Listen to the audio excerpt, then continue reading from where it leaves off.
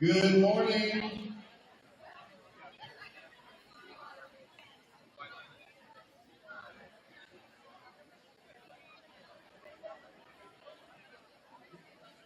All right, if you'll find your seat, actually a little party. My fault.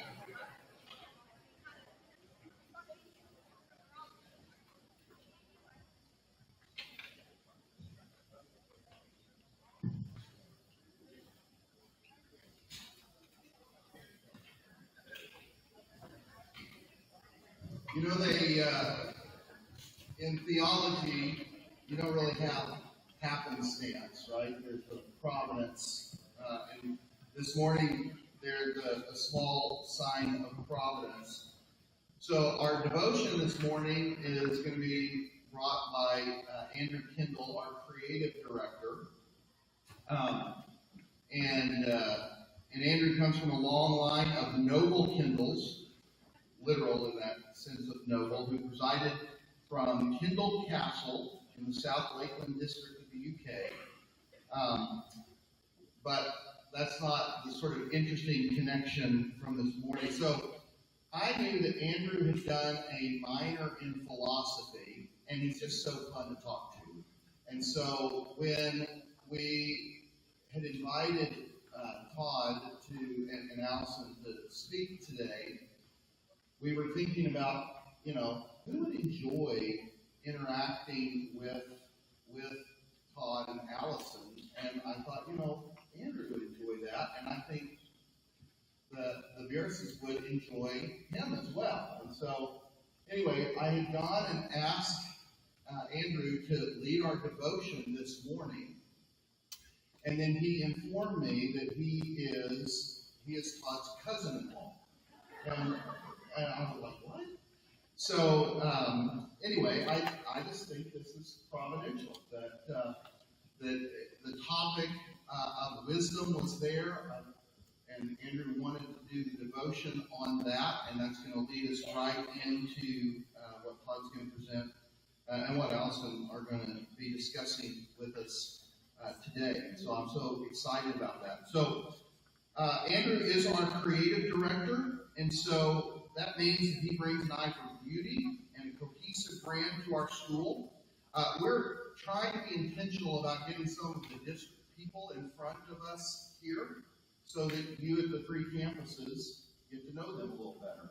So Andrew has a deep love for the Lord. He's one of the most fun people to talk with. Here at CEA, I just think he's fantastic. Besides the minor in philosophy in his undergraduate program, Andrew just finished a master's degree in theology last May. And so we get to experience some of the fruits of that as well. So I'm going to have us stand. We're going to sing the doxology, and then Andrew's going to come and bring our devotion. Praise God from whom all blessings flow. Praise Him, all creatures here below. Praise Him above the heavenly host. Praise Father, Son, and Holy Ghost. Amen.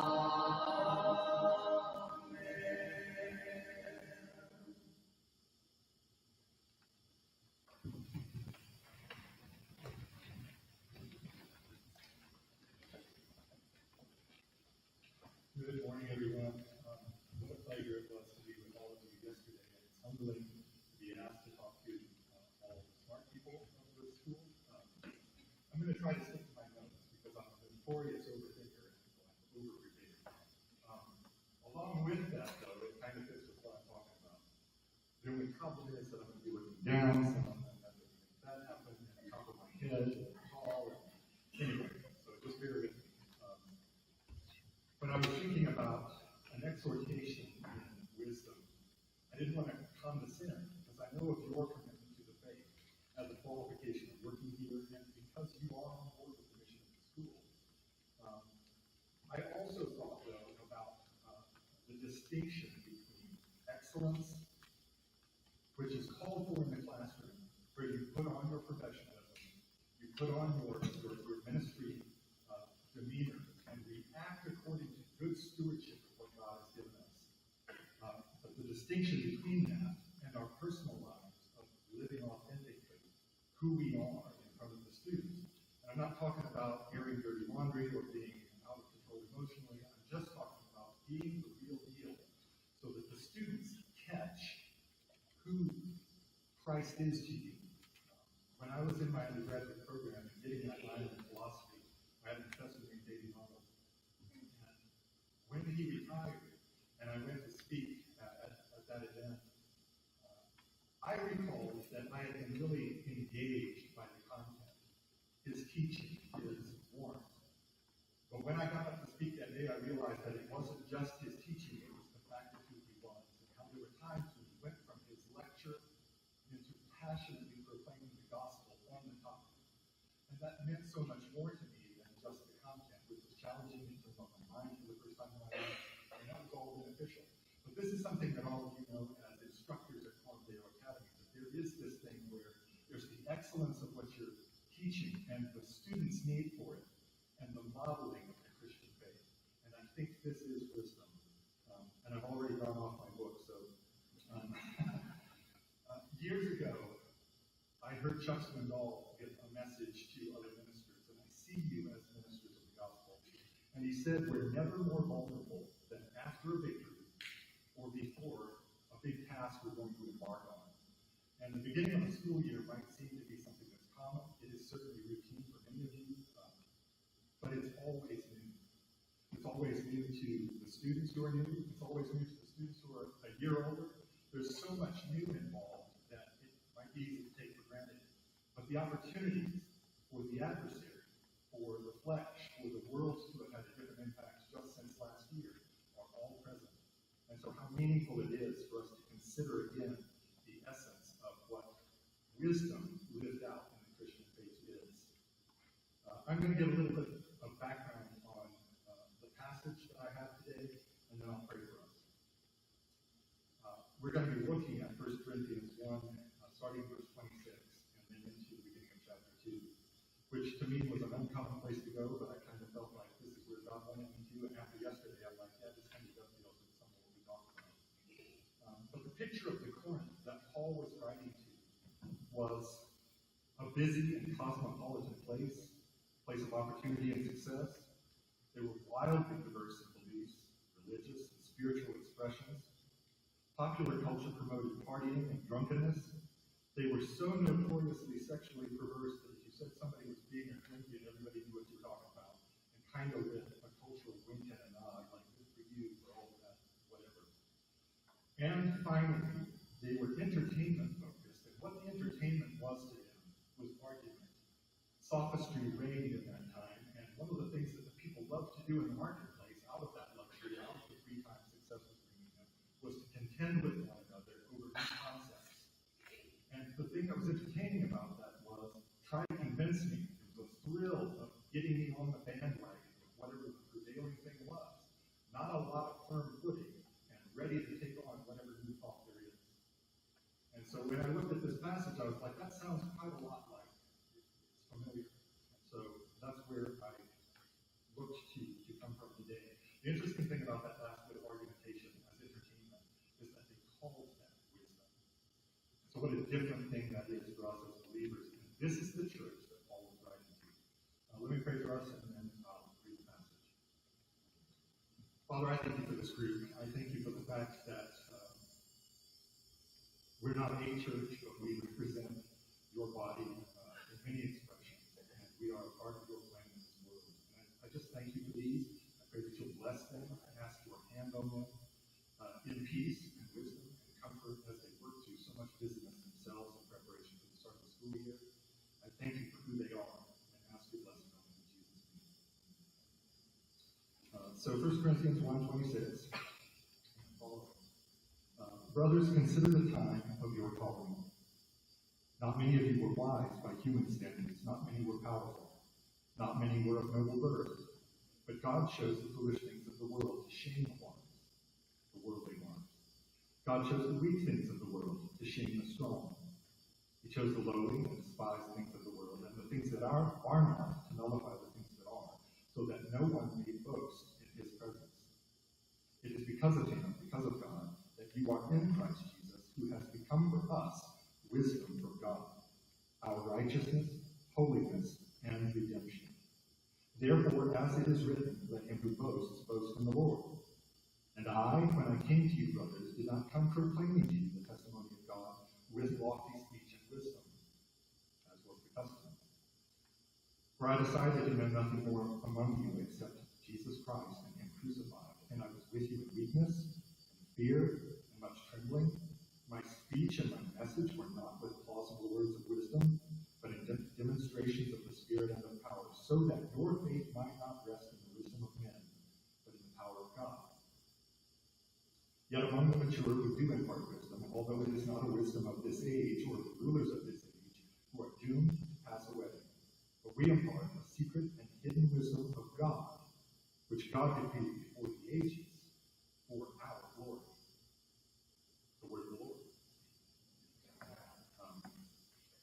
He's teaching by some contrasts. What he's bringing isn't based on human standards. He didn't come with lofty speech in order to entertain as they were accustomed to. He didn't pump himself up to bring a dynamic presentation to them in their need. He didn't come trying to persuade or just to argue plausibly. He didn't come framing the message in the language of popular leadership or of influencers or of the smart elite. What he did was he chose this very educated Paul for his living out his faith in front of these people who were looking to contend with all these different ideas.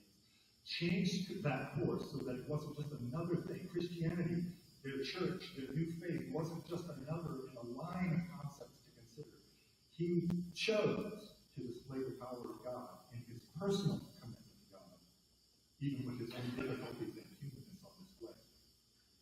He modeled humility and submission to God. He modeled that for the sake of God's power at work being seen, and instead of encouraging a retreat from the world. And this is the thing that struck me. I look at Romans, and I see a well-built-out theology on all kinds of matters. This great work of all of these different things that he covered. And with the Corinthians, he didn't do that. He came with Christ and him crucified. So that whatever the need, whatever the issue that the people were confronting in their culture, they had that firm core foundation that we all have. And again, I came to this not wanting to come to sin because I know of your commitment. But this is an essential for all of us to remember to stand on. How do we turn a gospel focus then into showing God's wisdom and service to the Lord, our families and students, and one another? Another quote that my dad, who was a pastor, used years and years ago, and I tried to find an attribution. I don't know who said this. He might have made it up on the spot. But he said, "There's nothing more pitiful than a half-full Christian trying to overflow."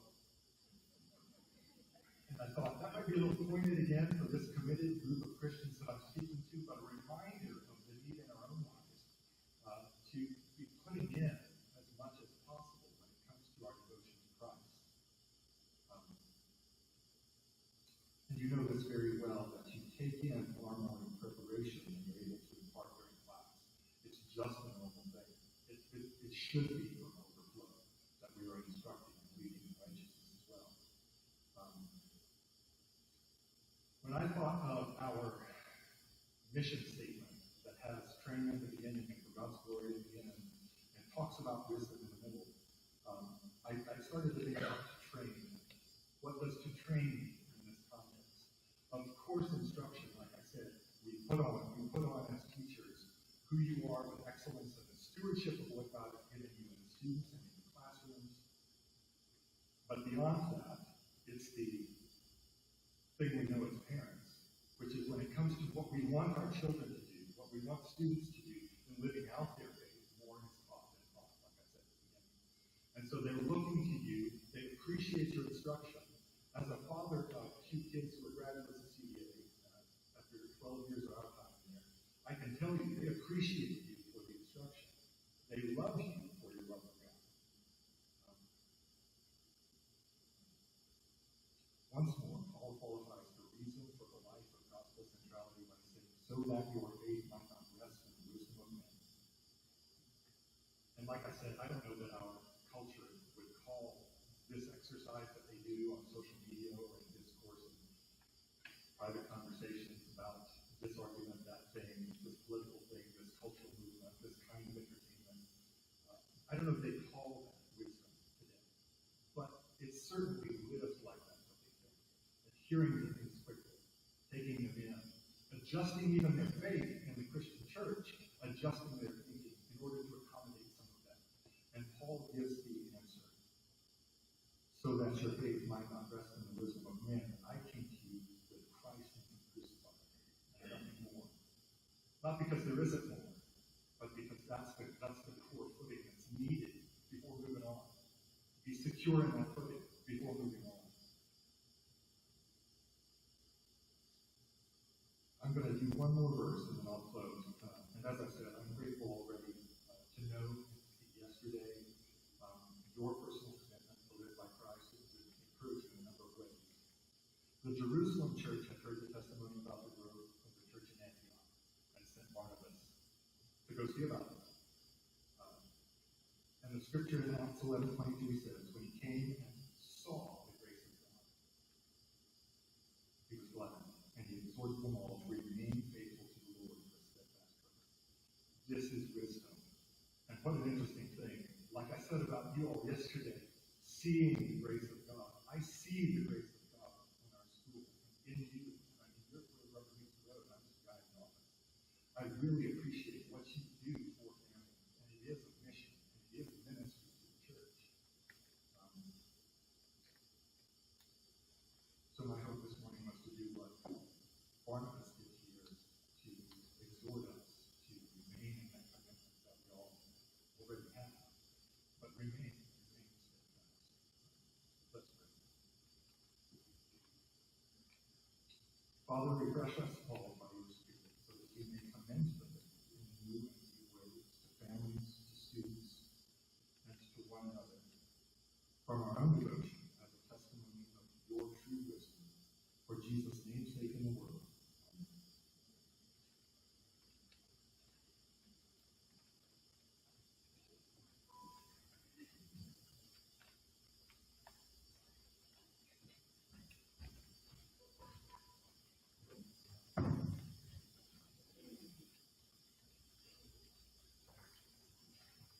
All right, so at this time we are going to have our recognition of certification for this past school year. So when I read your name, could you please stand and we will recognize you. For provisional certification, Cyrus Hyatt, Drew Armstrong, Hannah Boatner, Holly Schultz, Joel Pastor, Kara Shagrew, Kevin Harris, Kimberly Townsend, Christy Long, Mary Olander, Michelle Davis, Natalie Mintry, Rhonda Garner, Stephanie Payne, Stephanie Stanley, Tommy McCrory, Hannah Galvan, and Cora Lehman. Nobody stood up.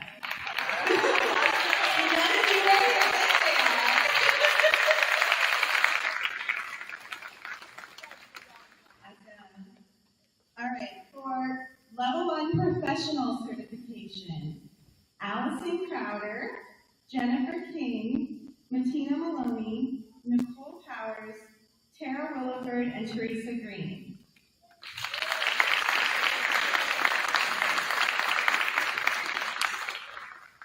For Level 2 Discipline-Specific Mastery, Jennifer Sutherland and Stephanie Weinzerl.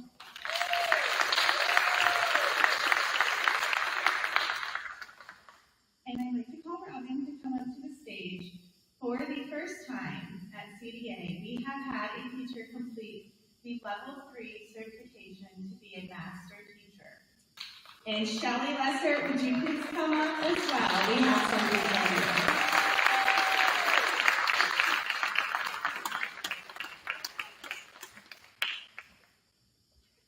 So the plaque reads, in recognition of outstanding service, knowledge of classical education, and contributions to the curriculum of Corandale Academy, Shelley Lesser has hereby achieved Level 3 certification, Master Teacher.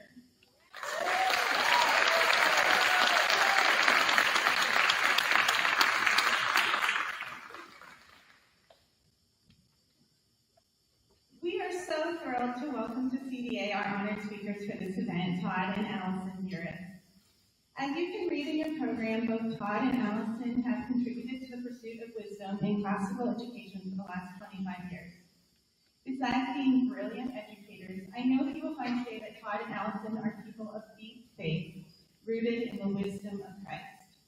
I have been the recipient on numerous occasions of their hospitality, generosity, and open-heartedness that I know will be a blessing to us over these coming hours. Todd currently leads the philosophy department at Baylor and embodies the roots of that word, philosophia, meaning a love of wisdom. Todd has recently worked on a major grant from the National Endowment for Humanities, and some of what he will share today has emerged from that grant. I hope that you will receive from him a renewed sense of calling to the work of training ethical servant leaders and wise thinkers who will shape culture for the glory of God. So please welcome to the stage our plenary speaker, Dr. Todd Burris.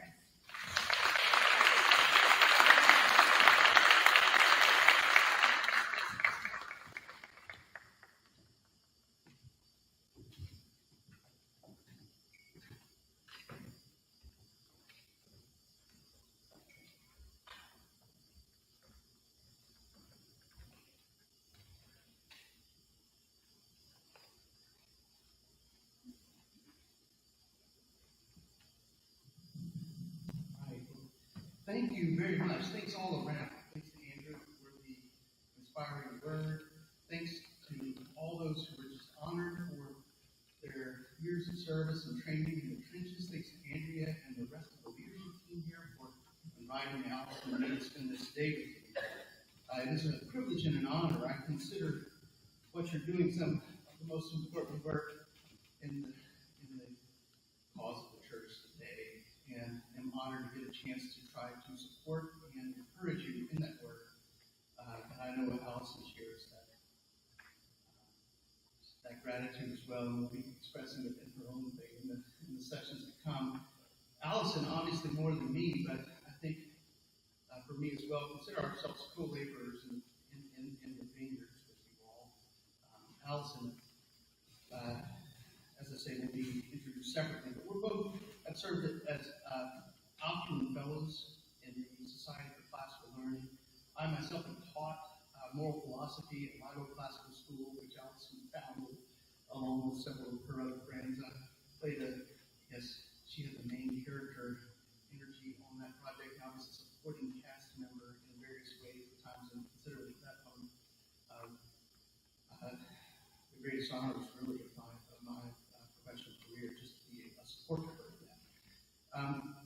Andrew mentioned some of the current projects that I've been working on, and I won't say any more about those, but just to say that I consider myself a co-laborer in the field, and I'm happy to get to share with you some of the things that I've been thinking about and writing about. Up until today, my familiarity with Forum Deo, besides the fact that my first cousin and her cousin, what is that, second cousin? The children are the second cousin, or cousin once removed that. Anyway, Grace and Ethan. Most of what I knew about Forum Deo came from my acquaintance with them, who will be known to many of you, those kids and fellow employees at some currently in the past. But besides that, I knew you from the football fields. And I mentioned this not just to say that I hope to be able to keep the attention of even coaches in the room with what I have to say, but because I really came to admire the school in that context. You guys may remember the 21-22 seasons where it was Live Oak and Forum Deo. They were some of the highlights of my young middle son's athletic career, and really the only thing that kept him going in school. So I admired you very much then, saw some of the most exciting six-man football games I have ever seen there, and was definitely cheering against you in that context. So I will be cheering for you to remain our time together. So the mention of football allows me a chance to sort of sidle up to my topic for today. So I'm going to just start with a little perambulation and see if we can get to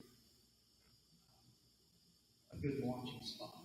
Oh, I should say also that I will use very lightly the slides, mainly as an outline, so that if you're wondering where I am, what you might be hoping to collect, if you're taking notes or anything like that, the slides will give you some clue about where I'm going, where I am in the discussion. So, there's a little overview of the whole day. I'll say more about that in the sessions to come. I understand that the second and third sessions will be with the logic and rhetoric factors and grammar factors about changing bells and bring those periods. So I won't say more about that for now, but the aim of this session is to articulate and commend a wisdom agenda for classical Christian education. I consider it a sort of manifesto. And we'll be getting into that in a sort of indirect way. So allow me to sign it up to my topic. Some of the tasks we undertake and the goals that we set for ourselves have a really delightful simplicity to them. The process of achieving a goal can be very complex and depend on the coordination of many people over large periods of time, while the goal itself remains utterly simple and easily understood from the start and doesn't change through the process. So consider the example of competing for a TAPS 6-man football championship. The players will begin working out and eating like athletes early in the summer. Dozens of families will have to adjust their travel plans and meal plans and daily schedules accordingly. Buildings will have to be opened, cooled, and cleaned. Coaches will have to motivate, train, and supervise workouts. There will be schedules to confirm, practices to manage, equipment to order, buses to maintain, officials to book. You know how it goes. Physical exams to coordinate.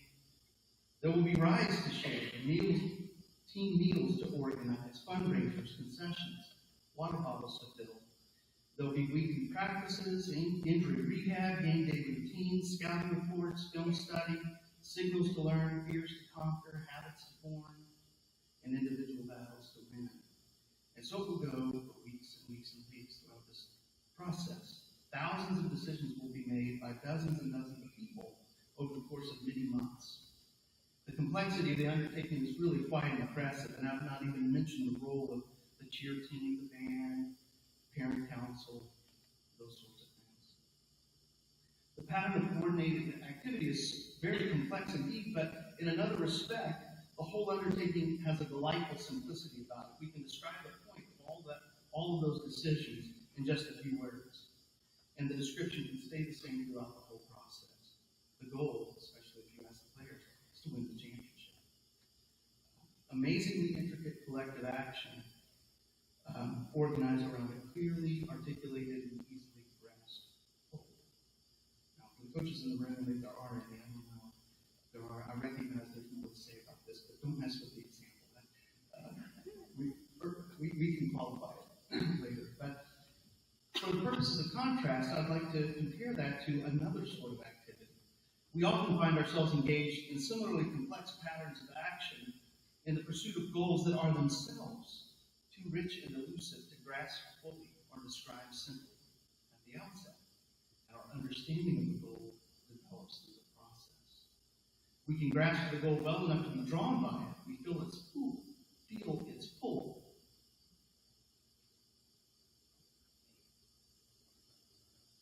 We feel it's full, but we do not always fully know what it is that we're drawn to, or what it really means for us to pursue it and pursue it well. Only by pursuing the goal do we gain a deeper appreciation of what we're really after. And in this way, we come to apprehend more fully what it means to pursue it. And we are then able to level up the pursuit. When the goal we set for ourselves is rich enough, the process of leveling up becomes open-ended and iterative. And go on, deepening our understanding of what we're after and improving our ability to pursue it. Most of the biggest projects in life are like that.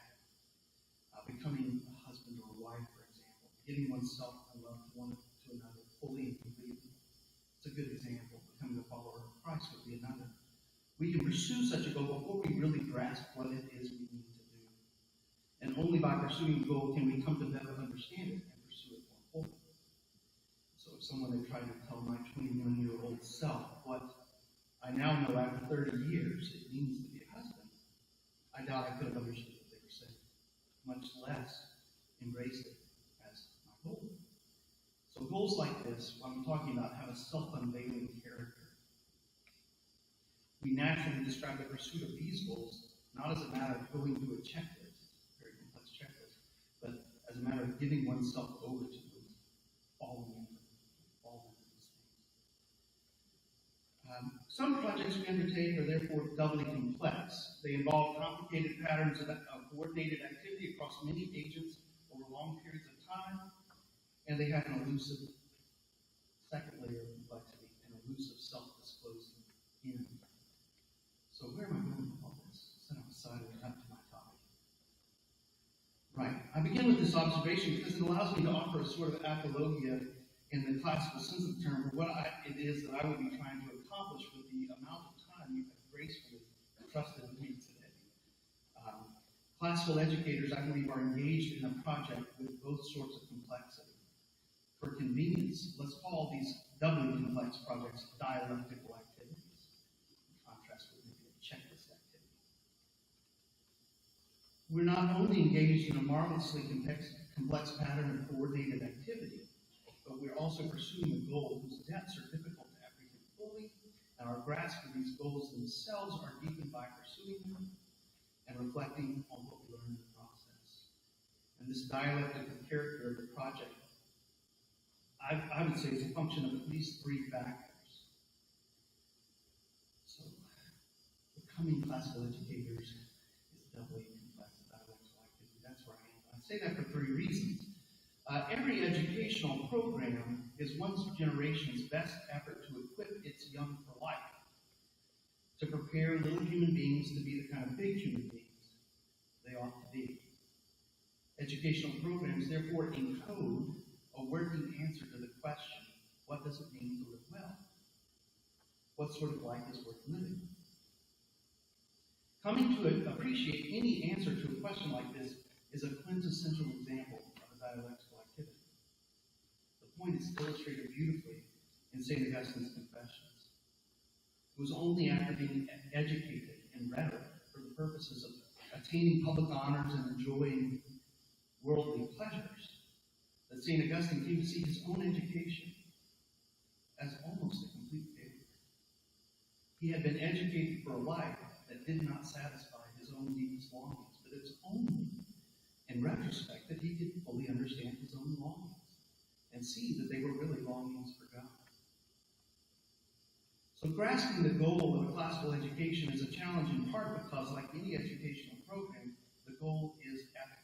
It's about what kind of human we become, what kind of human we, as a generation, are trying to pass on to our children. But secondly, we're also in the relatively early stages of a vast and difficult project of cultural reclamation.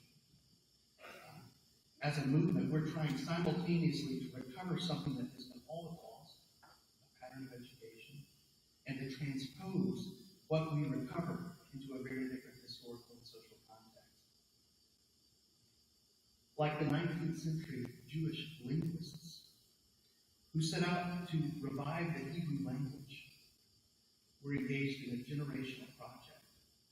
The full scope of the challenge is difficult to overstate, but it's exacerbated by a third factor, which follows directly from the second. Virtually none of the laborers in the field of classical education are themselves products of classical education. It just wasn't around.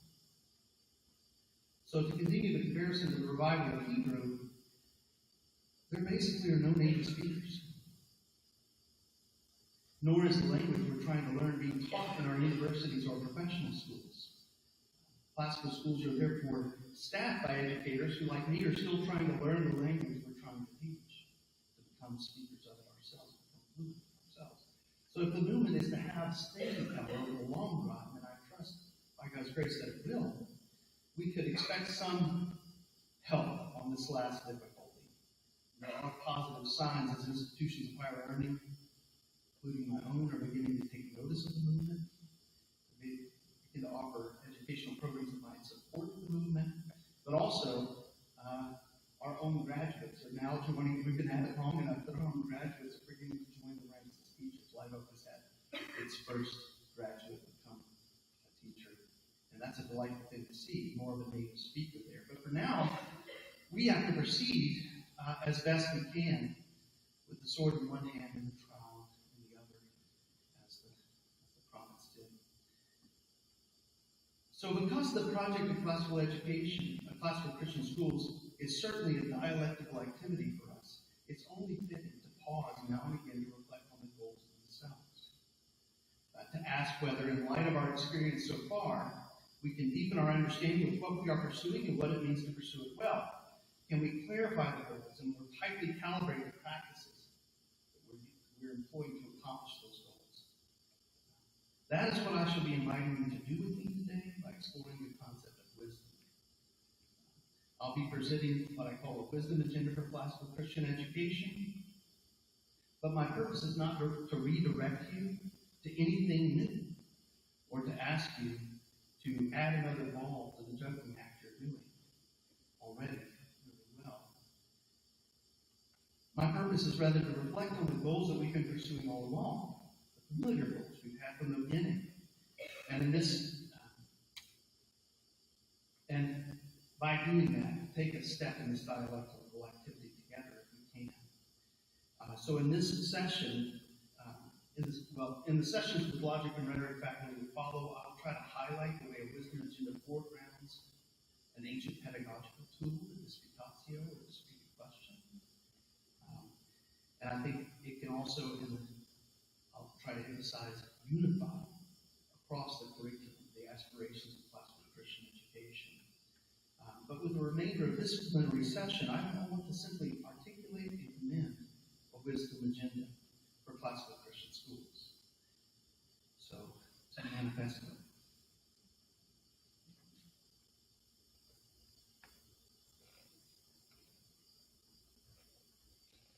So that was the main goals for the session. I'm not very good at using the slides, so pardon me if I get ahead or behind. So, the proper genre for articulating and commending an agenda is the manifesto. And manifestos are haunted documents. Their focus is always on the path ahead, a way forward, a positive program. But always, just lurking off the pages of any manifesto, there are problems that are meant to be solved and mistaken alternative paths that they hope to close.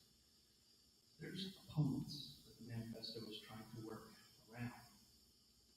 So I will follow the conventions of this genre and focus for the most part on describing a way forward rather than analyzing the current situation or critiquing alternative paths. But, with one exception, there is one ghost haunting my manifesto that merits a moment in the spotlight. The wisdom agenda is attempting to correct an error. But the error is such an ingrained part of our ordinary ways of thinking about education that it typically goes unnoticed and unchallenged. We may be carrying it in our mental luggage without noticing. So we must take care then not to allow some unchallenged assumptions to skew our understanding of the wisdom agenda from the start. So that's what I'll be doing in the next few minutes. The mistake that concerns me here, the error, has deep, deep roots. I have not been able to trace them to a single source, if there is one, myself. But I have found the worrisome ideas following the full view at the University of Munich in 1917, a lecture given by Max Weber, which is translated into English. The bad translation is called Science as a Vocation. It really should be something more like academic learning as a vocation. But so I must ask you to indulge me for a moment, and we'll need to take a few steps into the labyrinth of Weber's thought. I'll try not to get lost in the ins and outs of his writings. They are voluminous and consequential. His vocation lecture, as this is sometimes called, it definitely stands on its own, and so we can get in and out. Make a smash and grab operation here.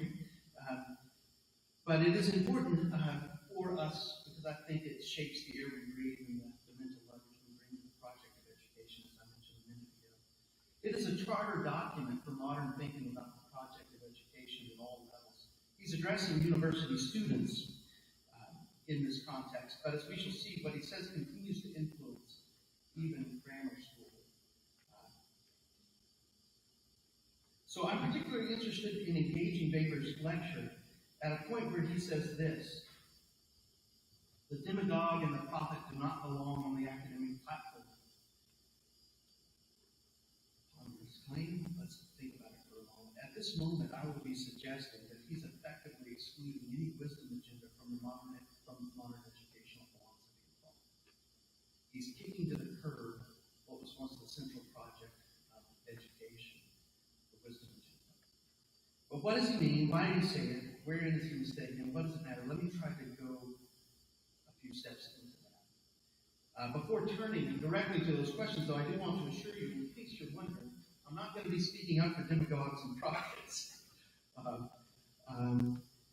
The wisdom agenda is not about finding a place for such voices in our schools. Weber's mistake, as I see it, is not to banish demagogues and prophets. Fair enough, they really don't belong. They may have a place in our educational programs as the objects of occasional study, as we look at what they're doing. But his mistake is rather to equate any attempt for teachers to address wisdom questions with demagoguery and prophecy, with transparent manipulation or some sort of vague, mystical crystal ball. He's taking any attempt to address wisdom questions as demagoguery and prophecy, not seeing it as anything else. So let me unpack a bit. The audience for Weber's lecture, I hoped I would be able to see a clock up here. But I will say, in case I'm already losing, I have planned for a substantial amount of Q&A at every step of the day. But in this plenary lecture, think about just as an interesting tidbit, I lost my phone a few days ago in a whitewater rapid. So there's a story there. But back to Weber. There will be time for Q&A in case let me get through some of this one here. So the audience for Weber's lecture was a group of students. Weber's task, he'd been asked to address and commend the life of academic learning to students. The German word here for science is Wissenschaft, and it's better translated as it said something like academic learning. Having noted that the external conditions of the academic life are not favorable, the training is long and arduous, pay is not good, job prospects are dim, students are hard to please. You might add several things on this. Work schedule can be brutal. The external conditions are not very favorable, but neither, he thought, were the internal appeal of being an academic. His assessment of the inner rewards was similarly bleak. He was especially keen in this lecture to disabuse students of the notion that academic learning, or Wissenschaft, can resolve what he calls the problems of value. That is, to answer the fundamental wisdom question. He said the only question, to quote Tolstoy's way of putting it, what shall we do and how shall we live? Such questions, he believed, cannot be answered by academic learning, have no place in our schools. We can describe the way answers are reflected and expressed in some historical events or some literary document, some cultural artifact or practice. We can describe it from the outside, as it were. We can describe causal patterns between answers to value questions and behavior, and speech, and say, Christians tend to marry early, stuff like that. Value questions themselves, though, call for fundamentally prescriptive answers. They're asking, how should I live? Which of the many value systems that we're capable of describing at arbitrary levels of detail, which should be inspired to inhabit, to make our own, pass on to our children? Which is best? From an academic point of view, Weber thought the question must be cast in silence. Now, Weber does not for a second believe that anyone can leave such questions unanswered for long.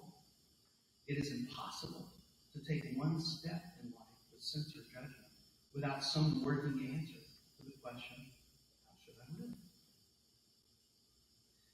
His main point is just that teachers, as spokespersons for rational methods of inquiry, for academic learning, they have no business answering.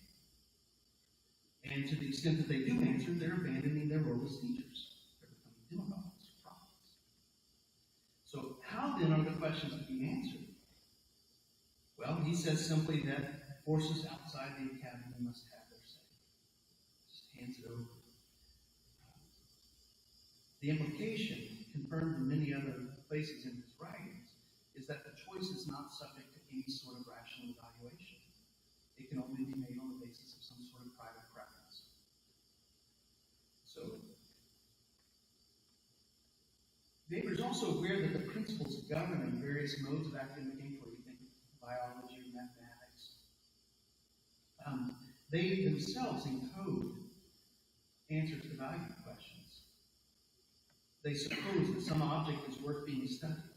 They suppose that there's a right and a wrong way to collect and assess evidence. So you can't even do academic work without in some way adopting answers to value questions. Right, he recognizes that. Value commitments are in some ways baked into any form of academic inquiry. They're not. But to act in accord with those values, he maintains, is just constitutive of being an academic in a given field. If you want to be a physicist or a historian, for example, you're going to have to value certain subjects, care about certain things, and perform according to certain constraints of evidence and support. But the same is true for any differentiated domain in life, beyond academia default. There are internal standards, internal values to being a doctor, being a lawyer, being a banker, being a bureaucrat of some sort. And he just thought it was the inescapable condition of our modern situation that we're confronted by choices between different value spheres, different incommensurable ways of life and thinking, and we were bereft of any rational way of choosing between them. Yet we must choose, of course, as first. And so he says the teacher can confront you with the necessity of choice.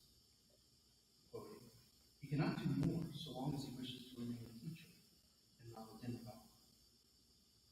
So there's much more to say about the rationale of what Weber's saying. His treatment of value questions is grounded in a rich theory of modern condition, differentiated social spheres, a whole lot of sophisticated core ideas of sociology. But as you can see from that last quote I just made, we've made our way back around to the demagogue. And I don't want to miss the exit ramp from Weber's thought. So, taking stock, where are we? I forgot to press buttons. Yeah, no, this is good. For Weber, to approach a value question directly in an academic setting, to venture a claim about what is right or wrong, worthwhile or obligatory, is to slip from academic activity into mysticism or manipulation. Since it is not possible to address questions of value in a way that is consistent with academic standards, and since violating academic standards is to cease to function as an academic, the questions simply have no place in schools. They must be remanded to private preference and subjective individual choice. And none of this is announced, of course, with a triumphant tone, according to Weber. Weber himself seems to despair of this conclusion. It means that reason fails us where we need it most. And beyond describing observable patterns and their connections, rational human inquiry can just get no purchase on the most important question, the ultimate question: how should we live? So what to make of all this? The point I would like to make is that Weber is working with only two categories where he really needs three, and there are in fact three, and we must see that there are three. It is certainly true that a great many questions like this: what is the square root of 9? Whether slavery caused the Civil War? Where did Davis come from? Such questions can be answered convincingly with the tools of specific academic disciplines: mathematics, history, biology. We describe these results as matters of fact, and we expect rational, well-informed people to agree about them, or else to give an account to us of their disagreement. Such questions and the disciplines that answer them clearly have a place in our schools. That's matters of fact. But there's also a second type of question. Consider these. chili, beans or no beans. Vacation, beach or mountains. Games, tabletop, video. These are questions that cannot be answered by scientific or academic mode of inquiry. We describe them as matters of taste. We do not expect rational people to agree, and we do not demand an account for different tastes, as they notice. There's nothing to dispute, no fact of the matter to discover by any sort of careful reasoning. That's matters of taste. Insensible, therefore, to exclude such subjects from the academic curriculum. We don't have classes in which kind of game is best. That sort of thing. The classes. Nor have to be children. But what I aim to dispute in the remarks that follow is the assumption that there's no category in between these two, matters of fact and matters of taste. By my lights, waivers flat wrong about this. And we have to learn to see exactly what that means. So he can imagine no way to address value questions in an academic setting except by teachers imposing arbitrary preferences on others. And so to him, it looks like that's demagoguery. By reasoning this way, though, he's treating all value questions as matters of taste. He's collapsing any difference between the question, what sort of condiments belong on hot dogs, and what sort of life is worth living. He's treating them both as just matters of taste, about which there can be no rational disagreement. So it's fair enough to say that neither question is decisively settled by any mode of broadly scientific or academic learning. Fair enough. But it's simply wrong. It does not follow that both are equally matters of taste. Just because an answer is not decisively established by some mode of scientific reasoning doesn't mean that careful reasoning is a plus that there is no matter of fact to discover, to approach, to get nearer to. So once upon a time, educators had a name for the missing third category, for Weber's error. They had a place for such questions on the academic platform, and indeed it was a central place. They thought that using the tools of academic learning to address such questions was the highest purpose and the fullest culmination of an education. The purpose of the wisdom agenda that I'll be discussing in the sessions today is to recover some of what our predecessors knew. The third category will be coming into sharper focus throughout the day, so bear with me as we approach it. But the basic outlines, I think, can already be discerned by triangulating from matters of taste and matters of fact. Our task will be to recover a form of academic reasoning suited to just this third category, a form that will produce well-reasoned responses to questions that are not decisively settled by academics, but are also not simply matters of private preference. So an equally important task will be to develop a nose for the influence of Weber's thought to vanquish the ghost. Few commentators, I think, my guess is nobody in the room would want to stand up and say, yeah, that's my philosophy.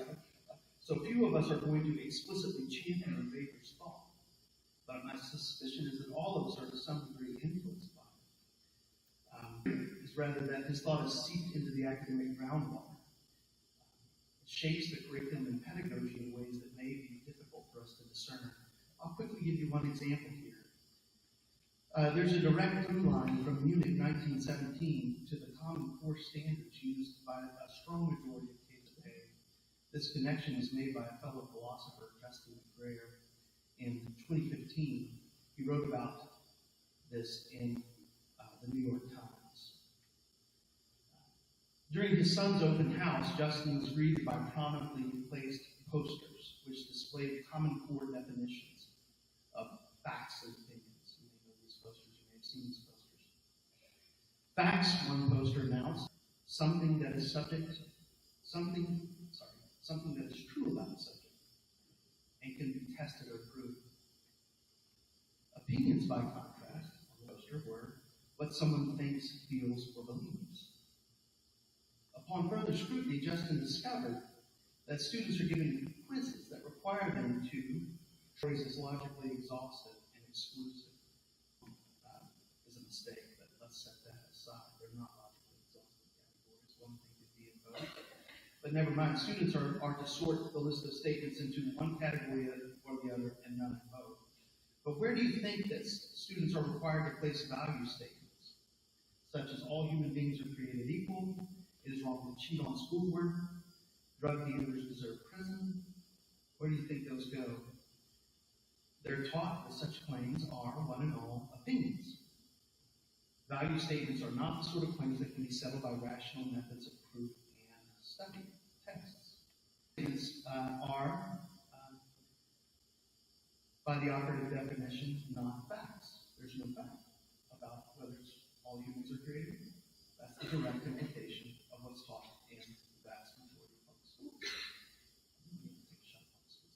The vast majority of schools. They're instead remanded to the domain of subjective assessment, an expression of the way someone feels or thinks. What's missing, of course, is the very category we overlooked, the category between the claims that are settled by broadly scientific reasoning, proof and test, and merely matters of private subjective preference. So Weber's error is still and deeply embedded in prominent ways of thinking questions in education. These are things we teach in second grade to millions and billions of students. And we wonder why they come out in moral relevance. So we will therefore need the sword in one hand and the trowel in the other indeed. We'll need a trowel to uncover and rebuild an approach to value questions that is suited to classical Christian education. And we'll need a sword that fends off the encroachments of an approach that is ultimately inimical and destructive to our purposes and baked into. So I need a little bit of orientation on time. So Weber called the classic questions excluded from academic context value questions. The category I'm interested in recovering is broader. You may have noticed terminological there in the last stretch of the remarks. By value questions, Weber means questions concerning how we ought to live. Questions about ultimately worthwhile, what sorts of things are prohibited or obligatory. Historically speaking, value questions, as he's using the term, are a subset of a larger family of questions. Answers to a value question like how ought I live depend directly upon answers to a much bigger family of questions like this. Or what sort of thing like this? Or what sort of thing? Why am I here? Where did I come? Where am I going? What can I hope for? What is it for me to flourish? What do I owe others? That family of questions, that larger family of questions, is the one I'm interested in, and it includes Weber's value questions, but it's broader, excluded from the academic domain according to Weber. That larger family of questions is what I'll be referring to as the wisdom questions, and again, just to give a first approximation of what they are, the wisdom questions. Who am I? Who are we? Where did we come from? Why are we here? What can we hope for? What do we owe each other for us to flourish individually and collectively? That family of questions is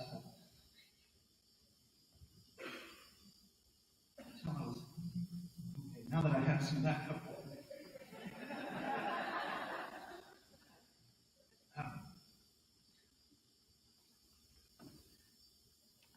So the first approximation in wisdom questions are those that guide human conduct and shape the interpretation of human experience. Philosophy, from the Greek philosophia, the love of wisdom, is the traditional academic disciplinary home of wisdom questions. I'm using the term here, it's not the project of a single discipline. It's more like we talk about writing across the curriculum. I'm talking about something that stretches across the curriculum, as I'll be emphasizing in later sessions. It's just too big a project to fit into a single discipline, and it draws on all of the skills promoted by the various disciplines and the knowledge promoted through the various disciplines. So think of philosophy here as a certain habit of mind, not an intellectual discipline or an academic discipline. sort of intellectual passion maybe that can characterize scholars across the discipline. So maybe the right word would be philosophical. So wisdom questions call for a certain kind of philosophical approach to all disciplines. But to understand what philosophers, in this sense of the term, we do well to start with the basic ingredients of wisdom. So what I'm getting at by wisdom questions and the approximation, I want to take a deeper look. And to take a deeper look, a basic ingredient of wisdom. Basic ingredient of wisdom is knowledge. So wisdom is something more than are added to knowledge. That's how we'll be approaching it. We may think then of knowledge first. Let's get the basic ingredient in mind. Think of knowledge as just information. Information that comes with solid credentials. Knowledge is not merely hearsay, somebody's hunch, even though hearsay and a hunch might be just as true as an article of knowledge. Knowledge, rather, is information that has been carefully gathered and sifted by rules and procedures, like the scientific method, or mathematical methods, or historical methods, sociological methods. Rules about how to gather and sort evidence. And those rules ensure a high degree of reliability to the information sifted. So knowledge is high-grade information. Knowledge really then is just our best guess at the truth in some domain, given our most recent inquiry in that domain. So you can think of the knowledge question then as simply, what do our best methods of inquiry indicate is true in some domain? We have various methods of inquiry for domains like mathematics, natural sciences, and we can produce bits of knowledge by applying these methods to establish solid information. We can know, for example, that the Pythagorean theorem is true. We can prove it. Law of excludability, proved. QED. We can know, furthermore, that the Civil War ended slavery in the U.S., that malaria is transmitted by mosquito bites, that certain educational initiatives slow the spread of malaria. So we can know these things. Our methods of inquiry do not guarantee that any of those things are true. And a lot of what we think we know may end up proving itself to be false. But nonetheless, we describe ourselves as knowing it in the sense that our best methods of inquiry indicate that these things are true. Nonetheless, knowledge as I'm describing it, the knowledge question as I'm describing it, that's what Weber calls the domain of academic discourse, you can imagine. Knowledge, as I'm describing it, is very, very valuable. It allows us to accomplish our aims. Knowledge is, as they think it is power to do things and use it. We can, for example, use knowledge about what spreads malaria to fight the disease. So we prize knowledge for its usefulness. But knowledge, as I've been thinking of it here and defining it for the last few sentences, is certainly, in certain respects, very, very limited. The same information about malaria is just as useful for spreading the disease as it is for fighting the disease. And of course, we know there have been cases where it was used to spread the disease.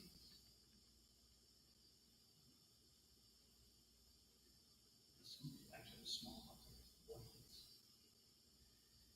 Let me not get distracted. So, an effort to stem the spread of malaria may also have unintended consequences. Just thinking through what it means to have a bit of knowledge and how it's limited. It may have the side effect of strengthening an oppressive regime, of damaging an ecosystem. So, knowledge gives us power to accomplish our ends, but it doesn't tell us what ends we should have and in what order we should pursue them. And so, to use the knowledge we collect through the application of scientific methods and academic methods, we need to add to at least two things to knowledge. I think this is time to click. Yeah. First, we need to overcome the piecemeal character of knowledge.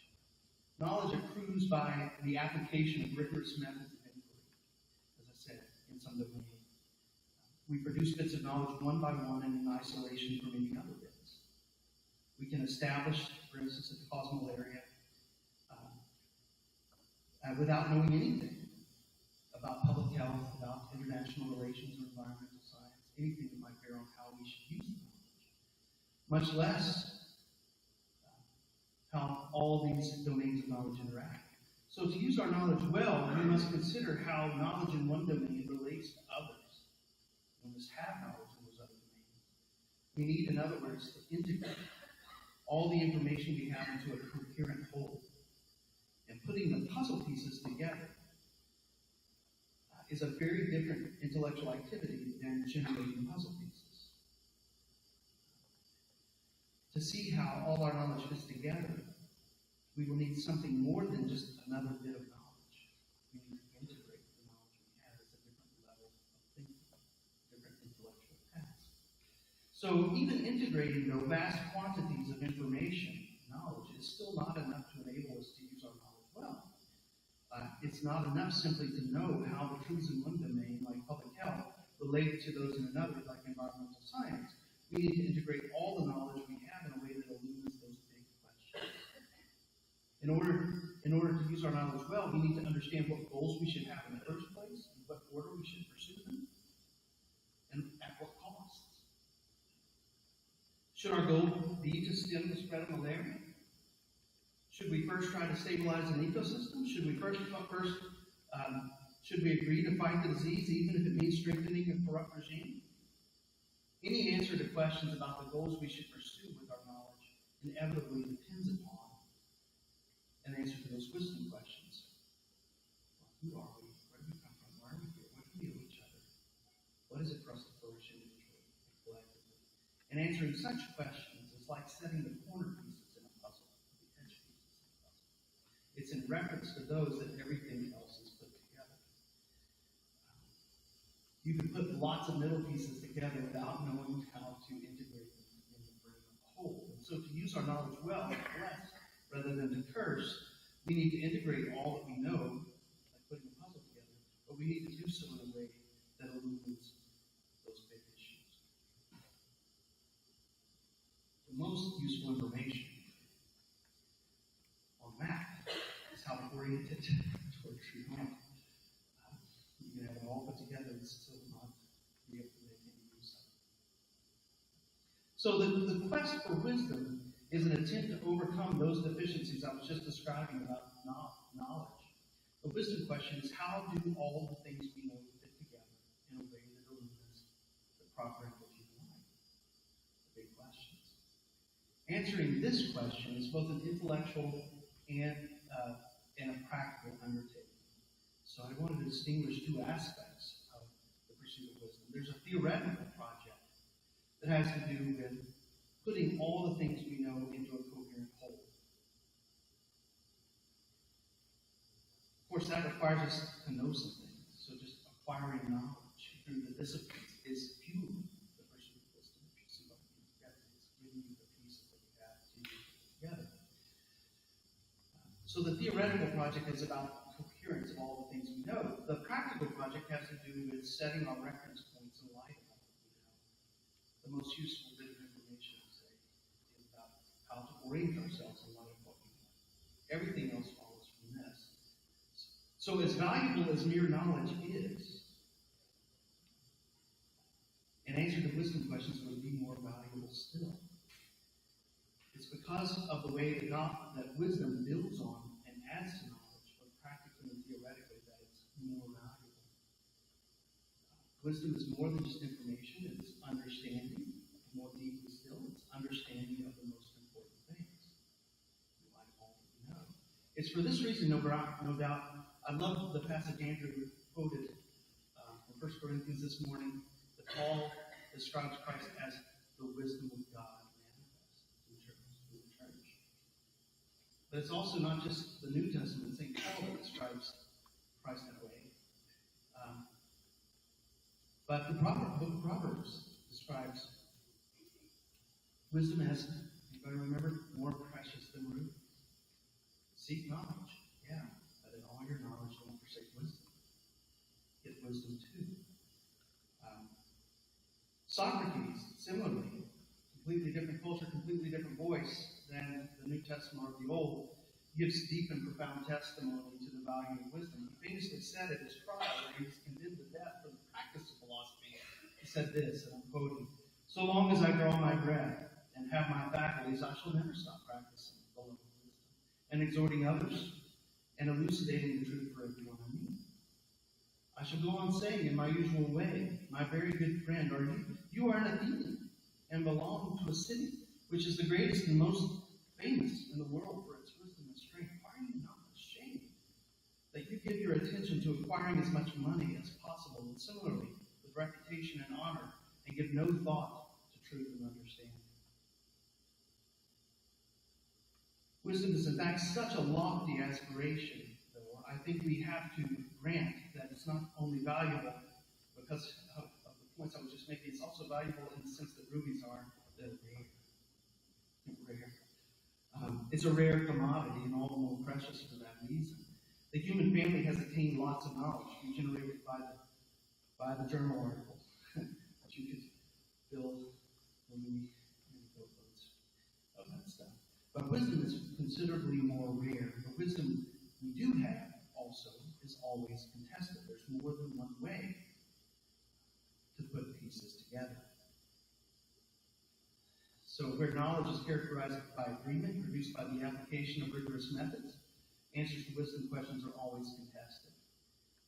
And I think they will be until we collect more and more pieces and put more and more pieces together. There will always be more than one way. It's like sitting at the game table on the Christmas holiday arguing about how exactly to move some plump in relation to the others. There's more than one way to do it. And often what we learn is just that we haven't got it figured out yet. So independently then of divine revelation, I think all we can do is work through the options for pursuing answers to wisdom questions thoroughly and carefully. The only other choice would be to give up on answering the wisdom questions altogether. But I would like to explain next why this is really not an option. And to do this, I'm going to take a little excursus into the ancient skeptics, explain why wisdom questions. The second point, the last point I would like to make about not the last, I should never promise the last. The penultimate point I would like to make about wisdom questions is that they're forced and momentous. You can't just abandon them. So to make this point, though, I want to take a little excursus through the ancient skeptics. That's the Pyrrhonian school. The ancient skeptics refused to take a stand on wisdom questions. Consequently, they refused to take a stand on any questions because all the other questions fall under wisdom questions. So see if you can follow me through a couple of steps here, and hopefully we don't get lost in this labyrinth either. One of the wisdom questions is whether our capacity to reason is capable of getting at the truth. That's a wisdom question. Are we capable of knowing the truth? There's another one buried in that question. Is there a truth to know? But let's let that one pass too. So the skeptics noted that any answer to this question about the reliability of our capacities to reason, even to know whether it's true or not, that we're capable of knowing the truth, we would have to know where we came from. That was where we come from. If we're just the plaything of chance, or the product of a malicious demon, then of course our faculties are very likely to be unreliable. We weren't made to know the truth. Maybe we were made to know falsehood. Maybe we were made to just believe things that help us survive. But on the other hand, if we're the product of a benevolent deity, one who took our good to heart, then our faculties would very likely be reliable, made to know the truth. But this spells trouble, said the skeptics, since we can only discover our origin, where we come from, by using our faculties of reason. But if we do not already know whether our faculties of reason are reliable, how can we trust what they say about our origins? So it looks like we could only come to know whether our faculties are reliable if we already knew where we come from, and we can come to know where we come from only if we already knew our faculties were reliable. That's a circle. Tight circle. And since we don't already know either one, we're in a tight spot.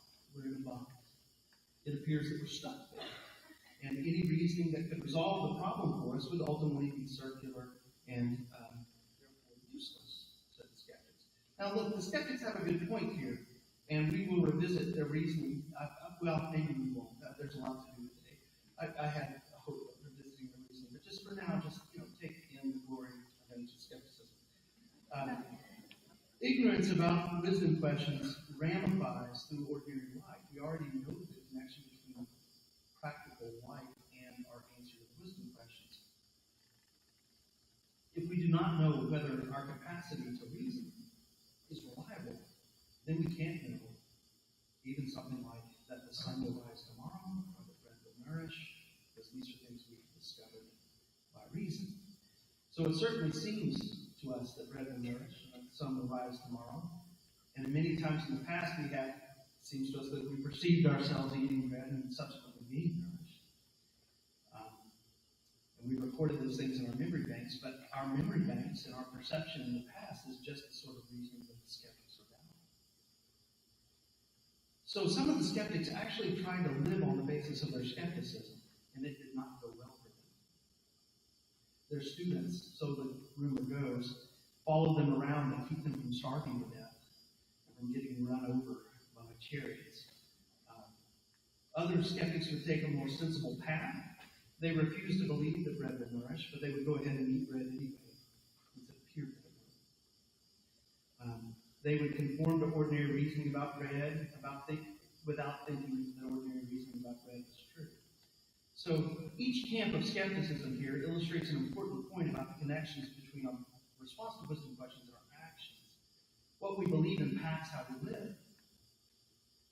Foolish beliefs lead to foolish actions. And some systems of belief are simply not livable options. No beliefs lead to inaction. So life just doesn't afford us the luxury of not having an answer to certain questions. They are forced. These questions are forced. We have to take a stand on them one way or another. Even if we don't really believe that our answers are true, we will act on the basis of one answer or not. So one of the lessons then to learn from the skeptics is that wisdom questions are forced. Most of us can get through life just fine without taking a stance on how best to classify a tomato as a fruit or vegetable. It's not a forced question. We don't have to know how to find the area under a curve. It's not a forced question. But this is not the case with wisdom questions. The only way to avoid taking a stance on wisdom questions is to take another stance on wisdom questions. You can adopt the path of inaction, but inaction itself is a kind of action. Sitting around and thoughtlessly waiting to die is one way to answer the questions, how should I live? So in that answer is based on many other answers, like where we come from, who can we trust, and those sorts of things. So the only option we have with regard to wisdom questions, they're forced, is to reflect on our answers or not. But how could we not reflect on these questions?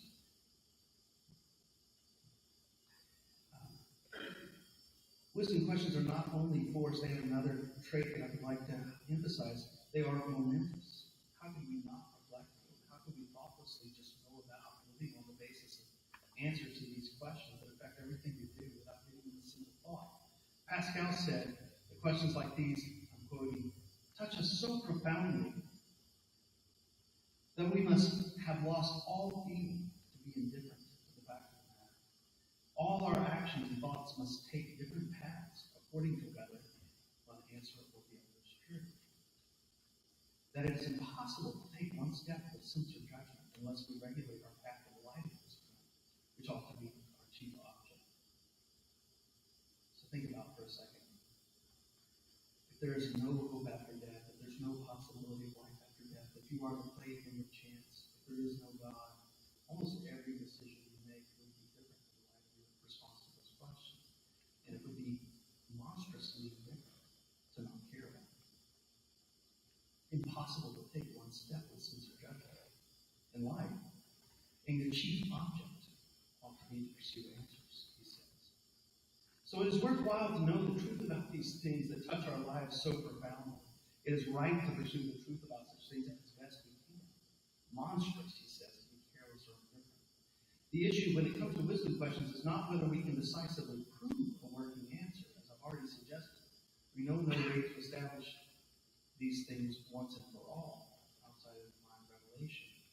But the question is whether we can reflectively endorse the answers we're living out in light of all the things that we know. There's no guarantee, of course, that we're up to the task of answering wisdom questions decisively, coming to reflect answers that we can reflectively endorse and live out in that way. But it is certainly monstrous not to try as best we can. Bertrand Russell compares human beings in pursuit of wisdom to bears riding a bicycle. The impressive thing is not that it does it well, but that it does it at all. So that's a good point. We have to do our best. Maybe in pursuit of wisdom questions, we're like bears on a bike. But I'd just like to emphasize, and here I am at the end, that this means that there's an act of faith both at the beginning and the end of the pursuit of wisdom. The lover of wisdom is willing to trust our rational faculties, unlike the skeptics.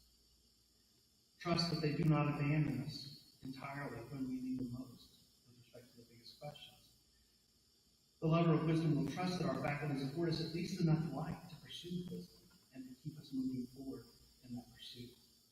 And in this respect, the posture of the inquirer, the lover of wisdom, is very different from the skeptics that we talk about, also very different from David, who just abandoned to arbitrary subjective choice. The wisdom lover's attitude is also going to differ very sharply from what you might call a dogmatic or demagogic, undisciplined answer, where you answer without any intent to support your answer with reasons, for or against. So to act reflectively, the act of reflecting on your answer to wisdom questions involves one act of faith that our faculties can get us somewhere. The act of actually answering involves a second act of faith, a willingness to bet your life on the best answer you are able to give. So in the sessions that follow, we're going to explore further what it would look like to center a curriculum on equipping students to become lovers of wisdom. And we will explore a pedagogical tool that's specifically crafted for that aim. But for now, let me conclude my attempt to articulate and commend the wisdom agenda with just a brief summary of where I think we've come. So to overcome Weber's error and the shallow moral relativism to which it gives rise, we must recover the category of wisdom questions, something that's not, strictly speaking, matters of fact as he describes them, or the matters of taste as he describes them, something in between. And we must find a place in our curriculum for that pursuit of wisdom. It's not enough to merely disseminate knowledge and develop skills for the pursuit of knowledge. The pursuit of wisdom is going to build on and incorporate all the knowledge that we equip students to acquire and help them acquire, as well as the skills. But it is a different sort of inquiry. The pursuit of wisdom is. It's an attempt to integrate all the things we know into a coherent understanding that allows us to take a well-reasoned stand, a defensible stand, in humanity's great conversation about the big questions. The task then is both theoretical and practical, and because the aim is so high, success is going to be rare, and the results will always be disputed. But our answers are grounded in and accepted by an act of faith, that we are made to know the truth.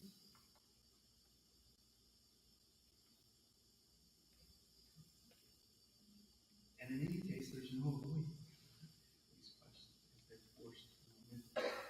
So the project, there's really no chance of abandoning it. So that has been the manifesto, a speech in praise of wisdom. As I say, I don't think any of the focus here on a wisdom agenda for classical Christian education is new. I think it was in some of the original, I think of a book I saw early on called Wisdom and Eloquence. So it was in the title of one of the early documents. What I've tried to do here is to help us reflect on and promote this dialectical activity, more fully understanding the goal that we're aspiring to do. And in subsequent sessions, try to begin to reflect on the ways in which our curriculum can be more tightly calibrated toward that end. And at last, I said I would leave a fair amount of time for Q&A. We are there. We have a fair amount of time. We don't have to take it all, but I would love to hear from you initial responses and questions that may come in this initial statement. I do not pretend or assume that I can in any way dealt adequately with subjects, and I wonder what is bubbling up, especially from the teachers across all levels, in areas that don't think of themselves naturally as wisdom-focused disciplines. So I see the cards there to raise the hand. If you don't mind saying your name, I'll try to repeat the question so that everyone can hear. Yeah. Please.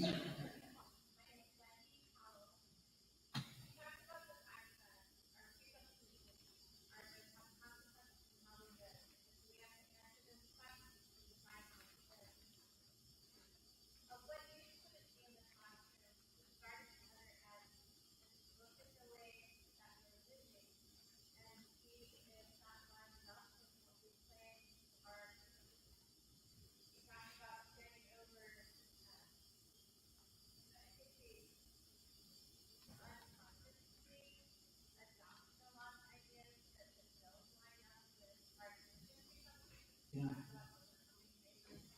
Mm-hmm.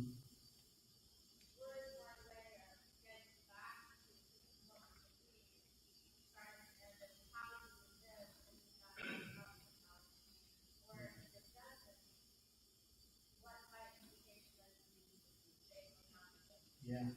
I love the question, Lindsay. Thank you very much. I'm going to do my best. I could not summarize it adequately, but to repeat it so that everyone can hear. Or did everyone hear? I don't know. Okay. So, thank you for the question, Lindsay. Do you mind telling me what level of teaching you're involved in here? 10th and 11th grade English. So, question from Lindsay. Great question. The question, there were many layers to it, but here's one of the core kind of issues that I saw coming to the surface here was when he was commenting on the connection between belief and action that I was describing. Look, the beliefs you had about wisdom questions, the way that your actions follow from them are guided by them. To a first approximation, I said wisdom questions are those questions that guide human action. It helps them to think.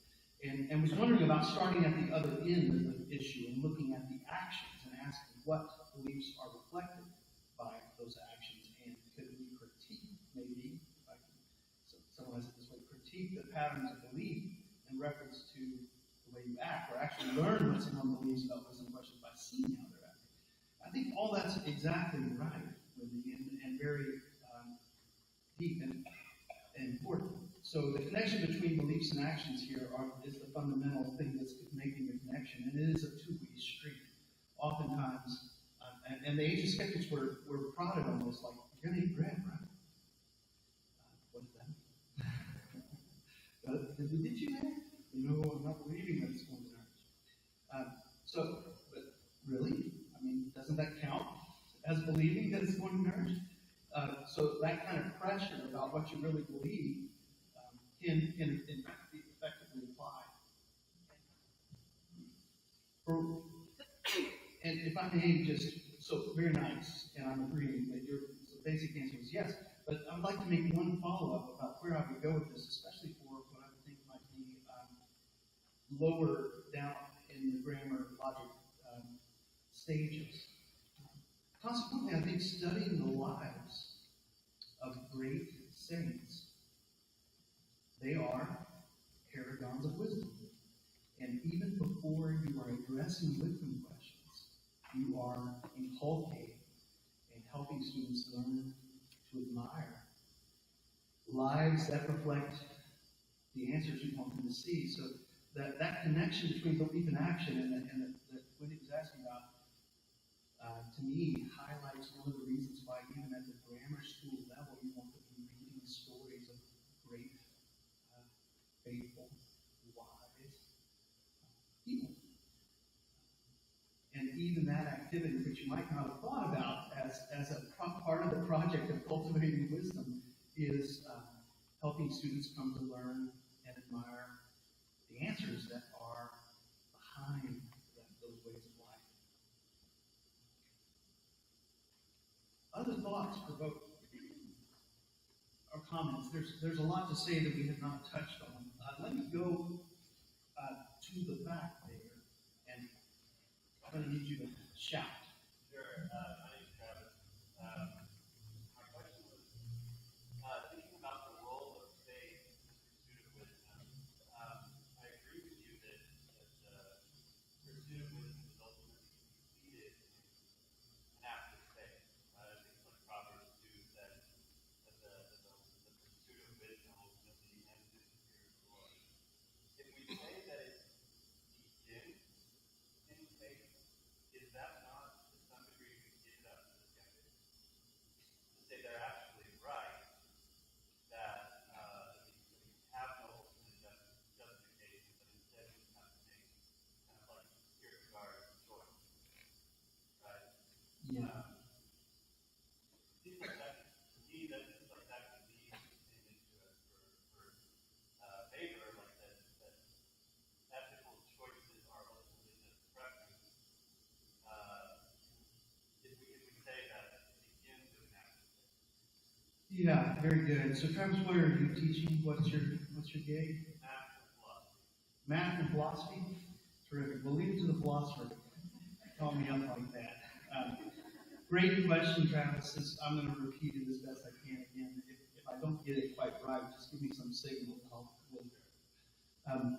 He was asking about questioning really pretty deeply, but worried that about the point I was making in the last little paragraph about the role of faith in our pursuit of wisdom, the fact that there's some sort of act of faith at the beginning of the activity seems to concede something to the skeptic, that it isn't proved that our practice will not be arbitrary, and even maybe it's conceding something to Weber, that there's some sort of choice at the beginning of the pursuit of wisdom that isn't itself guided by reason, but some sort of just subjective commitment. I think Travis was referencing Kierkegaard there, which there's a certain view of the act of faith where it is just an arbitrary choice that cannot be governed by reason, but it somehow has to transcend reason. Now, just a small, is that a fair summary of the question? Worried about conceding too much, and in this point that I was making about the role of faith in the process. So there's a whole lot there to say, and many layers of depth. And one of the things I want to say is just an argument about Kierkegaard, but let's not do that. That's getting definitely in the weeds of what you were saying. But I want to admit one thing here, and how to do this. Let me think for a second. It's a great question.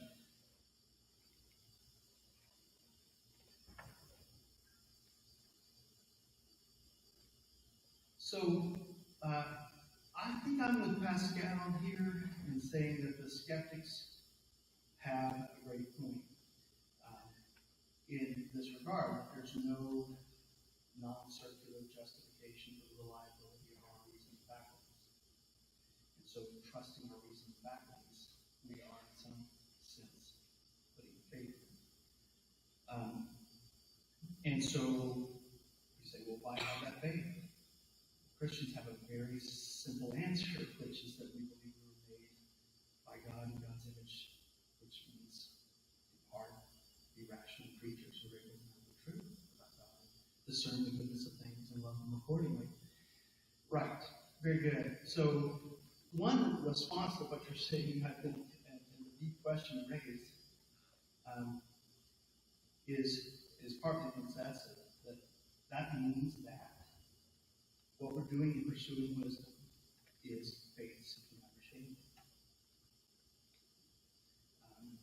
And that's oftentimes how I think I could name a number of classical Christian schools that have that as their motto, faith seeking understanding. Be responsive collective. So there's a concession to that. I want to add one thing to the concession. So Pascal calls that the skeptic's best point. And the act of faith there that's involved is not, though, any kind of Christian faith or religious faith or anything like that. It's an act of faith in the capacities of human reason. It's what I would call the inquirer's faith. And I tend to call it Pascal's first conversion, which is before you're converted to Christian belief. He thinks you have to be converted from indifference and apathy to the wisdom questions and becoming an inquirer. Indifference and apathy will show itself either in skepticism or dogmatism about wisdom questions. Demagoguery about wisdom questions. You adopt the posture of an inquirer, and that posture is based on the inquirer's faith. And it may be true that Christians are among the only other theists would have this capacity as well to support the inquirer's faith. But the point I'm trying to add simply is that there is more to say here, having to do with the way in which that faith proves itself reliable. So it's not strictly speaking circular. I'm definitely getting the weeds. This was a philosophy question posed to a philosophy prof. So give me 1 second. It's not strictly speaking, I think, circular and arbitrary. And part of the reason is that by reasoning on the basis of that faith, seeking understanding in light of that faith, we are able to, through reason, circle back and validate the support, the belief, and the confidence we have in our faculties. For example, I think you can do the following steps. Trust that reason has some level of reliability to get the pursuit of wisdom going. Use reason to discover that there is a God, and consequently that we are God's creatures, and consequently come to see that gives us a reason to trust our faculties. So that the trust that we initially place is not strictly circular, it's more of a spiral. We improve the status of that initial act of faith. It's not knowledge, but it's more like knowledge. Well, I've really hammered away at that one quite a while, and I may have been self-indulgent. But it's a great question, and I appreciate you raising it. And I hope that some of what I said gives us at least a little more to talk about and think about. But last point about it, I mean, just what the consequences of my response to Travis's question mean is that the pursuit of wisdom is a traditionary, it's constituted by being part of a tradition. And your commitment to it is more like that falling in love business I talked about at the beginning. You can be drawn to it and accept it and start down those paths before you really know what it is you're committed to. And you are moved into that tradition of thought. But it is true that that tradition of thought isn't going to be opposed to others. And so it's a traditionary activity that we enter. Pascal's comment here is that just the heart has a reason of its own. It's drawn into that tradition of responding to wisdom questions. The goodness of the life that flows from that pattern. Anyway, all right, I said I would stop. So, I had a question back here, and let me do this with the amount of time that remains, because I have a couple. I see one here and one here. I want to get here, but if you're not a logic rhetoric faculty member and you have a question, I just want to bump you to the front of the line. I'll get the chance to shoot things over with those guys later in the afternoon. All right, let's. Oh, yeah, there we go. Perfect. Great. Can you give me the name? Sheldon. Oh, yeah. You're the master teacher. I'm going to move on to another question.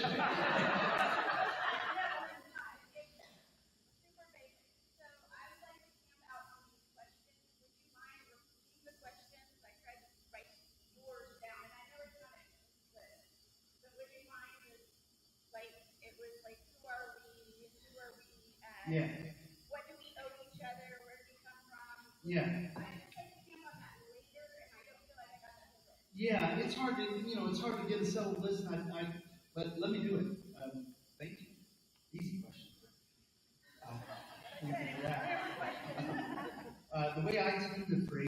questions. It's a certain litany that to me has a kind of internal coherence. But there are other ways of getting into this family of questions. But I tend to put it like this: who are we? And I use the plural. I mean, you could do all these in the singular. Who are we? Where do we come from? Why are we here? What can we hope for? That's a question about whether death is the end. What can we hope for? What do we owe each other? That's a question about moral obligations. What is it for us to flourish individually and collectively? That's a pretty good set. I mean, it doesn't get them all, but the who are we, where do we come from, has the tone of is there a God? Are we just dirt machines? Are we just meat with electricity passing through? Probably another one that deserves to be on that list, Shelley, that didn't make it in my litany. That was the litany. Is prompted by this question that Travis and I were just working on. Is really, who can we trust? Where that includes even ourselves. And I go backwards. Who can we trust? I would put that one on the list as well. Is that good? Yeah, thank you very much. I hope camping out on those was fruitful. So I did see there was one here, and I hope we'll have time for that. I'm really appreciate those questions. Let's go back here first, because I did see it back here first. Yeah, I think it. Start with the name. Give me about 10% more volume.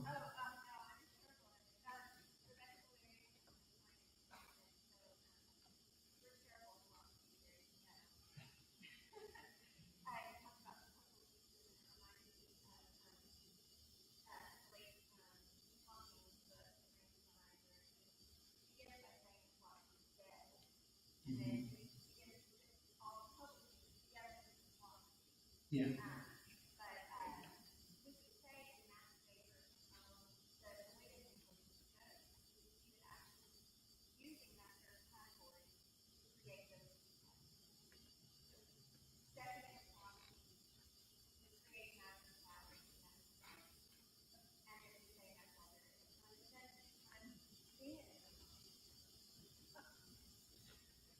I really like your question.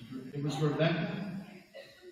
And if I followed it correctly, you were wondering with Vapor in particular, but more generally, scientists who attempt to answer wisdom questions from the point of view of scientific inquiry. Yeah.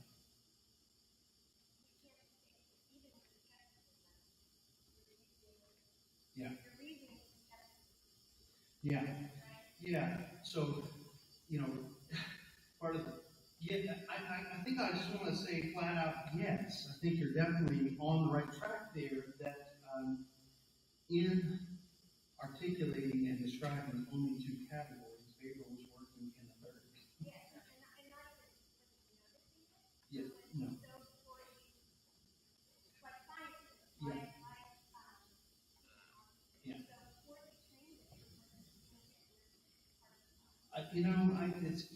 Yes, I would tell you as a professional philosopher myself that we,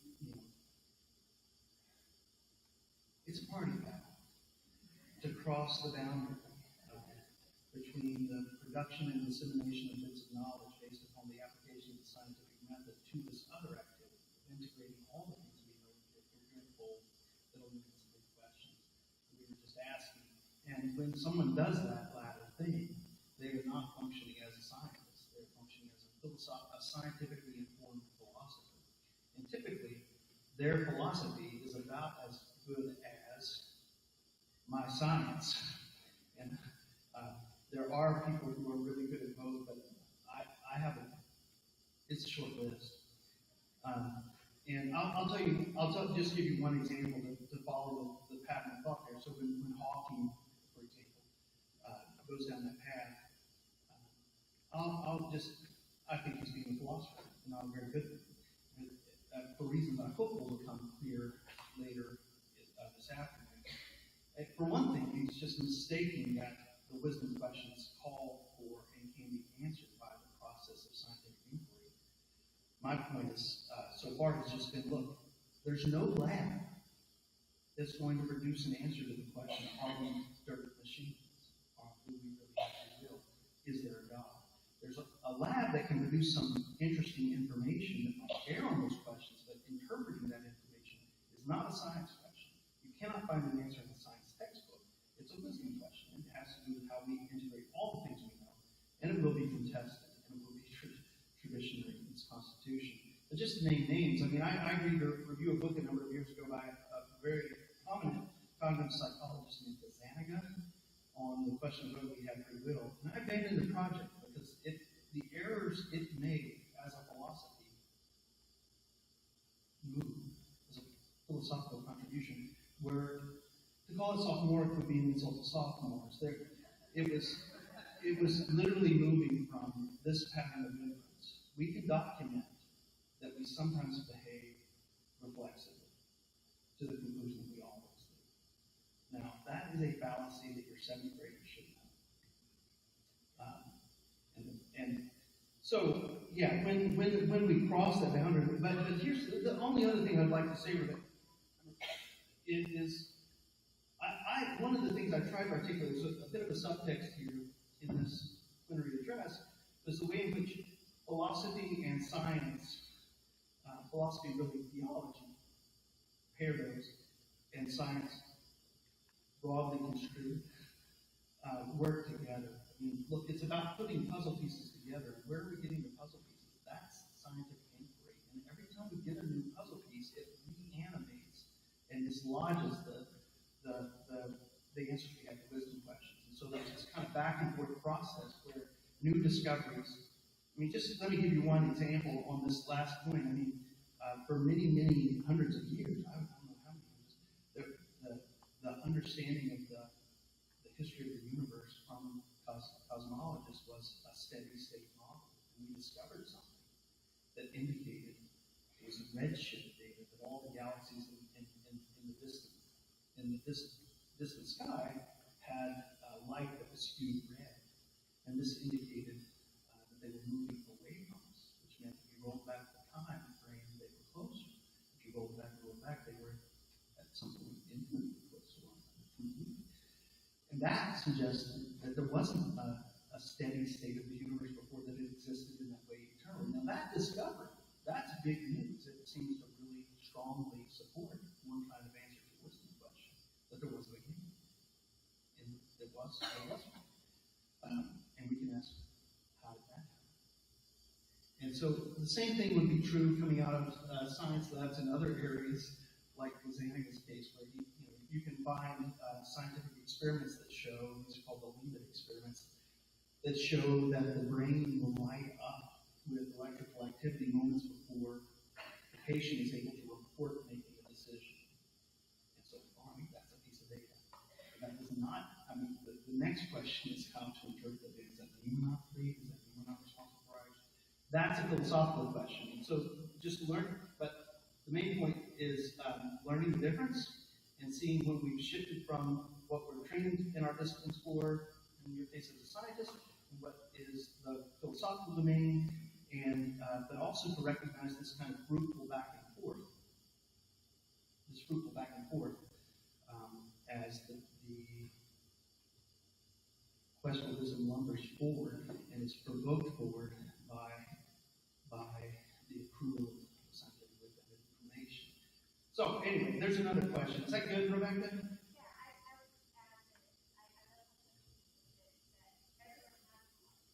Mm-hmm.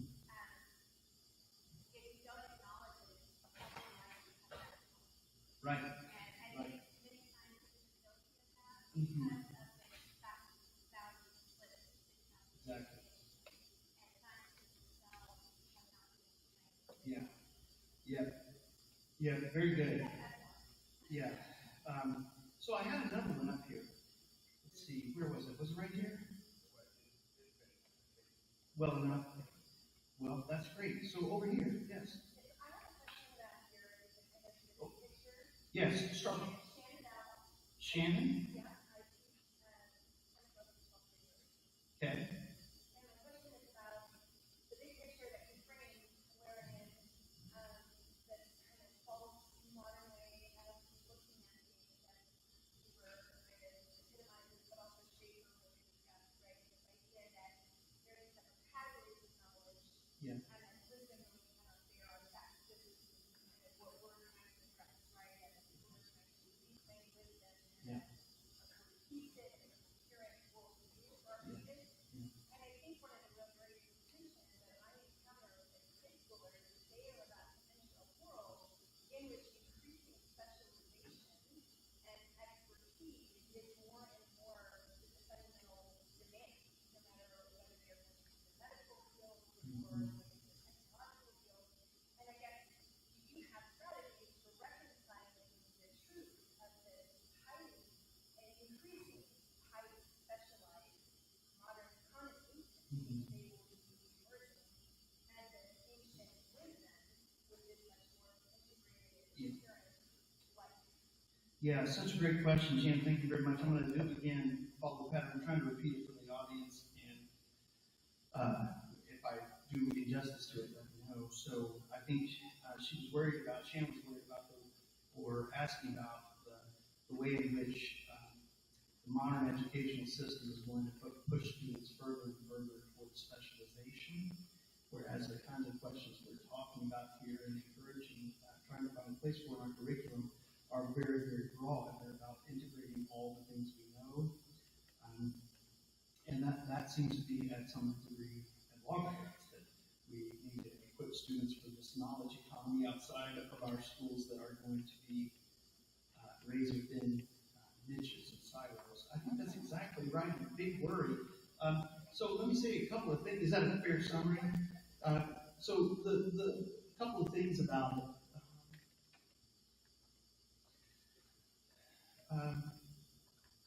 That's very, very. So the increased specialization is one of the definitive characterizations of the modern social world, according to him, to be internally narrowed. So what to say about it? That's right. We're equipping students for a world that is thoroughly Wagnerian in its character, and part of what I think is magic about and really a calling for our classical Christian schools is to give them some grounding in just a name for other kinds of questions, just to recognize that it's not simply a matter of assertion of private preference. That you can do something besides say, boo on murder. There's a thing you can do with your brain that has to just recognizing that there is a category, that there is a disciplined way of pursuing answers in that category, and just because it isn't settled by science doesn't mean it's a matter of mere private preference. Just equipping them, and we've seen this in my experience with library too. You're planting seeds that you hope really flourish, but they're going to have to flourish. They're like the ponderosa pines holding on to the edge of cliffs. They're going to have to flourish in a very, very deprived environment that's not really favorable. But just equipping them with the vocabulary is one reason why I think having a wisdom agenda and a place on the academic platform for the concept of wisdom agenda, of wisdom questions and how to pursue them in a disciplined way that isn't just mere assertion of private preference. Just having that on the table is some maybe inoculation against the mind virus that dominates our own day, and maybe it will help them. On the bright side, I would say that as a faculty member of Baylor University, I do meet people who are incredibly highly specialized, but also are deeply animated by local wisdom, and so I see that happens. It is a demanding thing, and maybe won't be successful in every case. So I don't know if that helps, Shannon. Was there more? Shall we call it a day, or do you? A session? You're not yet. Yeah. Is it? Here's Andrew. Time for a break.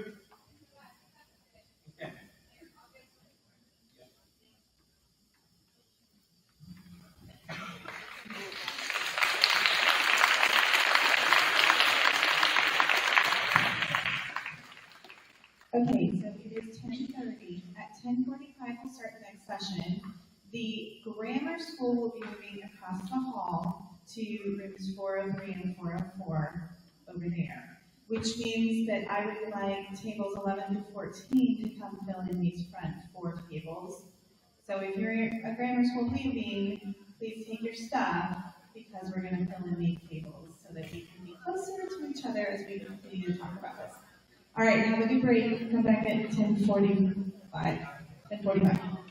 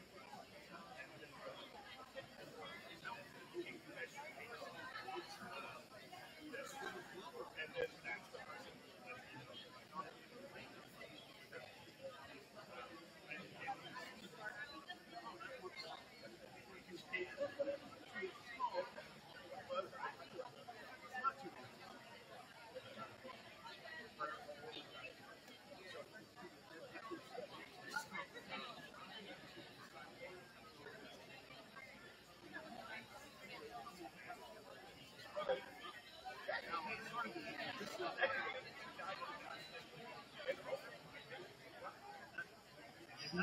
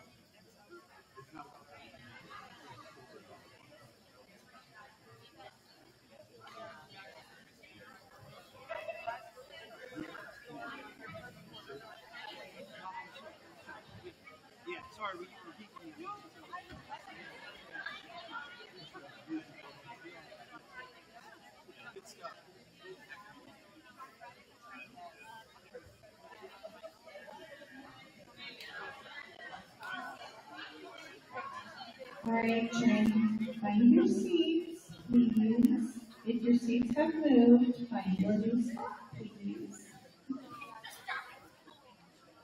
Come back.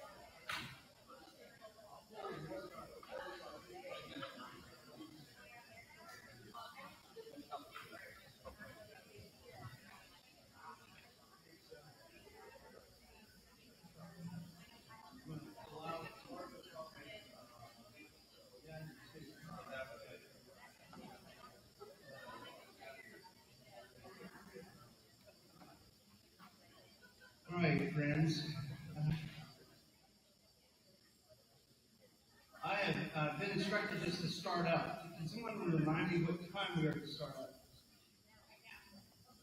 Right now? Oh, we're late. If I can ask those of you who are in the back to move forward, that'd be great. I'd like for the sessions 2 and 3 to have a little more space for conversation and interaction. I do have a lot of ground to cover in session 2, and so I will plow a bit forward, but I will try to stop and have some conversation and question. I really appreciated the level of discussion from last session, and hope we can keep that going. So let me just say that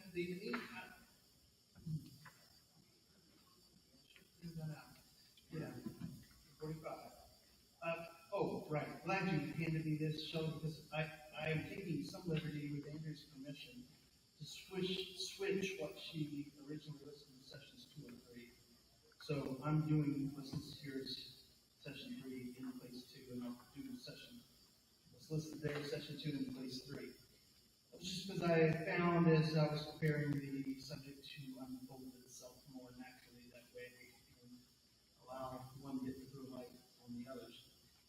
So, the topic here, or the aim of this session, is going to be to examine what the pursuit of wisdom looks like. I'm going to describe it in 2 settings: on the street and in the library.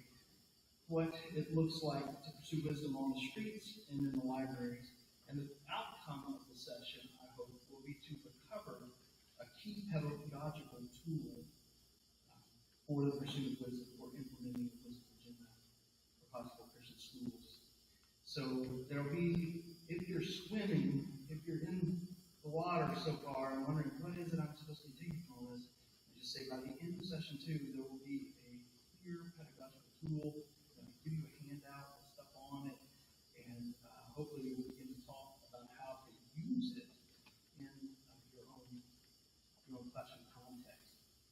So I do think, I'll say this at the beginning, that the goal there, the tool, and the project of educating for wisdom, I think this one is cross-curricular, as I said in the last session, and there's a place in this process for folks whether you're in math, science, humanities, theology, all of it should, I hope that faculty from each of those disciplines are able to see something here, to take something.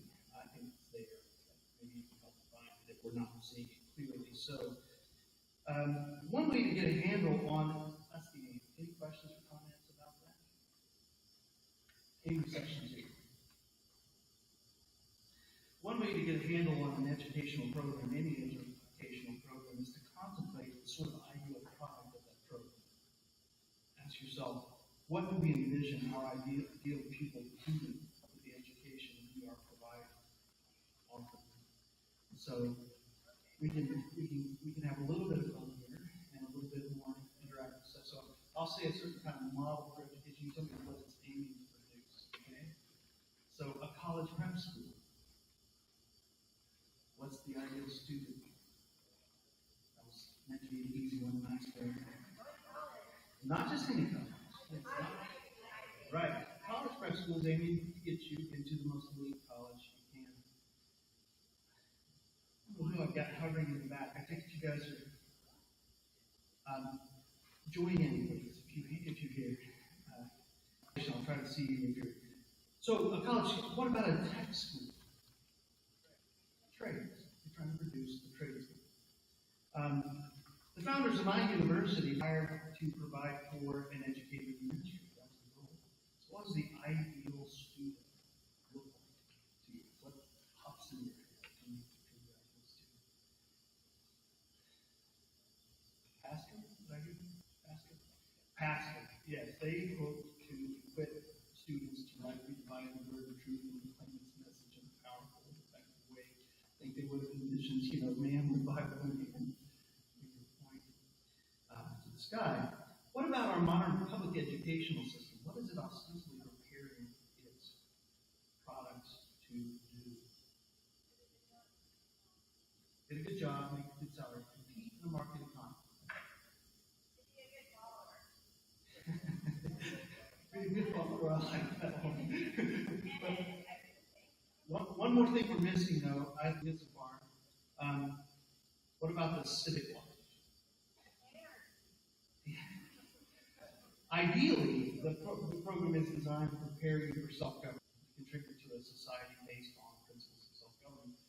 But perhaps more realistically, the outcome is to prepare you for to be useful in the market economy, useful to yourself and to the economy itself. So we get some ideas there, but maybe to be cheerful, we should think of like a Norman Rockwell painting of man and booze, as the ideal outcome. Weber's ideal, believe it or not, you're going to think I'm joking. Anybody know the answer to this? A bureaucrat. That's what we're using. And he's pressed. About his answer, nothing sounds more soul-sucking than educating from bureaucracy. But when it comes to our own classical Christian movement, what comes to your mind? What are you envisioning as the ideal product? One of these schools. Just ask what this is an open-ended question. So just give me something. What do you think comes to your mind? Is there a word that pops to your mind? Maybe you're thinking of a graduate or someone in this room. So I don't want to embarrass anyone. Wise thinkers. Yeah, I think I can't describe the role without it myself. Maybe the movement originally, some of the early documents in the Recovery Project used that word as well. I tend to picture a Christian. I don't mean to be sexist about it, so maybe I need another word. A sort of patrician without the toga, delivering a public speech on matters of the common good. You know who pops to my mind there? C.S. Lewis's radio addresses, which became Mere Christianity.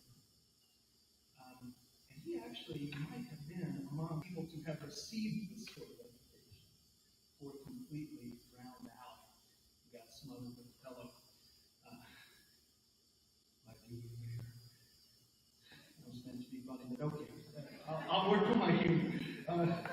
I'll stick to the script. I'll do that.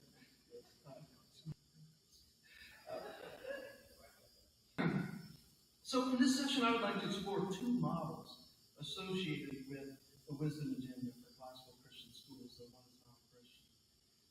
Socrates and St. Thomas. These are people doing it. They give you a sense of what it looks like, and they will deepen our understanding of what it would be to promote a wisdom agenda across the curriculum. Because the skill set, the activity, and even the form of inquiry is something that is not, it doesn't need to be contained, it isn't properly contained to a single list.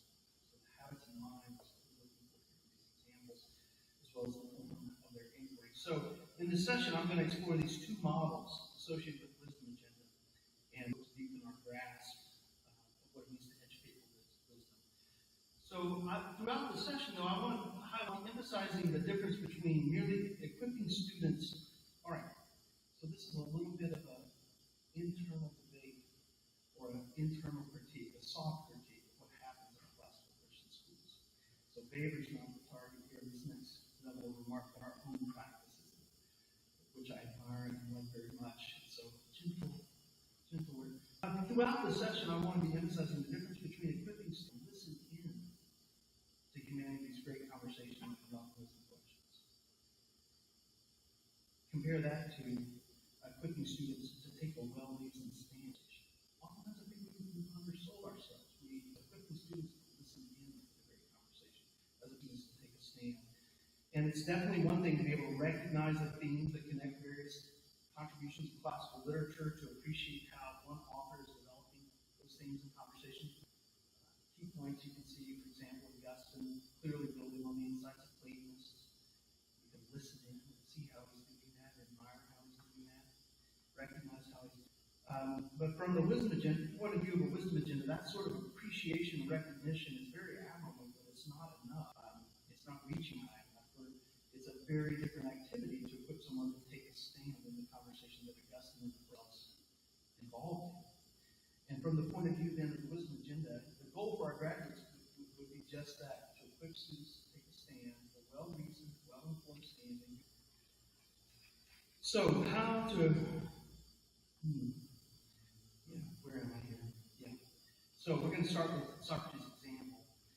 Plato's dialogue in Euthyphro provides a really crisp picture of what it looks like to pursue wisdom on the streets. With the first guy in the bucket, too. So here's a little bit about Socrates' conversation with this fellow Euthyphro. As you know, they're typically named after the key interlocutor, in this case, the key interlocutor's name is Euthyphro. So Socrates meets Euthyphro and has a conversation, and that's the subject of the text I'm going to talk about. So just a little information about the text here. It's a conversation between Socrates and Euthyphro. They meet at the courthouse in Athens. Socrates is from charges of impiety. His accusers say that he has denied the gods of the state and is corrupting the youth through the practice of philosophy. Euthyphro, by contrast, is pressing charges against his own, which would be a shocking thing to do in a very patriarchal society. So it's supposed to be kind of breathtaking to meet this fellow at the steps, who's there to prosecute a case against his father.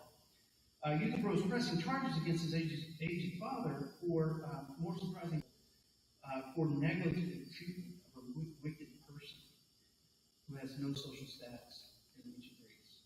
It was a day laborer or slave, as it's sometimes translated, who was killed by another one. Sorry, who killed another one. So a murderer, day laborer, part of the family. And the father didn't kill him, but just bound him and left him until the authorities came and he died in the interim. So Euthyphro is convinced, though, negligence was unjust, and respect for the gods, piety, demands that he, Euthyphro, be his own father. So Socrates deduces rightly that Euthyphro must understand piety very differently than most Athenians do. This is not what you would have done. Euthyphro indeed claims, back and forth, to have special knowledge with respect to piety. And since Socrates is defending himself against charges of impiety, Socrates asks Euthyphro to explain to him what he knows about piety, what he understands about piety, so that he too can benefit from Euthyphro's wisdom. And Euthyphro agrees. And so to teach Socrates, and so the conversation begins. Let's see if I made it through all that. Yeah. Socrates' question at the outset is simply, what is piety? Begin to get a sense of what it looks like to pursue wisdom by the kind of question he's pursuing. What is piety?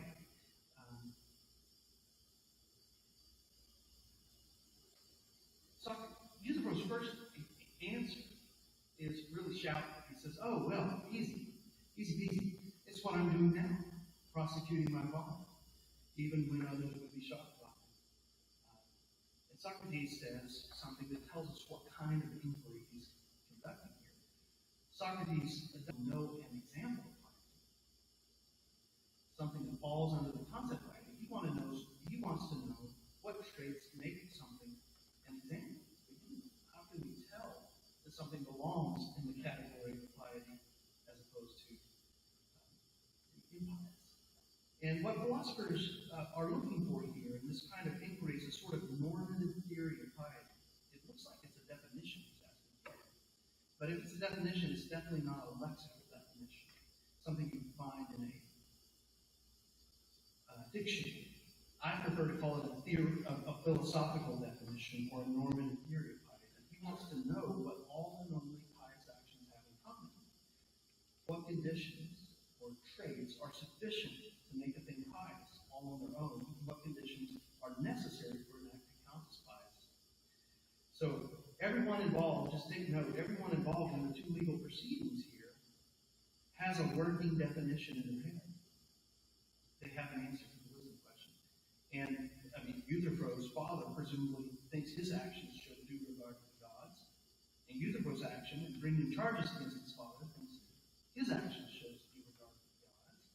And Socrates' opponents think he's failing with respect to piety, and Socrates, of course, thinks he's not. So everybody in the conversation here has a working understanding of piety. And so let's sort the examples differently. Dispute the cases based upon the differences in the background definitions. So the fundamental question is, which way of drawing the line between the pious and impious tracks reality? which is the right way. So he's looking for a normative definition or normative theory, set of necessary and sufficient conditions, which is the way we ought to think about it. Euthyphro proceeds to share his own way of thinking with Socrates, or rather attempts to, but only to discover that he really doesn't even know what he means. So, as I said, his first answer was what he's doing right now. His second answer gets a little warmer. He says, look, Socrates, easy peasy. What's pious is what the gods love. So his idea is that the gods' affections for an action is sufficient to make an action pious. If they love it, it's pious. It's also necessary that no act would count as pious unless they love it. So he's given sufficient necessary and sufficient conditions, something that works at least on the surface. So Socrates tests this answer by seeing how well it fits with the other things he and Euthyphro are willing to take for granted for the sake of their inquiry. And Euthyphro's first answer is going to fail the test. Heads up. So does the second and third answer.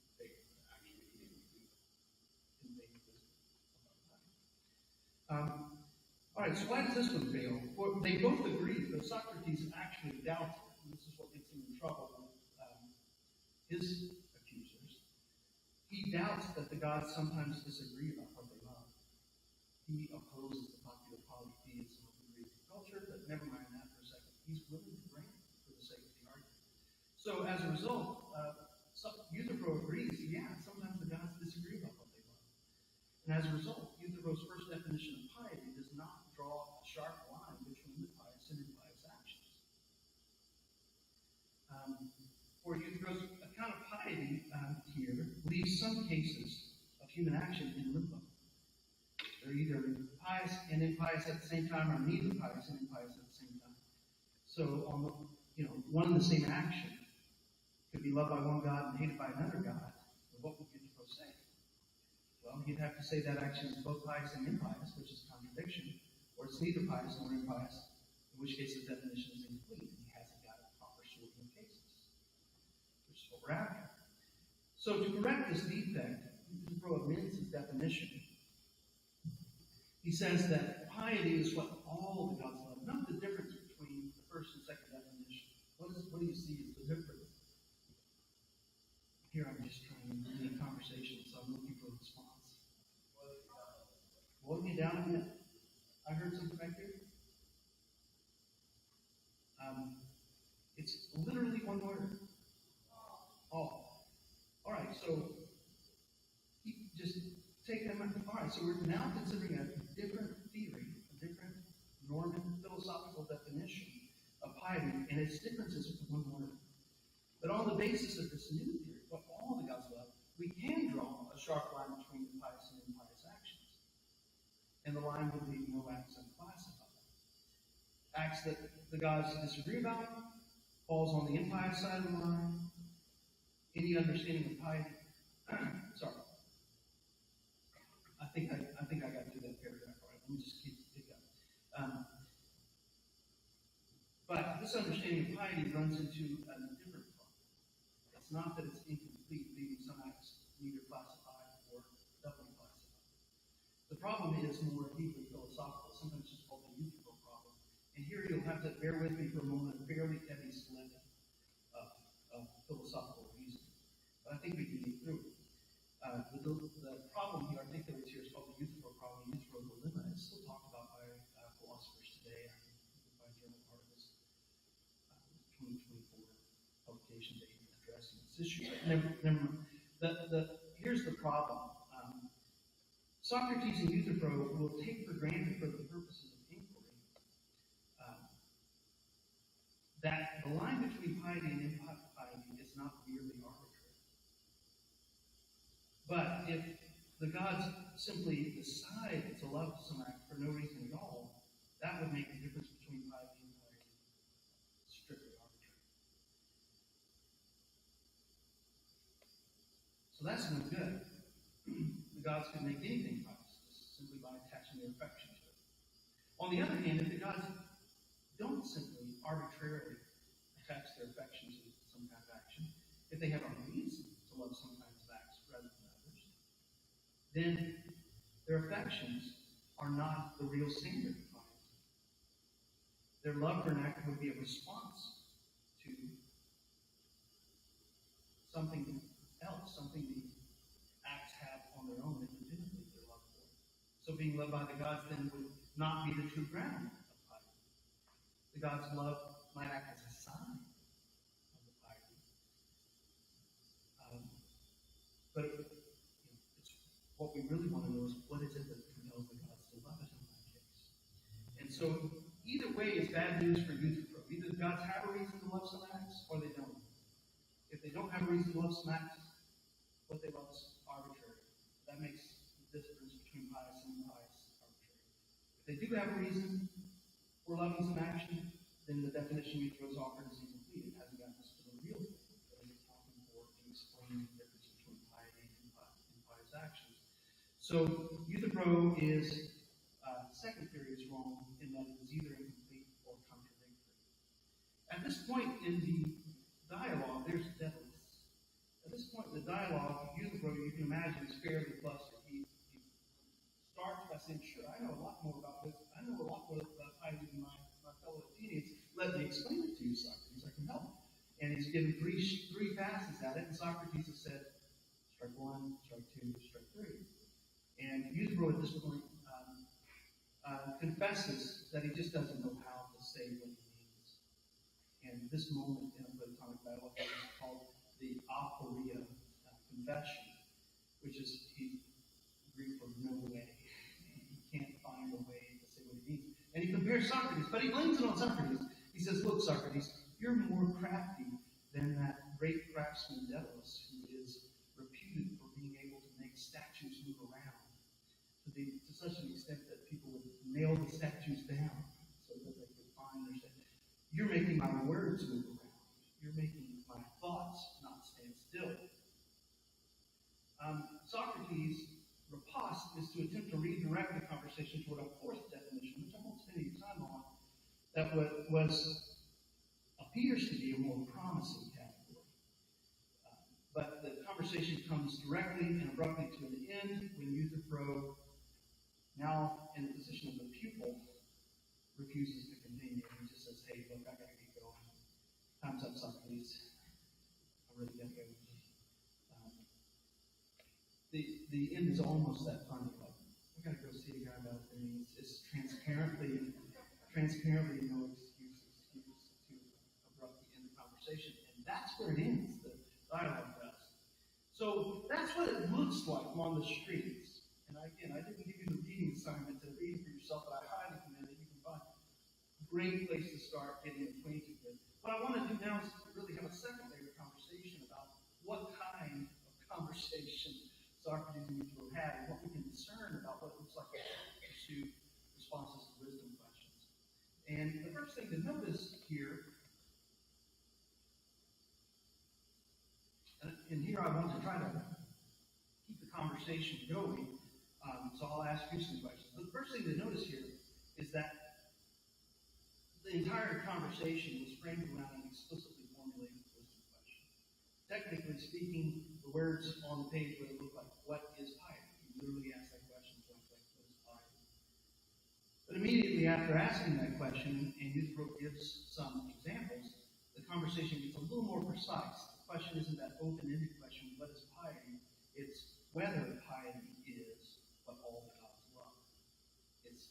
It's trying to fill in blanks here. Whether piety is what any god loves. And so we have a form here that's very distinctive of wisdom questions. And we'll talk a little bit more about that. But it also has the content of a wisdom question in a way that I would like to emphasize next. And so what I'm curious about is if you can, let me just remark very quickly, you can have a question of that form that isn't a wisdom question. It would be like a wisdom-like question, or wisdom-ish question. I can ask something like this: what makes a movie a romantic comedy? And we can have a real discussion. You could offer me a theory. It's got to be like, I don't know, what would your theory be? This would be fun. what makes a movie a romantic comedy? Has to end happily. There would be a necessary condition. Wouldn't be sufficient because lots of movies end happily that aren't romantic comedies. So it'd be a necessary condition. How about features Julia Roberts? That would be a sufficient condition. Any movie she's in is a romantic comedy. All right, Aaron Brockovich. Maybe not. But that wouldn't be necessary because other things could be romantic comedies that don't fit. Well, you see how we could go. We could play the game here. We could, and this is actually a fun thing to do with students when you're trying to teach the mechanism independently of the content of this question. You use the question. You could ask like, what makes something a sandwich? And students are really drawn to these. I had a fantastic discussion with a group of students about what makes something cute. So look, why is the question, and here's my question to you. Why is the question, what is piety, a wisdom question, when the question, what is cute, or cool, not a wisdom question? I'm just seeing if you've got any thoughts about this. I think it's a significance, right? Like I can go through life happily without having an answer to the question, what makes something a romantic comedy or whatever those two examples we just thrown around. I cannot go through life happily and reflectively without an answer to the question, what pattern of life pleases the gods? Am I doing right by God?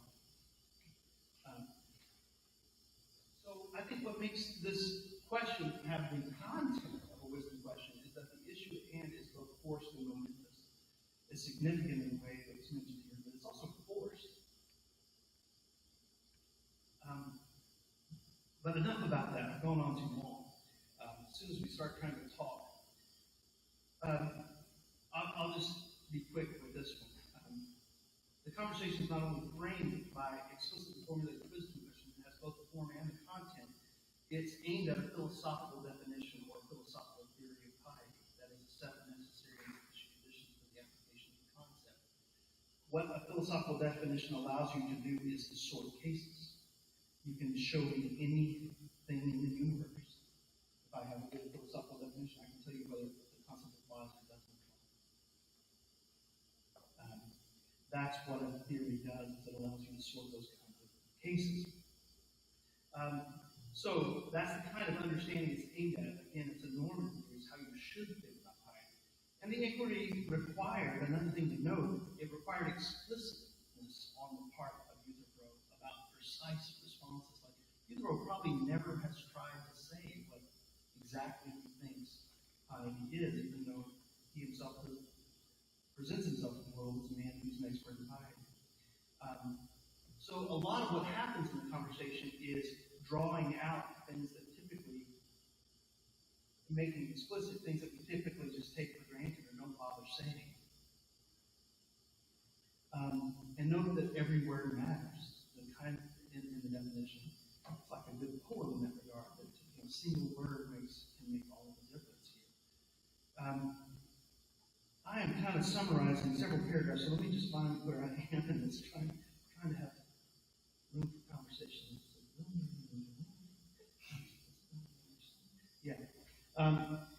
So the last thing I want to highlight, and this I will probably just talk through with you for a second, is to judge the success of Euthyphro's definitions. Note, Socrates doesn't just take any old definition. He analyzes it, scrutinizes it, subjects it to analysis. That you don't. It's like he's running a test, like an experiment. It's not a scientific experiment, but it's like a philosophical experiment. Does this definition sort the cases right? Is this definition coherent with all the things we think we know? So to judge the adequacy of these definitions, he's testing them for consistency with the other things that they were willing to take for granted. So let me just ask you to pick out a couple of the other things here. So remember the first definition, what the gods love. That was inconsistent with something they were willing to take for granted, some background theological commitment. Do you remember what it was, or can you reclaim what it was? The gods disagree about what they love. So So there was. I mean, that answer didn't work because it was inconsistent with something else they thought they knew or were willing to take for granted for the sake of this inquiry. Okay? How about the second one? Well, that one's harder. So, basically, there's a couple of ways to test philosophical theories. One is to see whether a theory like that fits with other things we think we know, and the kinds of things we think we know that matter. There are two kinds. One is about cases, and the other is just about background convictions that are related to the application concept, like the theology that the gods disagree. That would be a background thing. Now, you could say that first definition if you gave up that background commitment, but within the context of that background commitment, you can't maintain the first. Does that make any sense? So, but note that some of the things you might disagree about are just about cases. One example that they discuss is actually, eating one's own children, which one of the gods was alleged to have done. And they think, Euthyphro thinks, well, clearly that has to be a case of piety, because the gods did it. So, in some cases, what you're disagreeing about is not a background piece of theory like that the gods don't agree, but about a case. Should it be classified as pious or not? So you got these kind of back and forth between background theoretical convictions that pertain to the definition and convictions about what are clear cases of piety and piety. Okay, so that's how you test it. And there are two different kinds of tests. I talked through that rather than reading through that. But, let me just summarize and see if there are other questions. So, look, the Socratic dialectic that we see unfold with Euthyphro poses a particular sort of question, a wisdom question, and it searches for a certain kind of answer, a philosophical definition. It focuses on explicitly formulated proposals, proposed definitions from Euthyphro, and it tests each for consistency with the other things they think they know, beliefs about cases and beliefs about background theory that's current. And these are the sorts of activities, that's what it looks like, to pursue and answer the wisdom questions in a nutshell. So, that was a summary. We'll come back to questions that may provoke next. But I want to talk next about why this thing failed. So the Euthyphro not only models how pursue wisdom, what it looks like on the streets, as it were, it also highlights things that get in the way. Why did this fail? Why did it go belly up? I've told you the story, and maybe you can just trust me that I'm being fair and say, what does it look like happened? What happened? Why did Euthyphro just run off with the lame excuse? Anybody just got a feeling?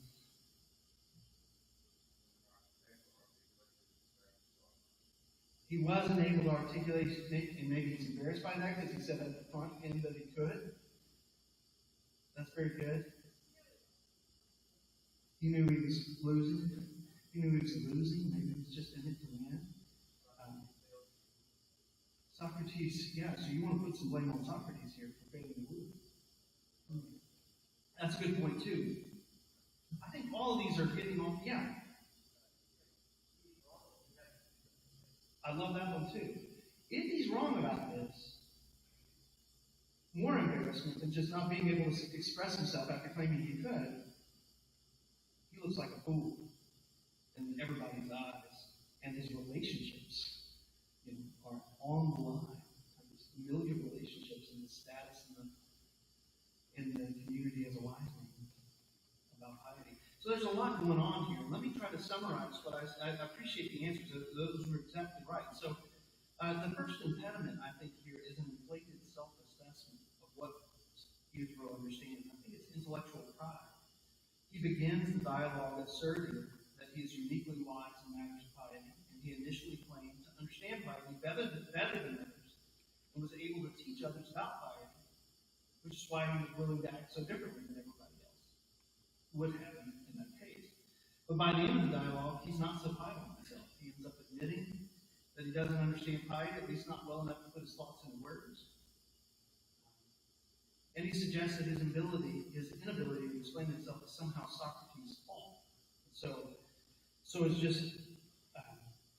it's not just his own opinion of himself that may have fallen here, it's his opinion of Socrates too. But notice this, his opinion of himself is moved in the right direction. He recognizes he's unable to do something that he previously thought he was able to do. That progress is that Euthyphro has been able to take himself down a notch. At least his confidence in insufficient answers have been shaken. But, I think we do have to recognize that first, we have to recognize that sometimes we have bad answers in the way. We have to be able to get them out of the way in order to pursue wisdom properly. And part of what we're doing in pursuing wisdom is trying to get bad answers out of the way. Socrates' first priority with virtually all of his conversation partners in those dialogues is that task, getting bad answers to wisdom questions out of the way. And if pride prevents us from doing that, our search for wisdom will be off from the start. If we're more attached to the things we think we already know than to the results of our inquiry, we'll be skewed from the start. But the second impediment here, I think, is very more between the lines, and it's a disordered love on Euthyphro's part.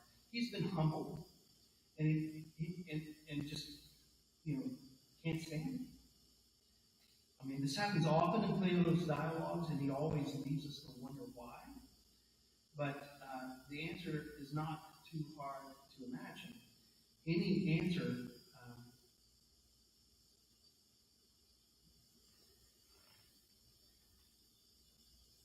and there are actually things you all pointed out. Any answer to a wisdom question like this is momentous. You've got a lot at stake, including reputation, relationships, and courses of action that you're taking.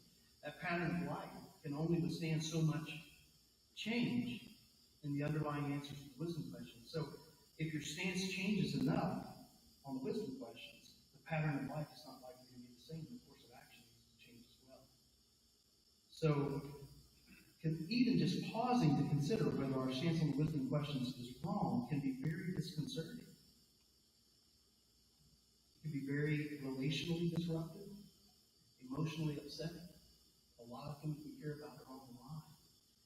It takes properly ordered affections to navigate through those kinds of psychological complications that are implemented and come up in the pursuit of wisdom. It is good and right to care about one's reputation. It's not a bad thing. It's good and right to care about the people and projects in your life. Those are good things. But it's also important to care about the truth and understanding the truth. That's important too. We're led to surmise, I think, that an insufficiently strong love for the truth is part of why Socrates' pursuit of wisdom and people fails. He doesn't love wisdom and understanding enough. Perhaps it's an overly strong love of his relationships or his status or his reputation or something like that. Either way, though, it's an understandable as Euthyphro's error is here. It looks like it has something to do with some kind of disordered love.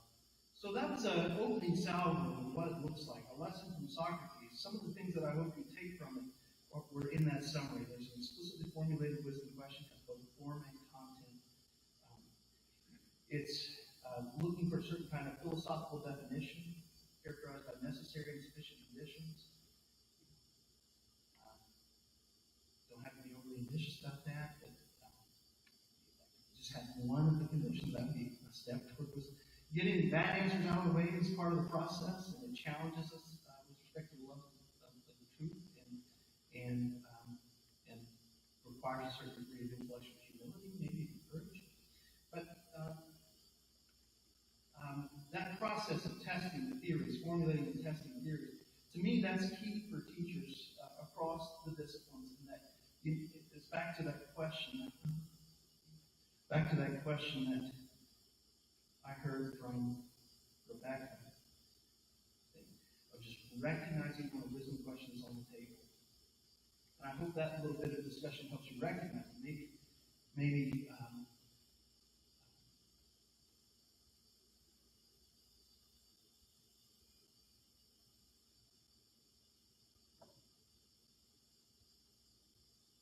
I'm stuck in the thought here. Maybe recognize when you have basically crossed the line from merely disseminating knowledge as a discipline or cultivating skill in endeavor into fields properly called philosophy or wisdom, which I think should come up across classes. But it's knowing how to recognize those things and respond to them and what kind of inquiry is appropriate for them that I'm hoping to take from this. So, all right. Second. I did all that. Yeah. Oh. No. Other limitations here that you might note about the conversation between youth brothers Socrates. There were only two voices in the conversation, and both were from the same cultural milieu. You're not getting much outsider perspective into the meat of the discussion. And Yuzro's just the first guy he bumped into. He's not particularly well qualified, but there are also background issues were left completely untouched. They were addressed. He did not ever challenge us in another dialogue to the background polytheism, stuff like that. Is there a question over here? Yes.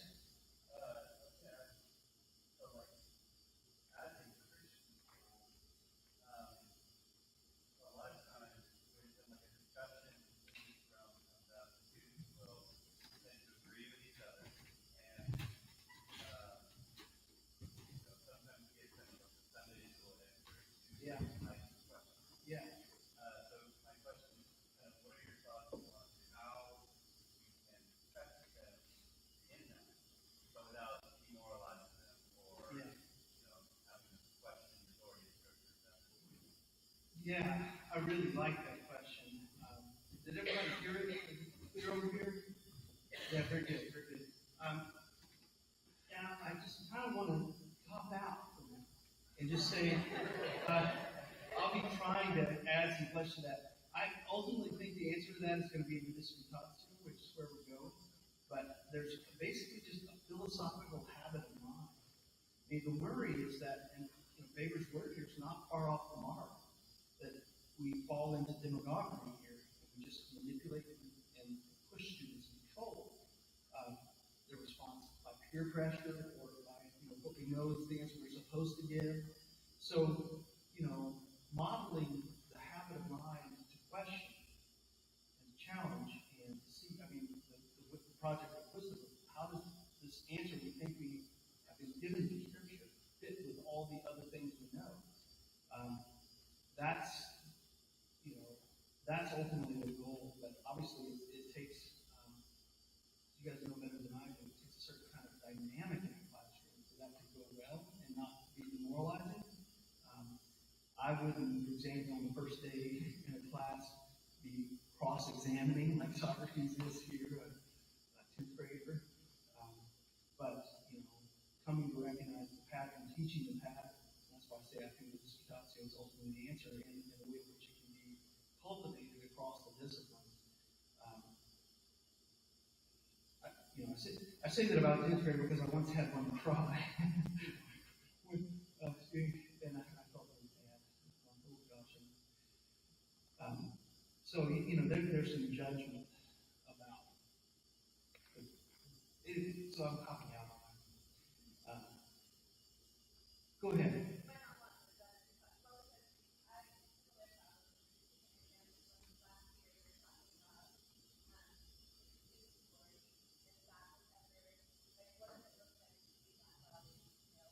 Yeah.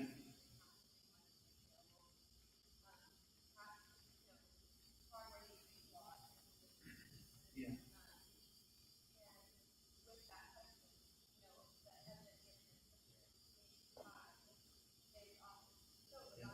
Yeah. Mm-hmm.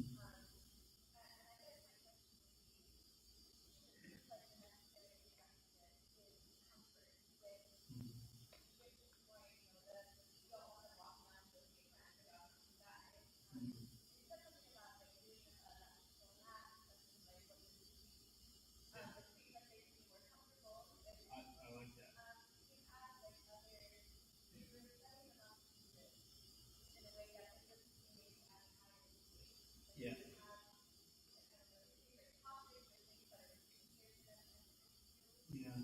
I think it's a great question, and I love where you're going with it, and I do think the basic spirit of what you're asking is about how can the curriculum across the board be organized in such a way that the habit of mind is not threatened, and the practice in the classroom is just part of what we do.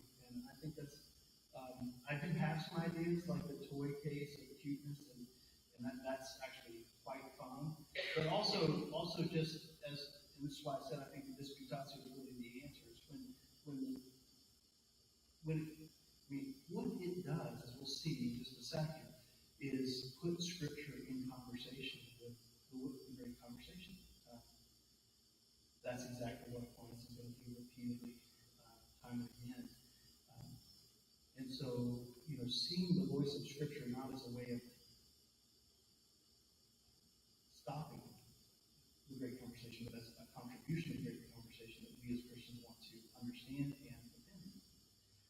That kind of habit of mind and practices across classrooms, I think that's the key. And of course, knowing your audience and creating the classroom context in which people feel that level of safety and challenge, simultaneously the safety to risk.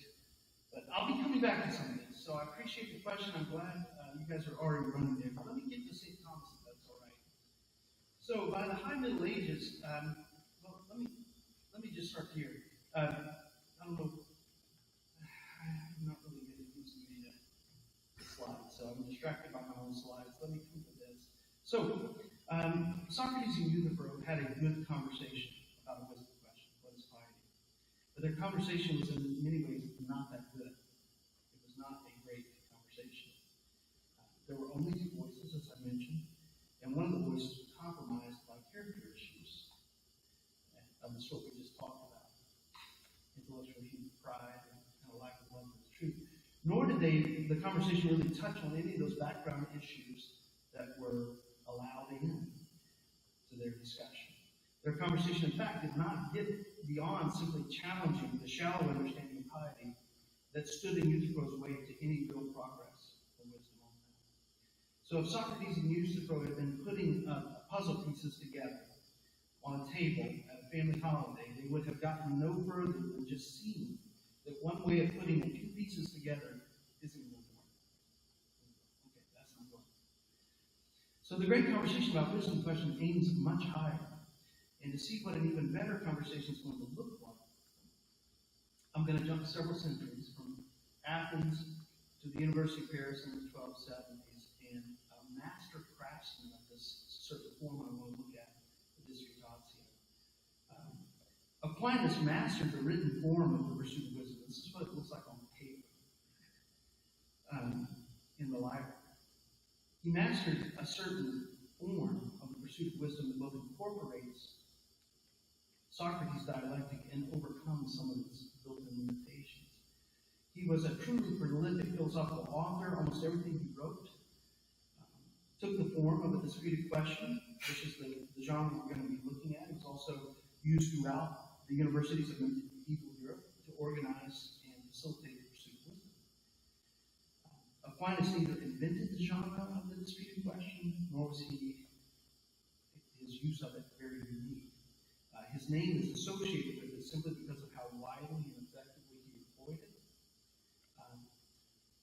And to get better acquainted with this genre, the disputed question, I'm going to briefly survey a single example, chosen more or less at random from Aquinas' most famous work, the Summa Theologica. And we're going to step back and reflect on and collect the tool, the pedagogical tool that I think we can take from this. So, yeah, I'm good with that slide. Here's the single example. I picked almost at random, so it's not quite random, but never mind my reason for picking it.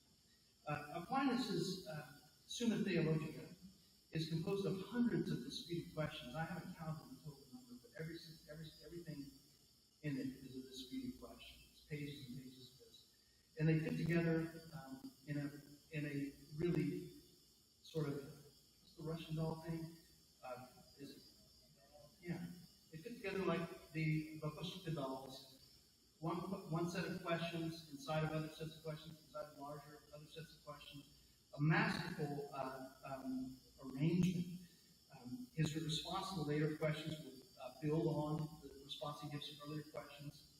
And some of his responses earlier are going to anticipate the answers he's going to give later. Each question is no more than a few pages long, 2 or 3 pages max, oftentimes one. But they're grouped around thematic units, that's the Gall structure, that span hundreds of pages. So the second major grouping of questions in the Summa focuses on moral philosophy.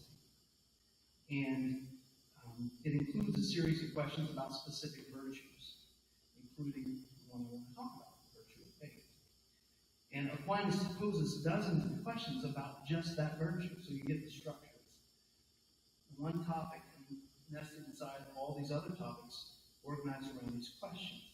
Aquinas poses dozens of questions about how to understand the virtue of faith and its relation to topics like knowledge and understanding, unbelief and sin. And when analyzing what he calls the interior act of faith, that's one set of questions he wants to look at. What's the nature of interior act of faith?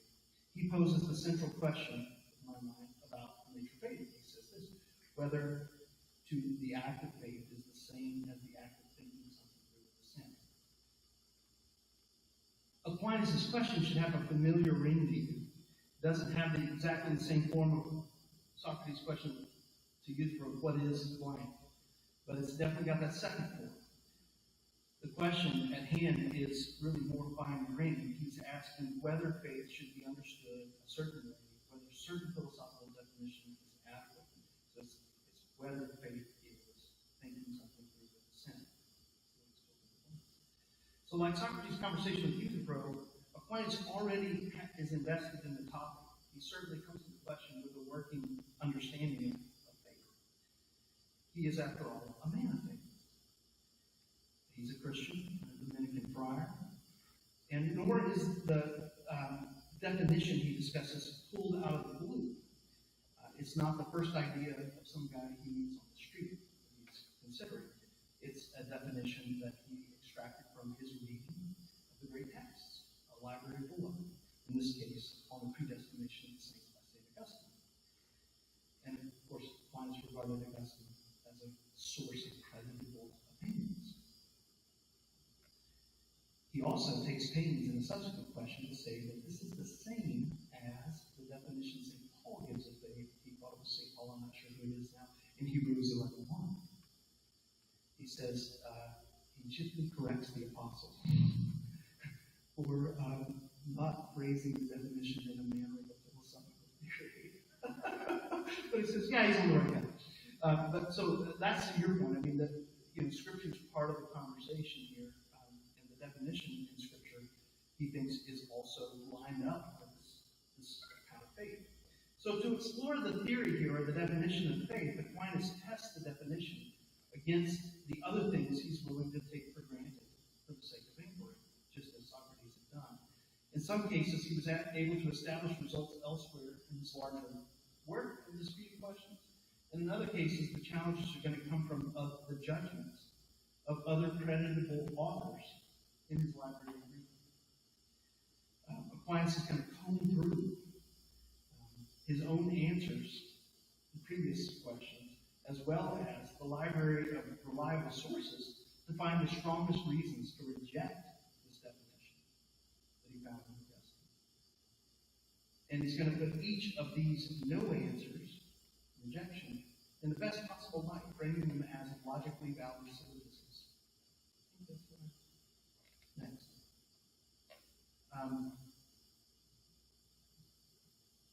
Since the question under investigation is whether a philosophical definition is acceptable, he focuses on challenges that threaten the necessity and sufficiency of the definition. Those words I've just been illustrating loosely. I haven't tried to get into the weeds of them, but hopefully they're becoming a little familiar. So in combing through his library, he looks for any good reason to think that there are some cases of faith that are not instances of thinking something through with the sin, or vice versa, acts of thinking something through with a sin that shouldn't count as acts of faith. So he's looking for what he can test the theory against. Right? And he cites, for example, a statement of another theologian, Damascene, who said in a book called De Fide Orthodoxa that faith is consent without inquiry. And so thinking something through clearly seems like a sort of inquiry. And if faith is consent without inquiry, then it's consent without thinking something through. And so he's got an argument here that this definition is wrong, and he can put it in a logically valid form. Having collected 2 or 3, and I'm only mentioning one here, of the no answers, he cites an authority on the other side, in this case Augustine. In the example under consideration here,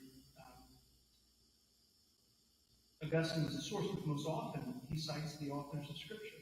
And oftentimes we'll see Scripture on both sides of the debate. He'll cite, it looks from this passage that the answer is this, and over here it looks like the answer is positive. So at this point in the inquiry, what has he established through these first 2 steps? He's established that there's a clear question related to all these other questions, clearly mapped in its relation to all those other questions, and there are creditable reasons on both sides of the question. Some that he's bothered to frame as logically valid arguments. So his own intellectual tradition is of 2 minds about the proposed question, the definition of faith. And this means that it's a disputed matter. And the next step in the process is for him to respond in his own voice. Up to now, those first 2 steps, he wasn't really saying what he thinks about the definition. He was just saying, here's good reasons to answer no, and here are a creditable opinion on the yes side. The next step, he responds in his own voice. He wades into the dispute. And typically it's on the side of the yes answer, but it's always done with the intent of respecting the wisdom on both sides of the discussion as much as possible. So in the example we're considering, Aquinas notes that the phrase thinking something through has many senses. He actually distinguishes 3.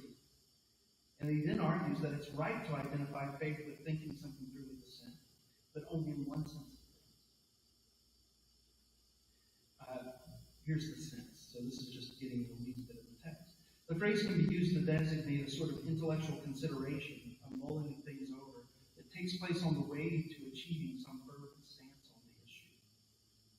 As when someone is considering whether to accept a proposal for marriage, or whether to take an elective course, accept a job, you can mull things over before you arrive at a decisive judgment. When thinking things through in this sense, on the way to deciding what to do or taking a decisive judgment, the definition, he says, is going to work fine. Faith is thinking something through in that sense with a sin. And he gives you evidence of the adequacy of that definition by saying, look at Short's cases right. This distinguishes faith from science, knowledge in his word. It distinguishes it from hunches, from mere opinions.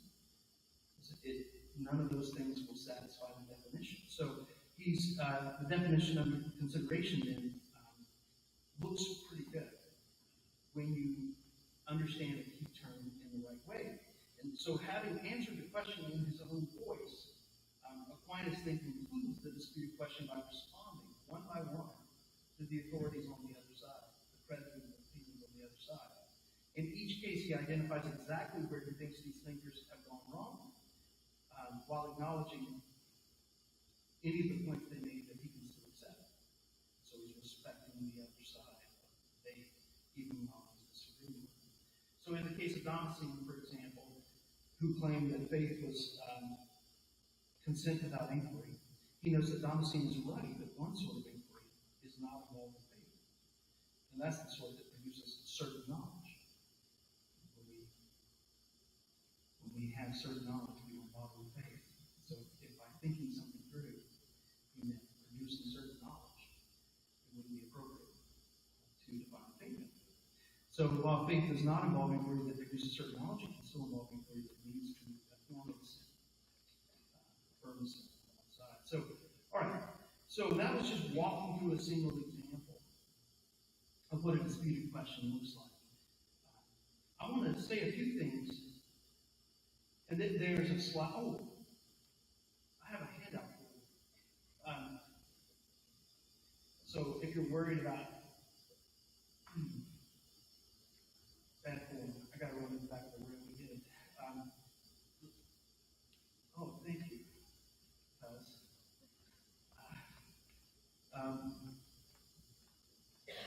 there's a slide that has basically the components of this form. And as I'm suggesting now, this is what the dispute, this is what the pursuit of wisdom looks like on paper.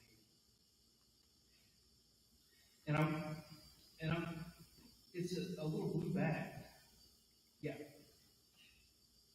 Thank you. And there should be 2 handouts, and I'll pick the right one.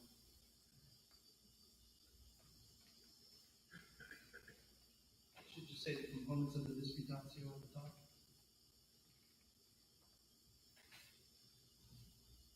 Thank you very much. And you could just send those around. So I just want to say a few things about the comparison between Socrates' dialectic and what Aquinas has done. So just a comparison about the ways in which this form of pursuing wisdom, this way of doing it on paper, is shoring up the deficiencies of the method we saw in Socrates. Aquinas' conversation about the definition of faith here takes place in a library or scriptorium. It's not at the courthouse, on the streets. His conversation partners are unrushed, and they're facilitated by books. Now, in that context, books are things that were of high value. They conveyed opinions that were preserved at great costs. So there's been a kind of pre-vetting of the voices in the conversation to assure that the conversation is organized around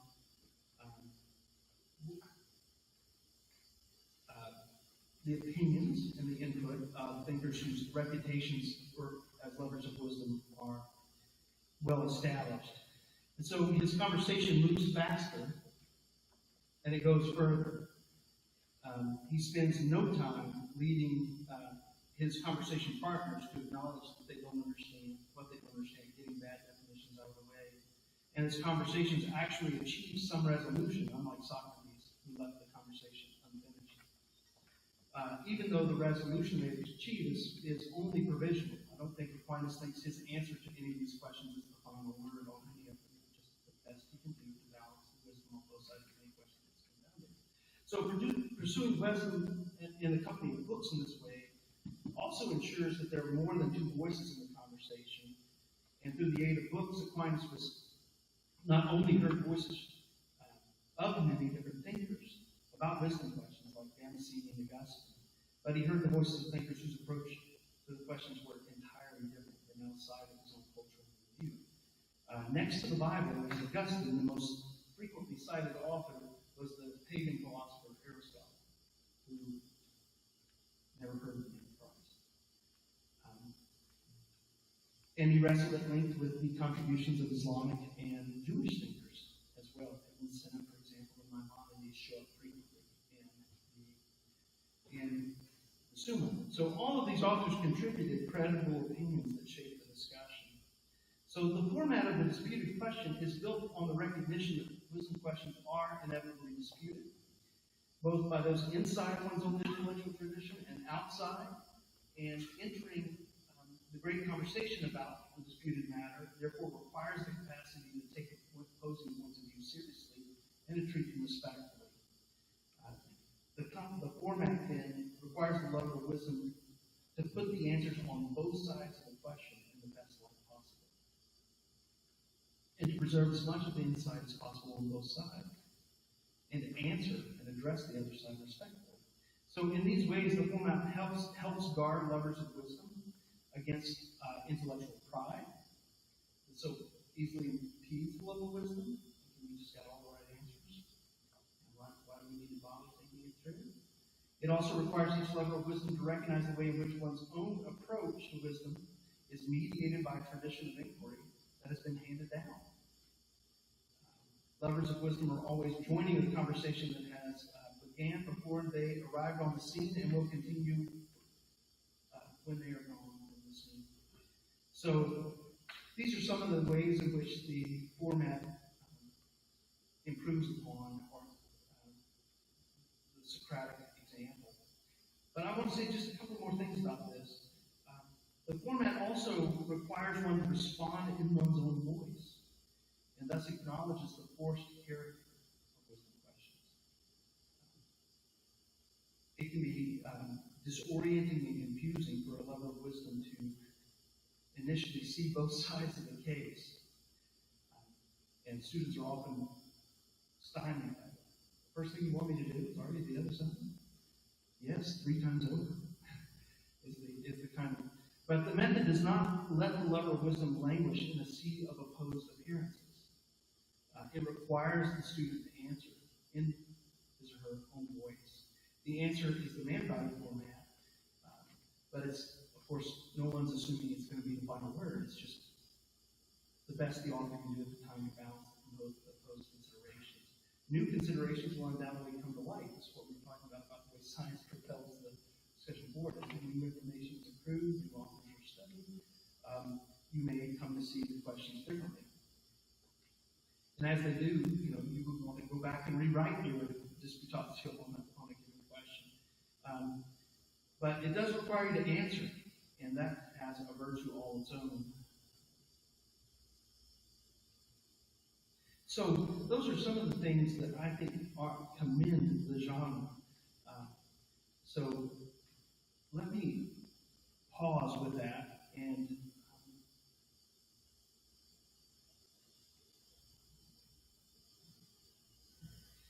I will say that the format itself seems to me to be offer some inoculation against some of the worst tendencies of our day, where only one side gets to be heard, where the goal is not to speak respectfully to both sides of the conversation, but to shut down and control the conversation. And so it also speaks directly against the willingness, maybe the tendency on the part of our students to just assert their responses as a matter of private preference, like this is the way I like to think about things, and treat it like a matter of taste, because it puts it in a rigorous, disciplined, conversational context.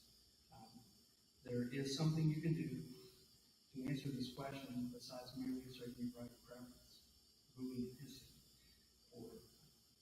and it doesn't amount to a scientific proof, that's fair enough, but it is the best one can do to resolve the question in light of all the things one knows at a given time. And that's something. That's an intellectual accomplishment that, in fact, for most of the history of the West was considered the highest goal in an educated mind, was to be able to conduct reasoning in this form. And so, in that way, to me, it also speaks directly to the role of faith.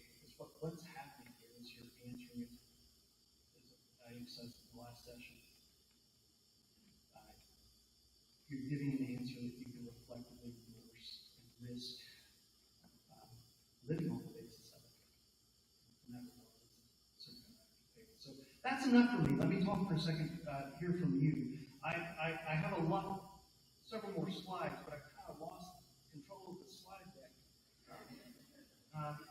I think I said most of what I meant to do here.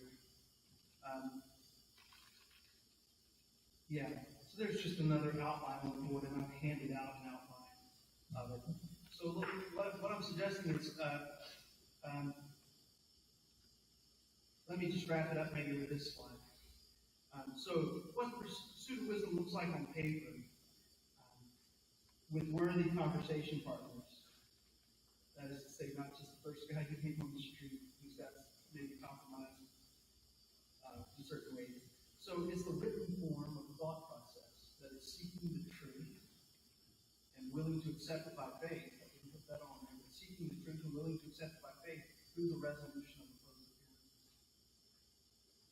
That's what you do with pursuit of wisdom. And it's a kind of disciplined, step-by-step method for producing well-reasoned, well-informed, easily communicable answers to wisdom questions. And so the thesis that I would want you to take from all this is that this be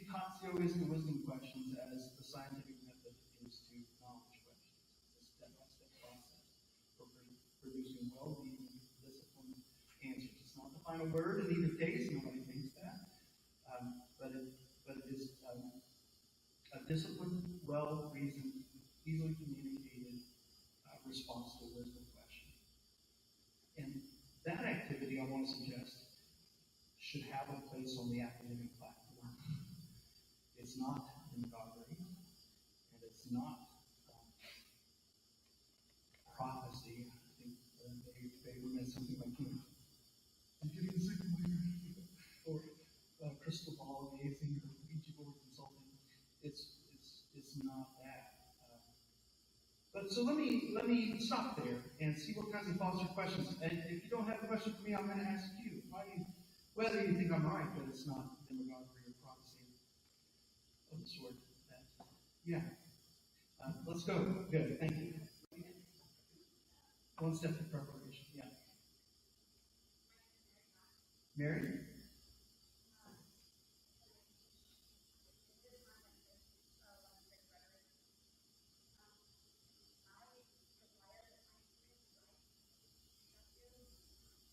Brilliant.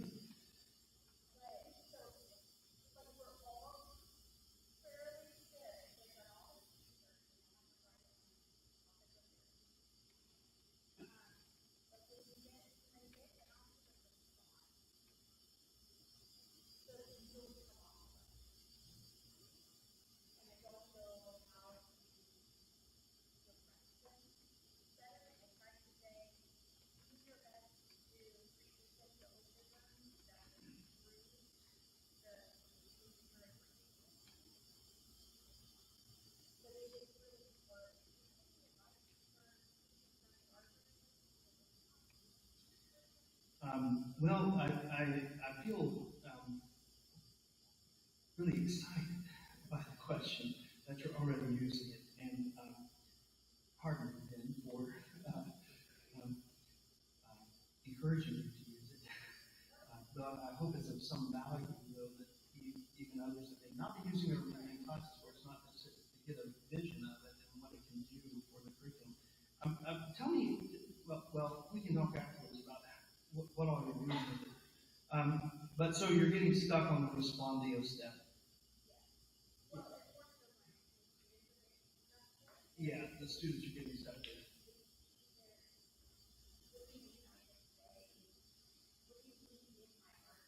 Yeah, yeah, right. Well, yes. So I think there's a lot to say here, and it's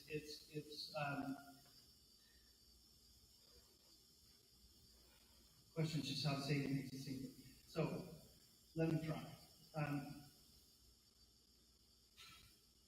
some of the habits and dispositions required to construct and conduct this sort of philosophical inquiry are very unfamiliar to students because they basically have been taught that, look, we do science and math, and then we just assert preferences.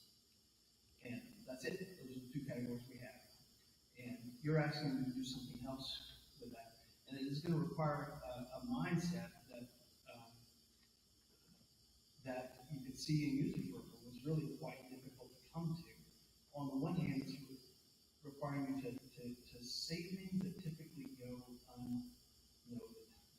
That's one of the key things I tell students struggling to formulate theory.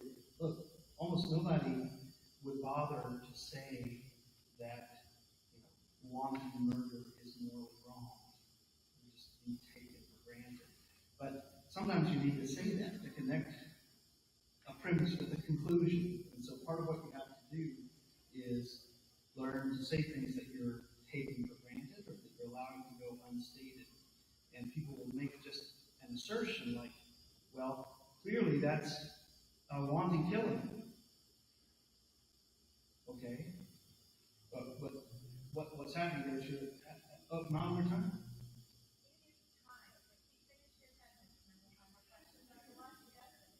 Yes, okay. I did lose track of that. I'm sorry. Yes, so maybe we could just leave it there for now. There's an art of learning to say things, and then there's the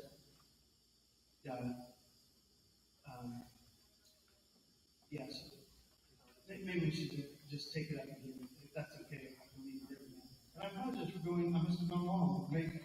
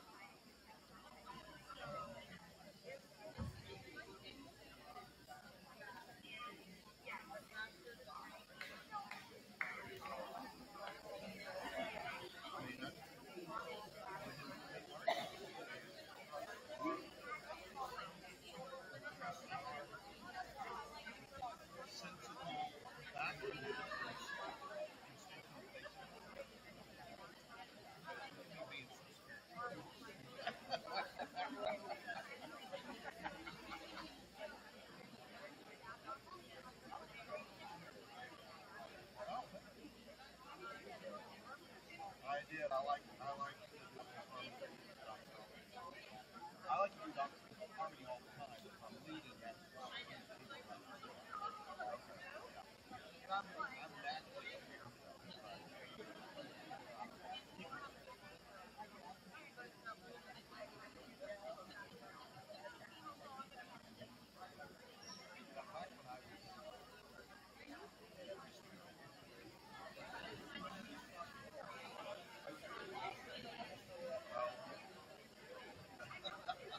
was purposely trying to get it on there, but I started way too high.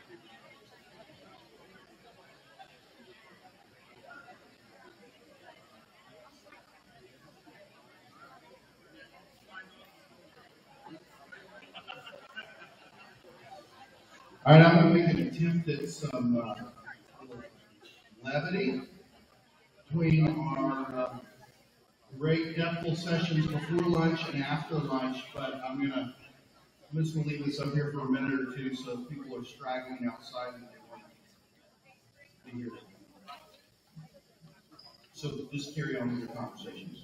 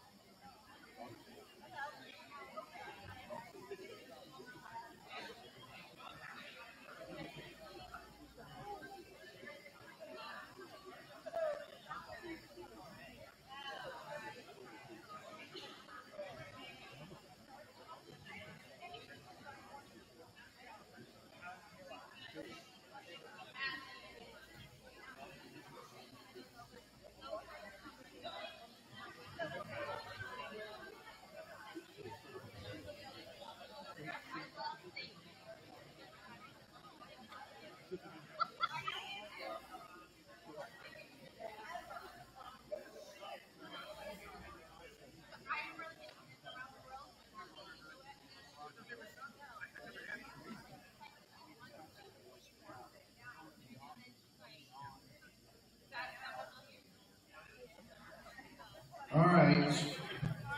I want to deal with a controversy that's been growing in our midst since yesterday. You may not be fully aware of this, but I wanted to take you through it and then address that controversy. So, yesterday, during our discussions, we had a new school of thought for defining logic that came up, right? So, what was said is logic is the good arrangement of stuff into things, right? Stuff into things. Of course, the founder of that school of thought is the Jordan School, and I can just tell you he was very proud of himself, very, very proud of himself, right? Well, this quickly took on legs of its own, and so this whole sort of trajectory of thought is now known as contentionism. All right, so our own John Jordan, the Jordan School, developed contentionism, which is the idea that logic is the good arrangement of stuff into things. All right? They were immediately recognized by a certain person who may be up in front of me right now. I proposed a t-shirt award for them that I just thought, stuff into things would be a really good t-shirt, right? Right? Well, there was a good deal of backlash that happened after that, and different positions that were brought forward, so I wanted to make sure that we were aware of how this went forward. So, of course, we had the Guthrie Armstrong Collective that wanted to put forth a new philosophical position, which has already become known as counter-contentionalism. So the counter-contentionism, once it was out there, also got its share of awards and endorsements, including the Third Grade Teachers Association, claiming it was both useful and fun, right? So that's a proud moment for you, Tyson, and for Drew, right? And so, of course, their counter-contentionism was that logic is the proper organization of things into stuff, right? And I know, that started developing into camps, so then that forged ahead with the Hadberg-Holland cohort and their position, which I guess they were going for simplicity, so theirs is known as submaterialist, super spiritualist, but non-agnostic, non-contentionism. Neo-contentionism, I'm sorry, I just knew I was going to mess that up. Neo-contentionism. Now, this was actually received with more fervor than the others, I think, because first off, the English department wanted to give it the award for linguistic precision. And you'll see why in just a moment. And there was a lukewarm recognition by the logic math faculty. And it was labeled by Dr. Johnson as both pleasing and mildly inappropriate, which is in response to logic is the thoughtful sorting of gunk into piles. So, very thankful for that recategorization. Of course, that didn't seem to end the conversation. And so this idea of backlash seemed to manifest. There's no known discernible leader for the final backlash on this controversy that's continued to pop up. It's known as the kinetic arts response, and it's widely accepted by athletic directors, art instructors, and coaches. It also was given the sort of Fort and Brawl-like nod by Dr. Woodard. So that is really, really significant. And it was recognized by Dr. Burris today for its philosophical reflection, right? And of course, that was polyglot. So I just want to remind us, even though we're in different camps and we can have controversies, that God calls us to love one another. So treat these controversies well. All right, you have 5 minutes before your next session begins.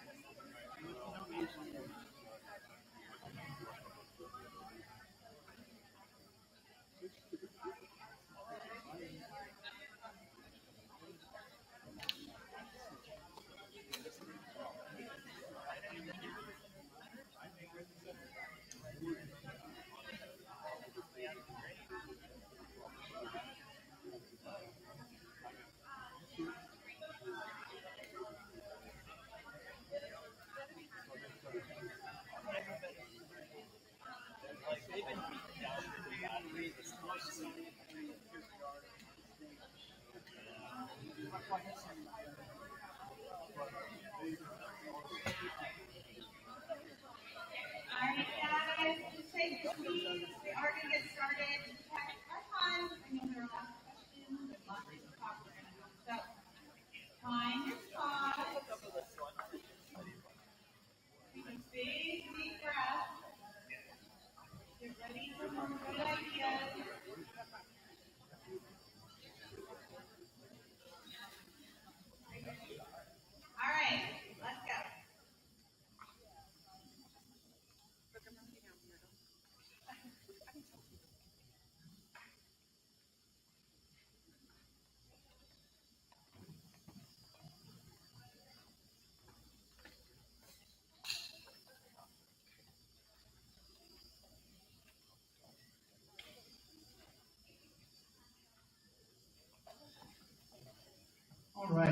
looks like we have another 75-minute session. I will try not to let it go so close, but we had some intermittent discussion in the last session. That's welcome here as well. I noticed the after lunch session, and I know you're probably tired of hearing my voice. I'm tired of hearing my voice. And of course, I love the sound of my voice. But seriously, I do hope this session will have some discussion elements in it. I'm going to prompt you and ask you to do a bit at certain points, and we'll be relying on the slides a little more heavily for that reason, and not reading or trying to juggle reading and sliding with you. The aim of this last session, is about asking the big questions in the disciplines, across the disciplines. My goal is to draw out and highlight the way in which the wisdom agenda we've been discussing, facilitated by the Disputatio, integrating that into our toolkit, that draw out and highlight the way in which the wisdom agenda, facilitated by the Disputatio, will unify a classical Christian curriculum. And I mean this pretty broadly, so I noticed that we've got some athletic folks around. I love that. The arts. You may be wondering, what of this is of value for me? Where does my contribution fit into this? And I do hope to have an answer for you before the session is over. Because I really do think the project, the agenda, facilitated by the Disputatio, unifies the project in a really profound and deep way, so that dialectical activity and more fully understanding what it is we're up to, hopefully will bear fruit in that way. I have an agenda for this session to look at a couple of examples that are not from a philosophy class or a theology class, and to talk about the way in which the Disputatio can facilitate the pursuit of wisdom in disciplines outside its natural home. And I want to work through an example. It's a bit of an easy example for me. You may think I'll be picking low-hanging fruit. But I do think it is instructive, and some of you may have gone through this example with me in the past, so I ask you to bear with me. But before we turn to that and walk through an example, and in this way work our way toward the unification kind of thesis that I'm offering here, let me just pause, since we were rushed in the last session, to hear from you for a moment. Any thoughts or comments that we need to address before moving on? The takeaway from the last session was this outline, this step-by-step process, and I gave you a handout of that to take with you. The task to pursue wisdom on paper in this way would be to state and contextualize a wisdom question in a yes or no form, being a wisdom question without a certain form and a certain content. Hopefully you've got a handle on both of those points. The initial appearances would be it seems not to be the case. So you ask a yes or no question, it seems that no. And you would give 2 or 3 good reasons to answer no, formulated as valid arguments. The opposed appearance, the set contra, but against this, is a recognition that the yes answer deserves consideration as well, because it's supported by creditable authorities or creditable opinions. Then the respondeo, in Latin literally means I respond. It's sometimes it's put respondeo dicendum, I respond saying. The author's resolution or response in one's own voice. And it's kind of an open-ended stage of the discussion. You can say whatever it is that helps you make the point for the yes answer. You're giving the reasons for the yes answer, where the set contra is just noting that the yes answer has some weight and authority behind it and deserves full consideration. And then finally, to wrap it up, I don't have a good name for this either in Latin or in English, but responses to the initial appearances. Ad primum, ad secundum, ad tertium. The first, second, and third reasons to say no. So you go back to those and try to nail down exactly what it is that, in light of your respondeo, is wrong with those initial appearances, where they misstep, and try to preserve as much as you can of the insights that they bring to the question. So that's where we were. And that was the takeaway, the sort of lifeline. I promise you, if you were swimming, you hold on to that, you got one of the things I hope you can take away. There will be a chance to talk in this period about integrate this form of reasoning across the disciplines in classes well outside of philosophy or even humanities. But before we do that work, let me just pause and say comments, questions, thoughts. Yeah. Help me with the name and remind me of where you are in the school.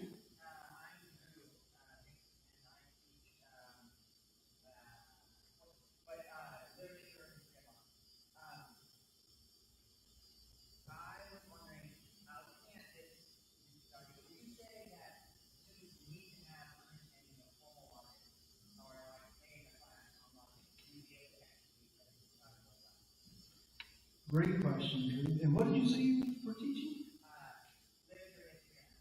Yeah. I'm taking the question to be, do you really need training in formal logic to be able to do this and do it well? The answer is yes. But you can do it without logic, and you yourself may be wondering, oh, I don't have logic, so how am I going to use it? Let me say a couple of things about that. I do think, and now your question allows me to tie in one of the things I want to show in this session, which is the way in which the Disputatio unifies the things we learn. I mean, one of the things throughout the classical Christian curriculum, one of the things we learn through the curriculum is logically valid forms. Or I don't know when you guys do it. Is it 7th and 8th? Ninth grade. You have a year of logic. And that's one of the things you're teaching. You have a year of logic. And of course, one of the goals we have for a subject like logic is that it wouldn't just be an add-on, that we just teach that as well as all the other things, but that it represents not just an additional curricular item, but a kind of goal across the curriculum, the logic stage, the logic school. And in that regard, I would hope this could facilitate the expansion or extension of the principles of logic across a whole stage of learning. But let me say one thing about how much formal training we need in logic. So I've taught logic for many years at Baylor, and I usually start by pointing out to students that they already have a nose for logically valid arguments. I can give you a couple of sentences, and you can tell me whether I can deny a third. I call it their spidey sense. They have a tingling sensation in the presence of valid arguments, even if they haven't yet learned any of the vocabulary for representing those valid arguments. And I think that's true pretty much for all of us. And so you even though you might not have formal training in how to express valid arguments, you would still have that spidey sense you can rely on. So, if I say all men are mortal and Socrates is a man, what is it I cannot now say? Socrates is mortal. Those are inconsistent. And so it follows logically that if all men are mortal and Socrates is a man, that Socrates is mortal. So you can do that even if you don't know to call that the barber syllogism or anything like that, or represent it with modern symbolic tools. So is that good, true?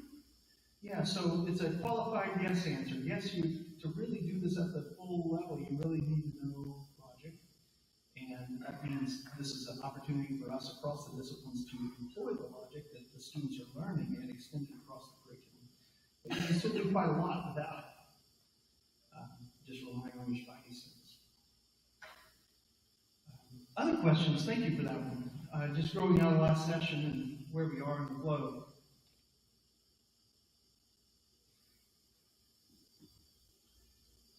Okay, I think we're ready for another step. Yes, remind me of your name.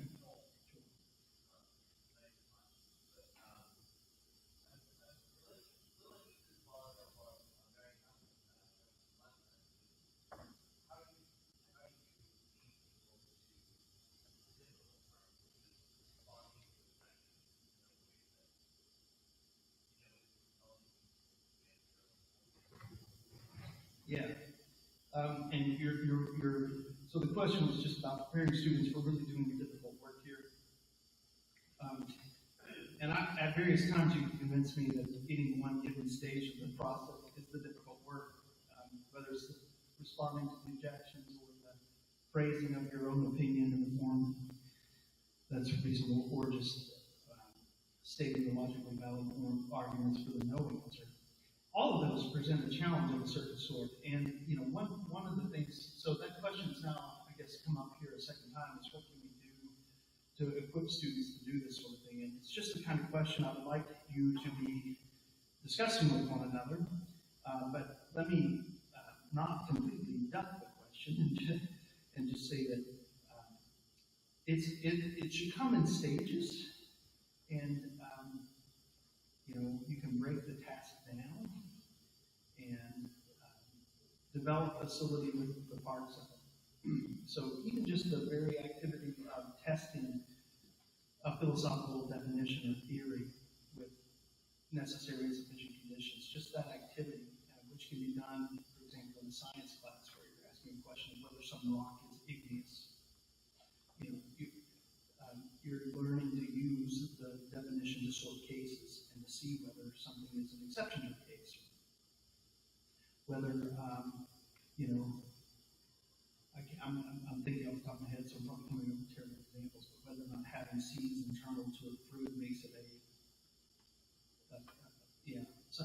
and you say, well, look, here's something that isn't a fruit, but it has seeds inside. So that's testing the necessity or sufficiency of the condition, as the case may be. So those skills, can be staged up and leveled up and scaffolded up. And you can begin learning those in a class that has nothing to do with an explicitly formed wisdom question. You can do similarly with regard to a genre question, like, is this a tragedy? And learn to engage the definitions, but also learn to form philosophical arguments.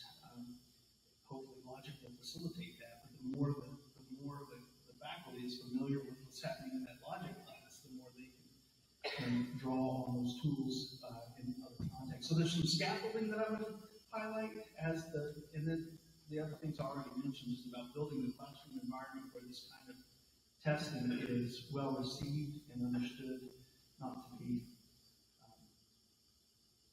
disrespectful to someone, but just part of what it is to be a community and pursue wisdom. So I don't know, how am I doing with that question, Joel? Were you looking for more? For better? Yeah. I would just mention again, as we're leaving that thread, the value of doing what we call a wisdom-ish question. Learning to write the form when there's nothing at stake, like just is it a sandwich? Great questions. Thank you for them all. Just trying to wrap up last session here. Going a little bit over other thoughts or comments before we do. Yes, please. Name again?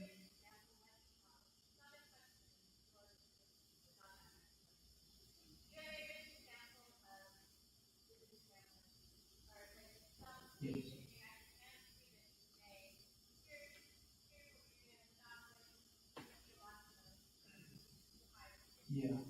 Yeah. Yes. And that handout I sent around last period is, I don't know if you were here to get it, but that would be one thing I would hold on to.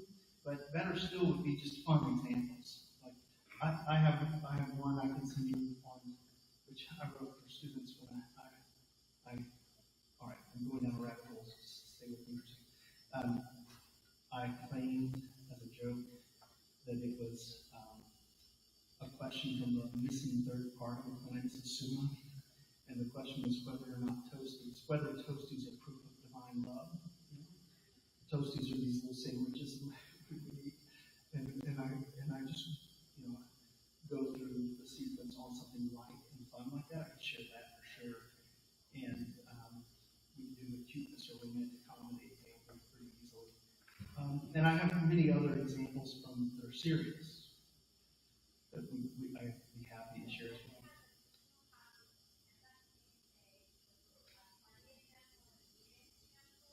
Okay.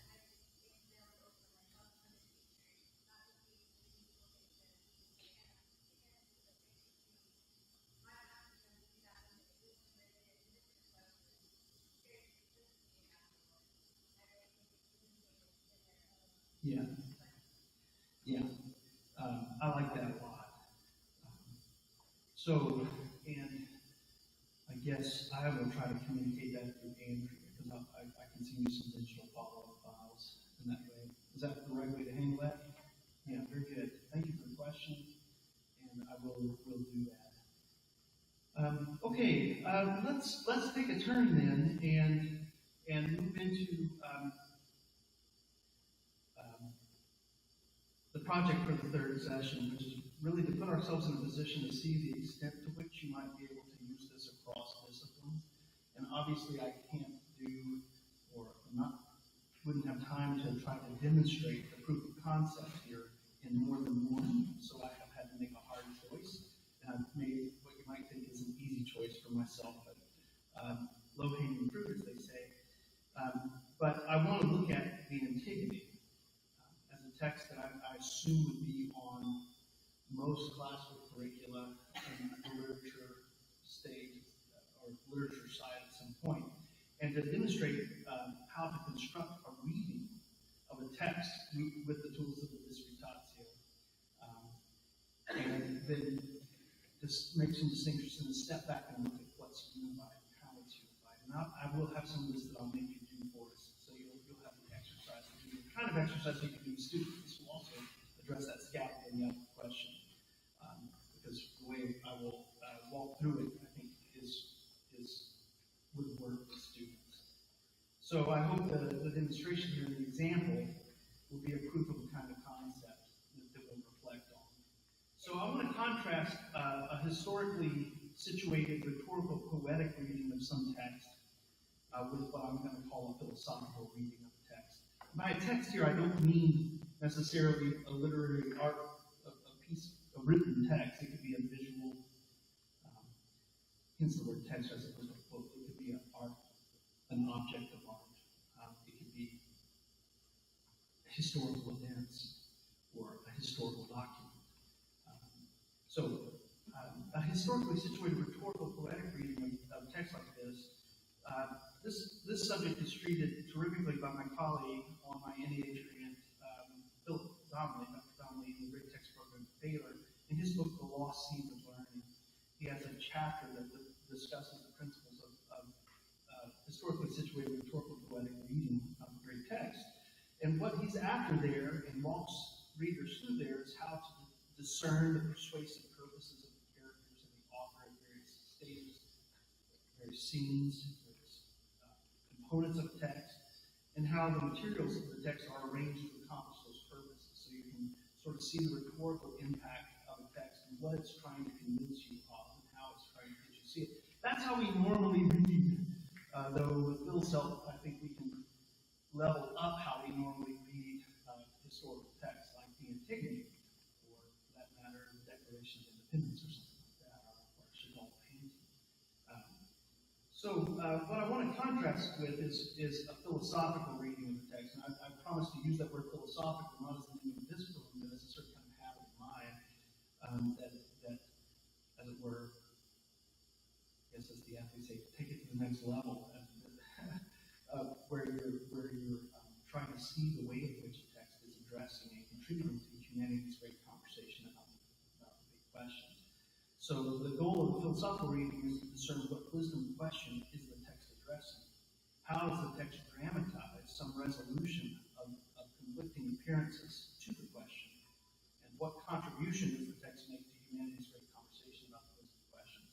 So that's a slightly different, you see the difference between the two ways of reading a text. I do think that the philosophical reading that I'll be commending here, using the disputatio to construct, is building the back of a literary poetic reading, historically situated rhetorical poetic reading. You really can't do the second stage until you've done the first right. So I'm taking some risk that the Antigone will be vaguely familiar or fairly familiar to a good number of folks in the room who can help us through it, and not taking the time to go through the text itself or assign it ahead of time. So, okay. So again, why try the philosophical reading? Why aspire to the philosophical reading? I think it is completing the engagement with the text, the great text that we encounter. We We read the great text ultimately in pursuit of wisdom. We don't want to just listen in. We want to participate in that conversation. And that is to complete the goal of the classical curriculum to prepare students and to be equipped, to equip students to take a well-reasoned stand in humanity's great conversation about wisdom questions. So a little bit about the Antigone, which we'll be getting into. Anybody know the story really well? Gosh, okay, there's a few, and maybe you taught it. Okay, well then it'll be a little bit more like, I'll take a little time to go through it then. So, and we'll pause to say anything about Sophocles or the context of ancient drama. There's a whole session we can spend on that. But let me just say the basic narrative summary of the document. So the scene opens with Antigone's brother Polynices dead in battle from the sword of his brother Teocles. And their uncle, the uncle of all of these three, Creon, who is now the king of Thebes, commands no one to bury Polynices, the killed brother, because he was engaged in a battle for the throne and was viewed by Creon as a treason, as a threat to the state. Antigone, hearing this, is distraught because the failure to bury one's relatives would be an unbearable burden for her. In the context, it was equivalent to condemning them to hell. An unthinkable act for her. And so she disobeyed Creon's edict not to bury Polynices. And, oh, by the way, Antigone's is dead too. They both died. So Antigone does the deed. Out comes the news that she did the deed. She's confronted by Creon and called to answer for Creon and condemned to death by his decree. And Creon is warned by other characters that show up. Tiresias, the blind prophet, shows up to tell him that he's making a mistake and being unwise. Haman, who is Creon's son, is in love with Antigone, and he shows up and tries to talk his dad out of it as well. And Creon is unable to accept his advice. He does relent to a certain degree in the sense that he decides only to wall her up in a cave and not kill her directly and let her die. You can imagine how it goes with tragic denouement. Everybody dies. You know? So she does die. Polynices kills himself in grief over Antigone's death. Creon's wife, whose name Eurydice,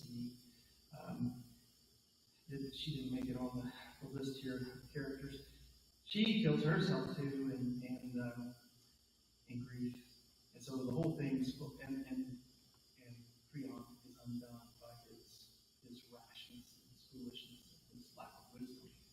Thus is the basic narrative arc of the play. There's a lot to take in there, and maybe I should have, I don't know, what would you rather, me summarize it for you in that way or ask you to read it ahead of time? So if you haven't made it through it, I really highly commend it. It's not to be missed.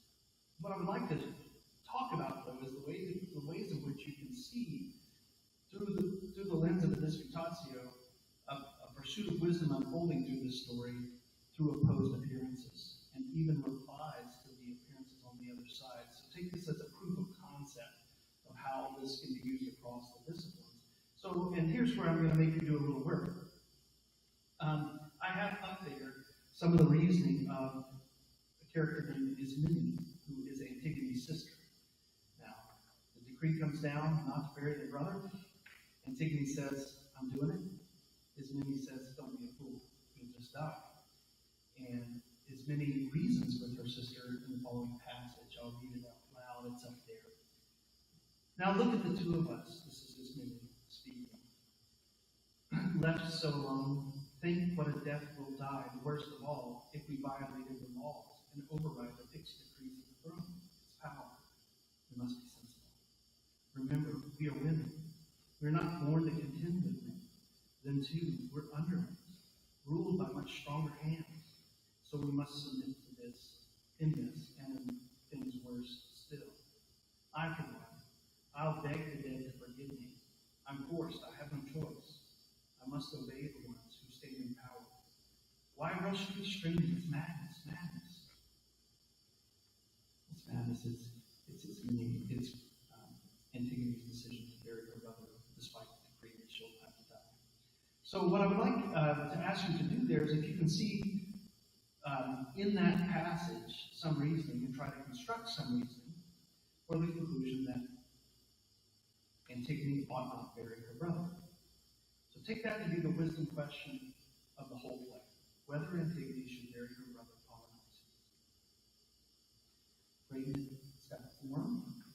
It's the content here. I'll come back to the content question. It's about what the text is saying about the wisdom question. Let that be the question. So let's look for appearances that are saying in the text that are saying no. See if you can find them here. So talk among yourselves for a few minutes at your tables, in smaller groups if your table's overpopulated, and see what you can find in that passage. I'll leave it up on the board as a pattern of reasoning, and gold star bonus points to anybody who can make it in the form of a valid argument. Or the no answer. She should not bury her brother. So, I'll give you about 5 minutes for that. See what we come up with.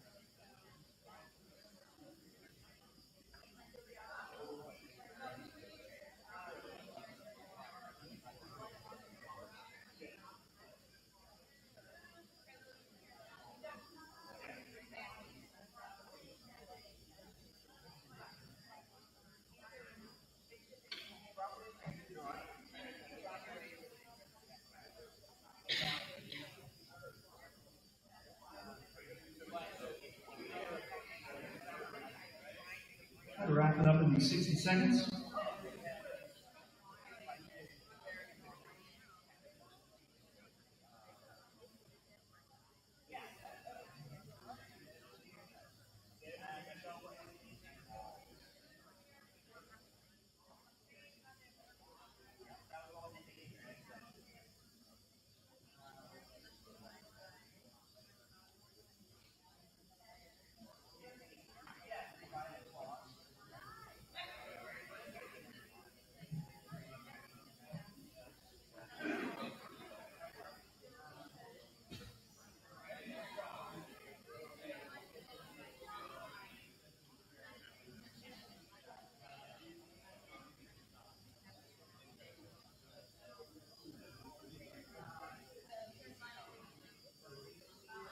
let's see where we are.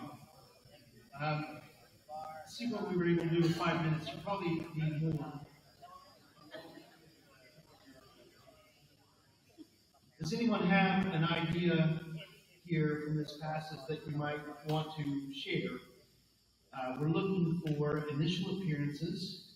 The leaders will know as it seems that she should not marry her brother. In this passage, anybody see one here? Name again? True. What do you see? All those who disobey the law are those who die. All those who marry fornicity are those who disobey the law. Therefore, all those who marry fornicity are those who Will die. Will die. all those who marry fornicity. Who will die. And of course, now, very good. Nice gold, good song. For the valid argument, I think it was a valid argument, but now finish it out. So what we've got is all those who bear Polynices will die. There's another premise left unstated. No one should want to die, so you should not marry. And again, that's back to that art of sometimes saying things that we're letting go unstated. That's a very good argument. Very nice. And I think it's in the passage. Maybe, let's see where. From the fear of death argument here. So I put it. And I will go back. And I use this highlighted stretch of the passage up here. Think of what a death will die. The worst of all will be violated the laws and the right fixed decrees. That was sort of, is that what inspired you to this reasoning as well? Me too. And you can see how I formulated it. I'll share all this, so don't worry about it all now if you want. But I put it this way. Notice I didn't use Barbara, but we probably could. If Antigone violates the law, she will die a terrible death, like the rest of her family. Antigone should take reasonable steps to avoid a terrible death. Therefore, Antigone should not bear Polynices. I think we were tracking pretty similar there, different logical forms. How about any other arguments? But I may have given some away.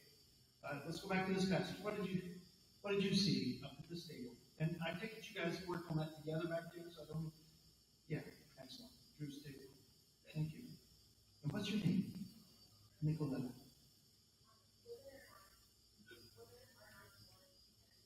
Yes. Yes. And yeah. And bearing Polynices would be intervening, so we all not bearing Polynices. But again, one more step to state the whole thing to get there, but that's a very good argument. I call this the argument from internalized patriarchalism, pardon the heavy verbiage there. You can see it here, and I've highlighted those passages or underlined those passages and suggested that line to me. Is that the passages that you were looking at, Nicoletta? Yeah. We must be sensible. Remember, we're not women, not born to contend with men. She's later saying, I'm forced, I have no choice. So I put it this way, very good. It's foolish for women to resist men who rule. Foolish deeds should be avoided. Therefore, Creon's dictates should be followed. Antigone should not bear Polynices. Probably need to work on mine and make it logically valid as well, but I got to the conclusion Antigone should not bear Polynices. It seems Antigone should not bear Polynices. Let's see if you got one more. Anything else come up? I focused on this passage initially myself. If we violated the laws, the fixed decrees of the throne is power, we must be sensible. That stood out to me as a certain kind of appeal to the duties of citizens. We got to obey the law. The laws have authority. So I put it this way: citizens must obey rightful authorities. The rightful authority, Creon, forbids the burial. Therefore, Antigone should not bear Polynices. You can see the exercise here and how it would unfold. You're looking. Let's do one more just for the heck of it, because I think we're having fun and you're getting to work a bit and not speak to one another. So let's try the next passage. So all of those would be fine. You may be wondering what's the right answer. Any one of them would be fine. All three of them are good. And and they all collect some line of reasoning in the passage that is indicating a no answer to the fundamental wisdom question here. Let's try another. This is Creon's reasoning at a certain point. Remember, Creon is the king who passed the law. Whoever buries Polynices shall be killed. That was his first decree upon us, and thrown after the battle's all over.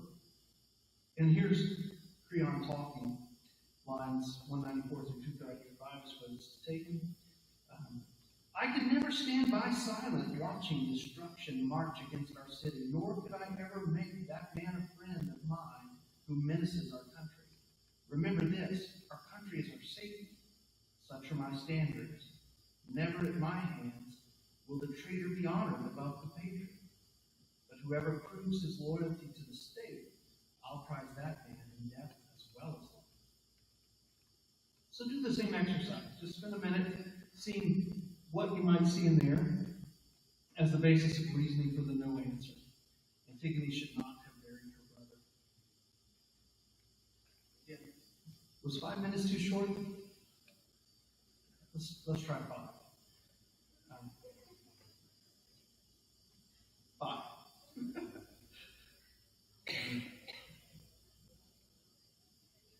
What's he saying? Ground and no answer.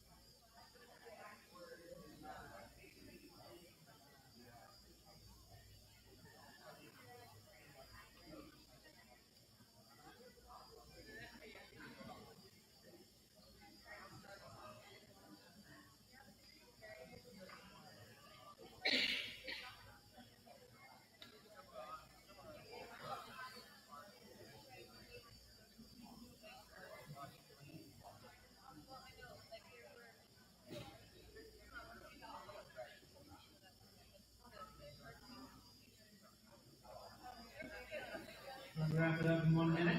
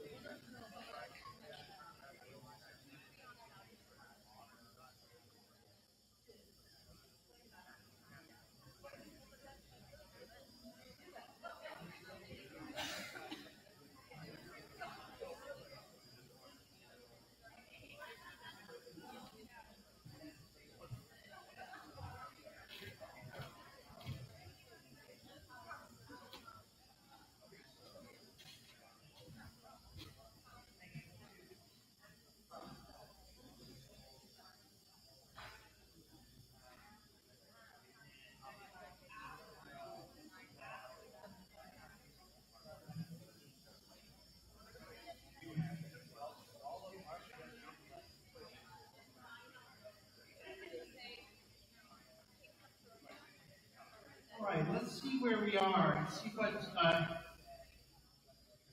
what patterns of thought you were able to discern in here and how you might extract an argument for a no answer here from Creon's reasoning. Anybody from a table that didn't speak last time want to start us off? Yes, can you just share your name?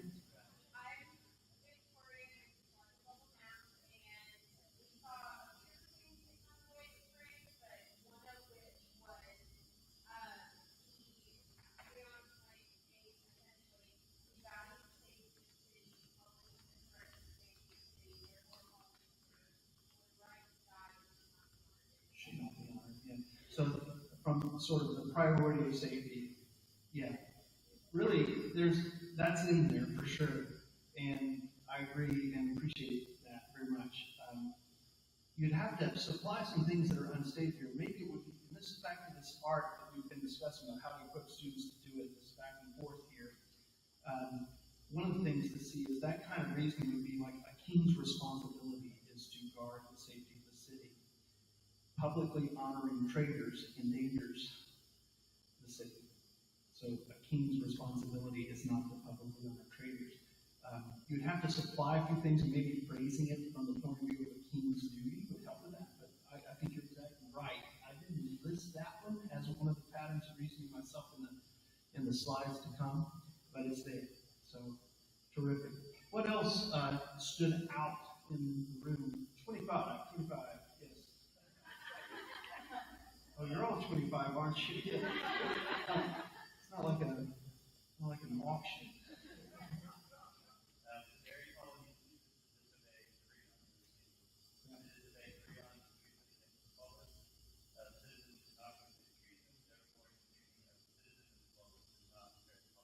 I think it's great. There's no doubt that that's probably in thematic argument where there's a conclusion that we can express along the way, at least as on my first hearing, but I think you're right, that really some sort of argument from what traitors deserve, or inversely what patriots deserve. Other things stand out in the room? I think that, yeah, go ahead.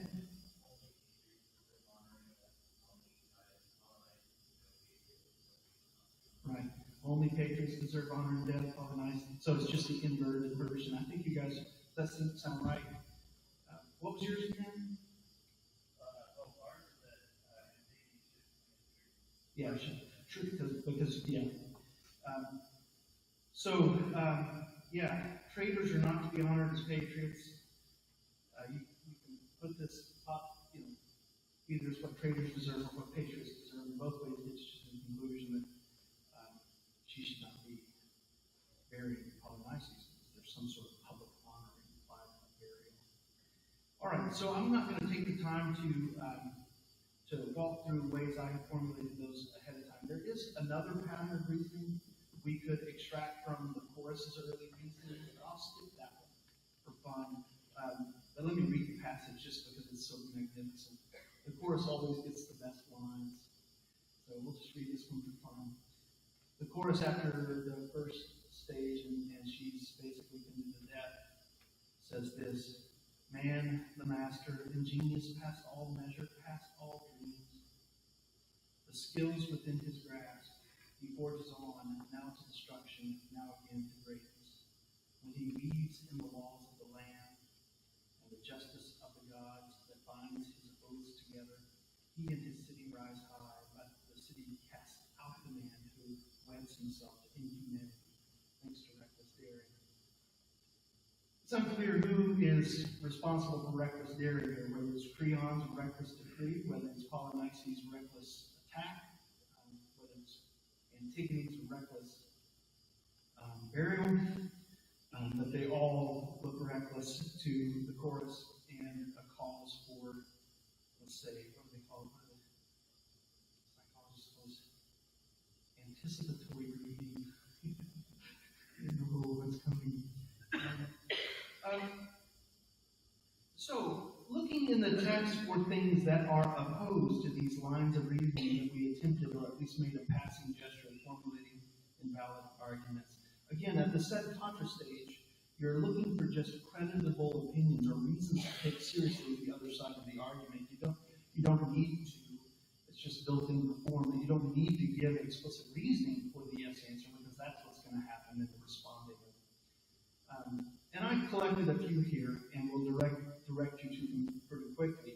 You can see yes answers in the reports from Tiresias and from Haman. So you can look here.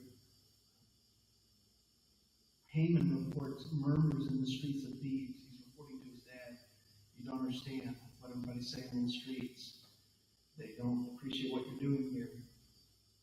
The word on the street is that Antigone should be described like this: no woman ever deserves death less. Death, she deserves a glowing crown of God. Oh, gold. Sorry about that. Typo of gold. She deserves a glowing crown of gold.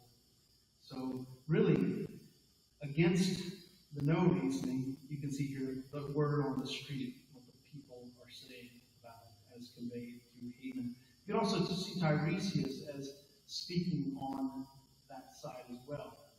He declares bluntly to Creon when he's confronting him at the end that what you're doing is violence, and you're being stubborn and sticking to your decree, even after you see that it's going to lead to Antigone's death, when all she's doing is her rightful duties to the dead, her loved ones. Very admirable thing. So you can see how you might construct from the. So what do we have here so far? The text is presenting opposed appearances to the question: should Antigone have buried her brother Polynices? Did she do the right thing? Looks like there's good reasons to say no, but on the other hand, we've got some strong reasons to say yes. What is the text ultimately saying to the question? I think you could put it in a number of different ways, and I'm just going to read the first paragraph of what I put together here.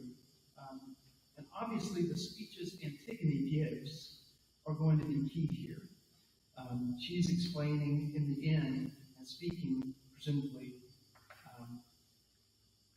for the overarching message of the whole text.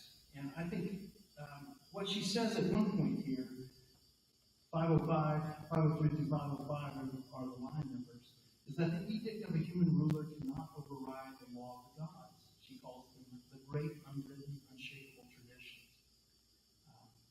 And when, through our folly, human law is set against divine law, the wise person will not be deterred from following the higher divine law, even by the fear of death.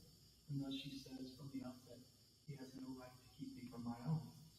I go on to unravel and explain why you might think the message of the text as a whole is a yes answer. And I think in that distinction that Antigone is drawing between the unstated ancient traditions, the laws, as it were, of nature, you see that distinction between those laws and the laws of human beings. And when they are in conflict, the message here is the right thing to do is to follow the eternal decrees and the ancient traditions. And so I won't read through the rest of it. I'll send it out to you shortly. But you can see how. And back to, is it Mary's question about the difficulty of formulating a positive response here. The form allows you a good deal of, let's just say, leeway in framing your positive response. There's not so much a scripted form here as there is in the initial appearances where you want a logically valid argument. Ideally, there will be valid reasoning here. But let's let that do for now as proof of concept. I want to highlight one thing that is on the screen that might be a little confusing. I haven't introduced yet, which is the difference between respondeo and respondet. We have a Latin scholar in the room. Where are you? No, we have some Latin scholars. Respondeo is first person singular. Respondet, third person singular. So the proper translation would be something like he responds, or maybe even it responds. He, she, or it responds. Very nice, very nice. So I think one thing to note is the way we're using the disputatio here to formulate a philosophical reading of this text is we're not actually asking you as reader, what do you think she should have done? That would be calling for you to give a respondeo.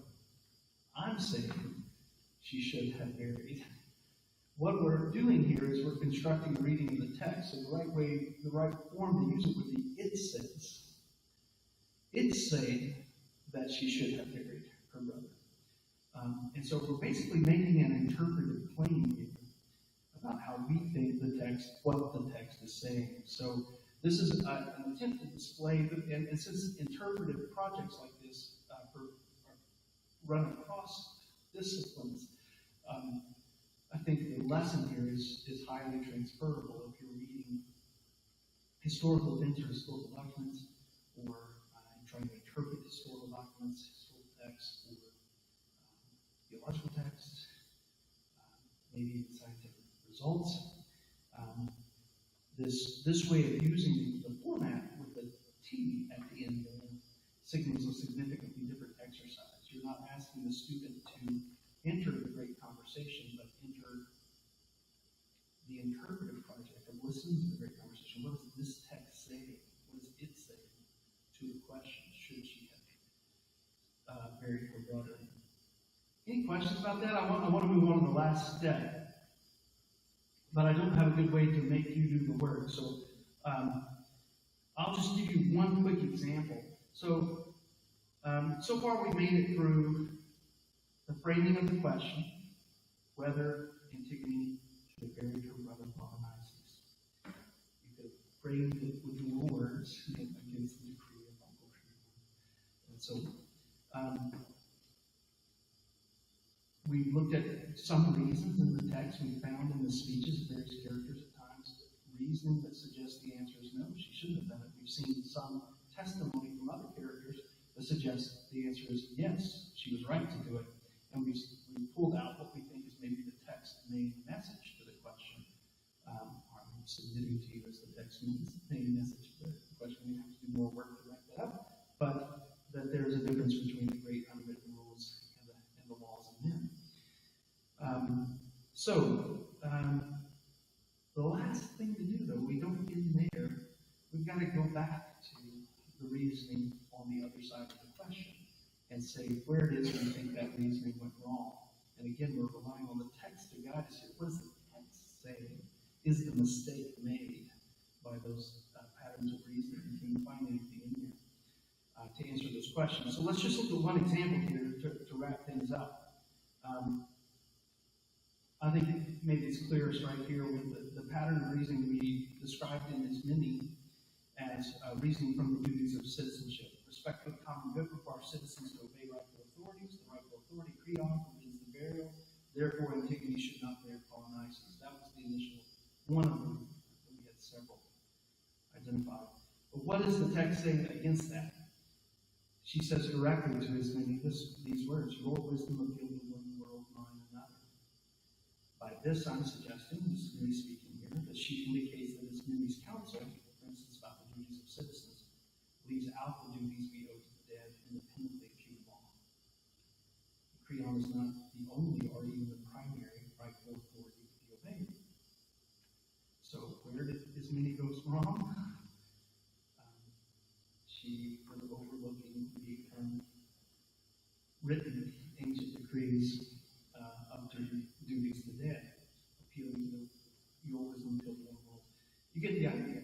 And you can find, and this is fun to do for students. I mean, so I'll step back in a second and comment on that. But you can find responses in the text to all of the ideas that we discussed. I won't go through them all, but maybe one, just because it's a little instructive. Let's look at the argument here from Creon about the standards of justice to traitors. Never in my hands will the traitor be honored above the patriot. So he said, these are my principles. So here's a response you can see to that from Haman. He says, there's no disgrace for a man, even a wise man, to learn many things and not to be too rigid. Back off your decree. Tiresias repeats the same point. He says at another place that you're being rigid, stiff-necked, stubborn. In this way, I think the text is indicating that Creon's reasoning is rash and incomplete, and his stubbornness and pride prevent him from a more just judgment. Haman himself actually suggests what a better path would be, that it would be impossible to honor a treasonous person with burial without honoring the treason itself. Like it's really subtle. So, I will try to conclude the exercise we've been engaged in together for the last few minutes and leave time for questions. We go till 2:15 in this session, so give me 2 minutes to try to wrap things up. You can see the whole thing presented there, fleshing out. But so what does this kind of exercise accomplish? One of the things I would like to highlight is the unifying character of the disputatio. In the context, both used as a challenge to students to say what they think and a challenge to students to interpret what a text is saying, or events that we're interpreting are saying. What's its contribution to great conversation? In the context of classical education, I think the pursuit of wisdom in the form of disputed question like this is a highly unifying exercise. It contributes to the development of students' skills in each of the verbal arts. And I plan to make you fill this in, but we're short on time, so let me just tell you what I think is true, and maybe you'll have feedback in the Q&A. In each of the verbal arts, you have to use each of them and bring them to bear on the wisdom questions. With respect to grammar, you have to pay careful attention to subtleties of meaning, to distinctions, to definitions. I sometimes say the mark of a good grammar school education is a student who can tell a good definition. That's the art, and it's definitely drawn in here. And with respect to logic, as Drew had highlighted earlier, you're going to need to be able to make logically valid reasoning. And so it's going to use those tools. With respect to rhetoric, I think there are 2 points to make here, that you are marshaling the means of persuasion to discern the truth through appearances. That is the art of rhetoric in the end. And you're preparing for a context like a thesis where the primary objective is to make a winsome speech. You're basically thinking through, what is it that I want to say, and on what basis am I prepared to say that? Even though, in other words, I'm not suggesting that a disputatio would be a good thesis. I'm suggesting it would be good research for making a good research exercise, a good intellectual exercise for making a persuasive speech about the truth. But with regard to other aspects of classical education, I think there's more unity to be discerned here. With regard to literary, historical, and scientific knowledge that our schools are working very hard to convey to students and equip students with, you're seeing the exercise, especially as it's done not on a text like this, but on other topics in the student's own voice. It's drawing on a wide range of reading. You think of the way Aquinas was familiar with passages from Damascene or Augustine. He had read carefully and read for wisdom. He had read for definitions, challenges to definition, and all that was at the fingertips. So it draws on a wide range of reading and the ability to understand what others have contributed to the great conversation. It also draws on historical and scientific learning to establish the descriptive premises in philosophical arguments. No argument ever turns, that they all involve factual premises at some point, descriptive premises. And so, in this way, I made this point, I think, in conversation with, I forgot my name already, about science. Rebecca, about the way in which the approval of scientific knowledge propels the conversation forward. So you got to know something in order to be able to reason in this fashion. And so it draws on and incorporates historical and scientific learning in ways that are highly unifying. And finally, I will stop with this and maybe ask you to fill in some of this in the Q&A.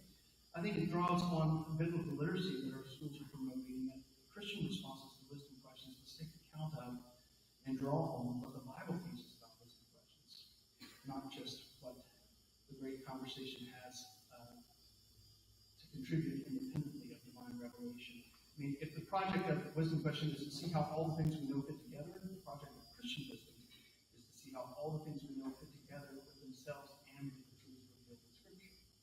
And so you have to be a good reader of Scripture to do this, of course.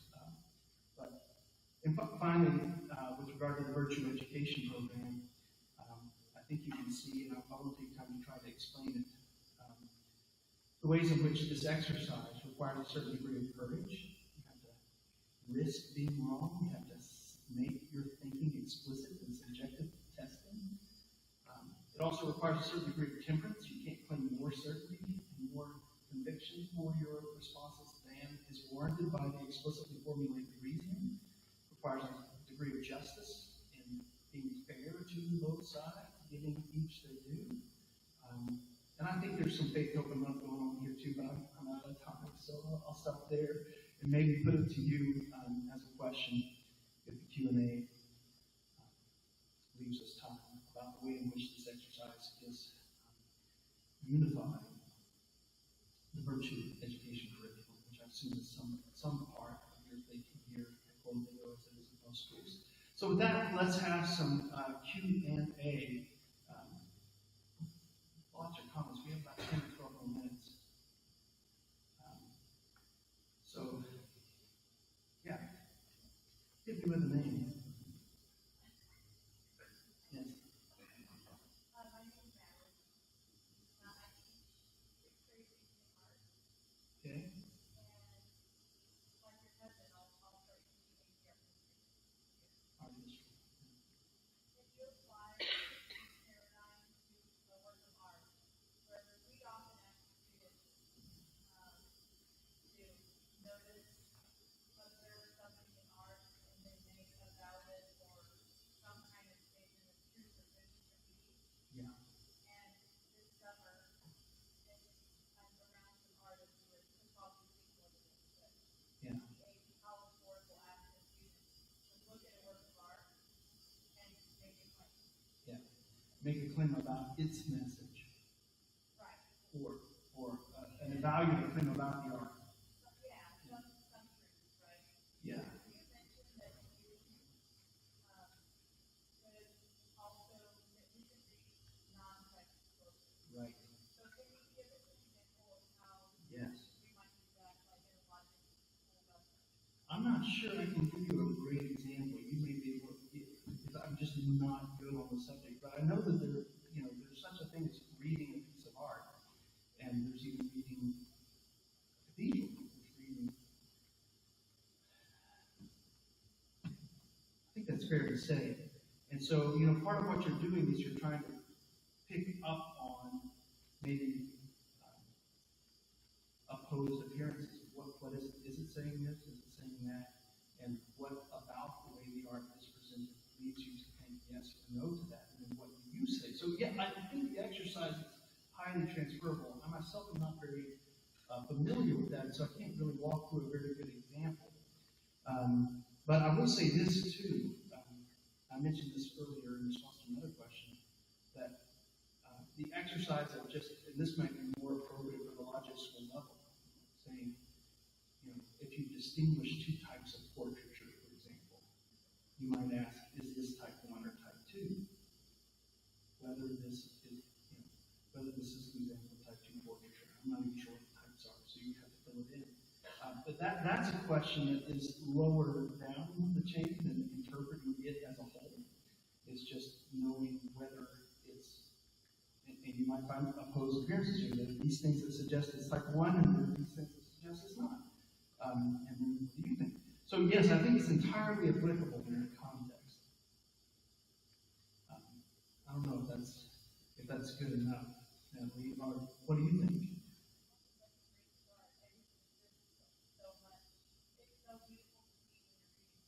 Yeah. So I think there's probably a great way that we can apply Yeah. art and make our work more classroom. Yeah. Yeah. Seeing art as contributing to the great conversation. Yeah. I think it's got to work. If it works for literary text, it's got to work for non-literary art. Yeah. Other questions or comments from the floor? Yes, please, Mary.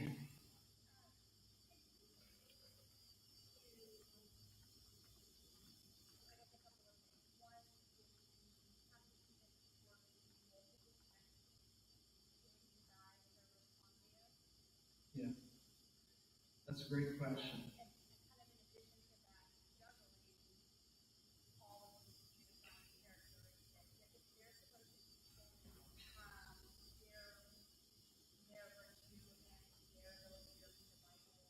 Mhm. Mhm.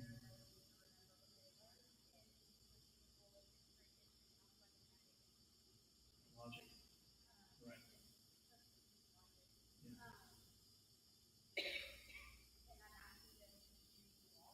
Yeah. It's a highly integrated exercise, but here, carry on. I didn't- Yeah.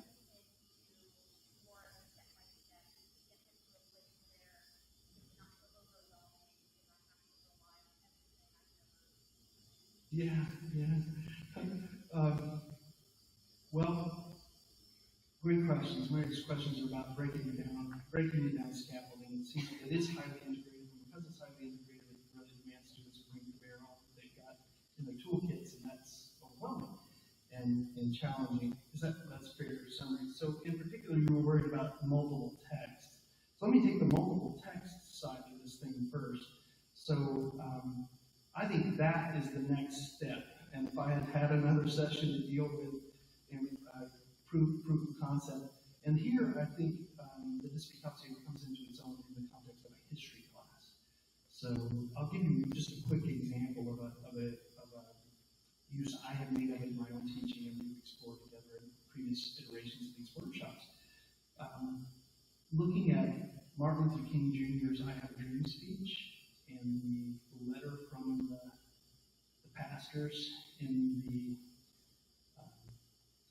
the Birmingham paper, the white moderate letter as it's sometimes called, and then looking on the other hand at Malcolm X's critique of King, not specifically that letter, but you can construct a powerful disputation between those three. And here you've got multiple texts speaking to the question of whether the practice, you could formulate whether the practice of, as he called it, direct action was morally justifiable or was the right course of action for the black community. Those kinds of questions are examples where you can do multiple texts in the conversation. And so instead of looking to Ismene in her speech, you're looking to Malcolm X and his message to the grassroots or the white moderates editorial and challenging students to extract their no answer and the reasoning behind it and what is King actually saying to it and where is he saying it. So that multiple text thing is the easy part of your question. The other part, I think, is more challenging. At least I think it is. I think it works beautifully in the context of history, especially. You can do the same thing with who were certain of the Federalist letters written against and what had they written to prompt. And now you've got the conversation unfolding among the primary sources in the same kind of way, or like the internal debates in the president's cabinet for the dropping of the bomb. I mean, we have those records of those debates, and they are just this kind of thing where there's both sides of the argument represented. So multiple text, okay, I really like that, and I'm glad you got that point across through your question because it really did highlight something I wanted to say.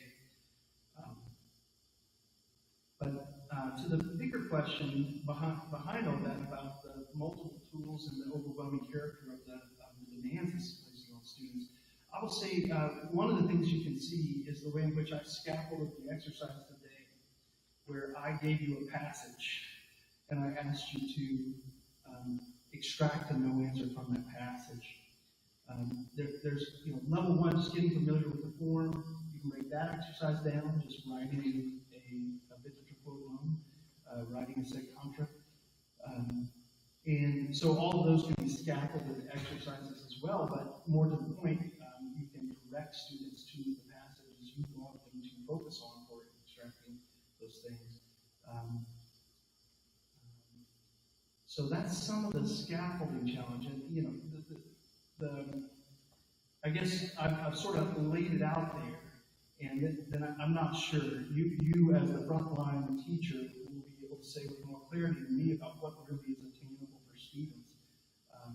I just would like to say that we've got to have a place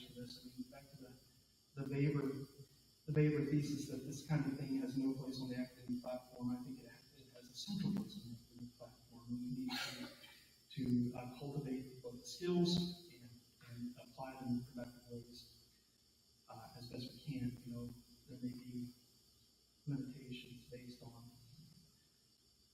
lots of curricular alignment and teachers' own familiarity.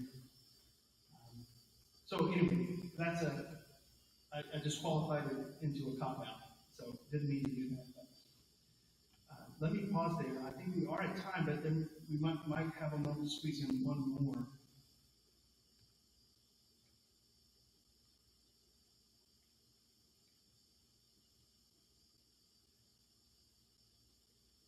So far, I'll just wrap it up. I made a speech in praise of a wisdom agenda at the beginning with our session. The second session, I tried to describe what it would look like, the kinds of intellectual exercises that should be common across curriculum, testing definitions and exploring answers to wisdom questions, both on the streets, as it were, and on paper, and offered you the life raft of the disputatio as a tool to hang on to for implementing in your class setting the pursuit of wisdom. And finally, we looked at the ways in which that can be done in classes across the curriculum. We only looked at one example, but also the way in which the whole exercise is highly unifying and pulls together the various threads of classical Christian education. So I commend it to you, not knowing, exactly how far you could get. I commend it to you as an ideal, and wish you luck with it. I can send some follow-up materials through Andrea that might be of some use. I will, I'm going over, but I will just say, in the end, it's important to me to emphasize the way in which I think all aspects of the program together, and I promise the coaches and athletic folks that, the virtue education connection, I think is a really strong point to see the ways in which the athletic programs are teaching and cultivating character traits that then in the classroom can be used to promote the pursuit of wisdom. So that was just a little last tidbit I wanted to squeeze in because I did promise the coaches something at the beginning. I don't know if any of you are here, but I wanted to work that in. So it's hard for me to know how to land this plane. I'm over time, so let me just declare victory and wish you a happy afternoon working in your disciplinary groups. And thank you so much for the platform, the chance to get to discuss with you and share ideas. And thank you to Andrea and the rest of the administration for the opportunity.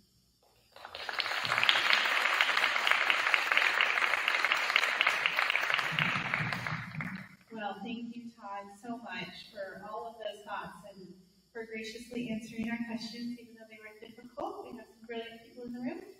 Okay, so we have about an hour and a half, almost an hour and a half before you all need to go home. So this time is for you to process and recover from yesterday and today, and in your groups, in your departments, to talk about how these ideas that we talked about yesterday might inform what you do this year or beyond.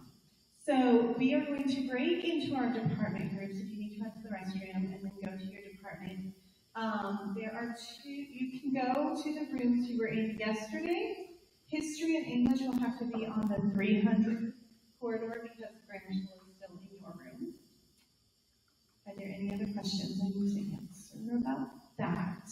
Spanish and Latin will be meeting separately.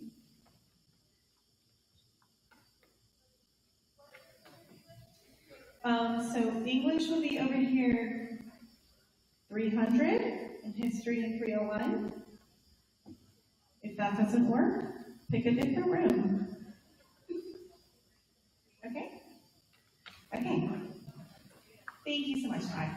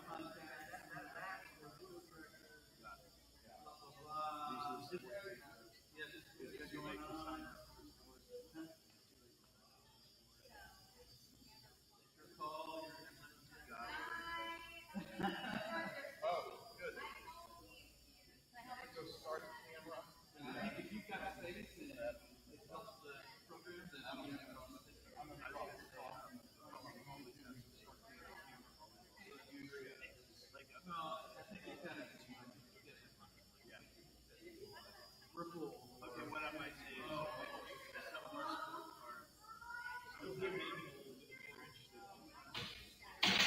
You know what? To reach out.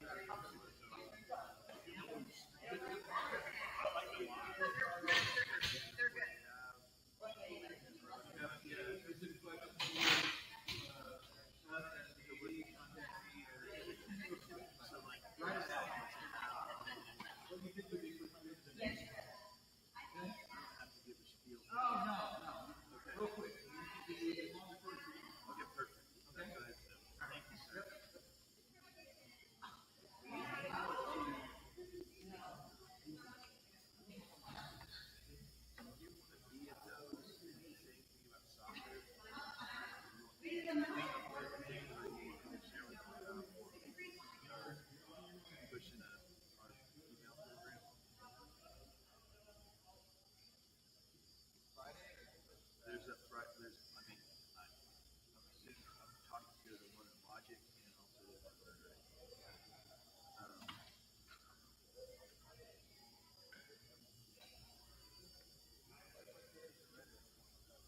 Friday. Logic is Thursday, but there's two of them. Actually, there's two of them Friday too. Yeah, because you have Monday, Wednesday kids are morning orientation, Tuesday, Thursday kids are afternoon orientation, but they're both at the beginning. Um, but I'm not going to talk super long, like literally a minute max. Just to do what he said. Point of contact. We're always looking to encourage you to join athletics, support the journey. The fall support that's already started. Started. Interested in joining. Please contact us. We're also trying to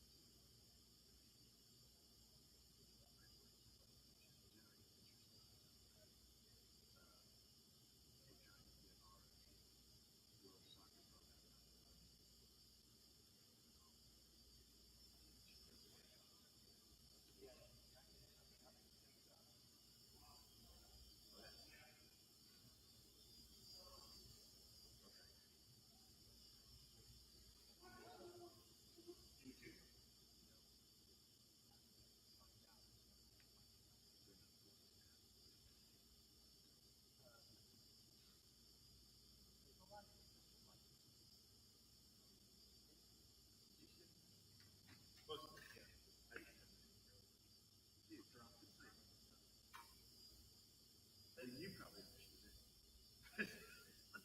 It's like, that's the fire hose. Hey, want a drink? Yeah. Yeah, that took all of the. All that you had in you. Probably about 45 semester hours. And shoved it all into it. Right, you shoved it. Which is not inconsistent. Right, like, not, it is considered. I also, it's not a huge amount, but, if I have trouble sleeping, no, yeah.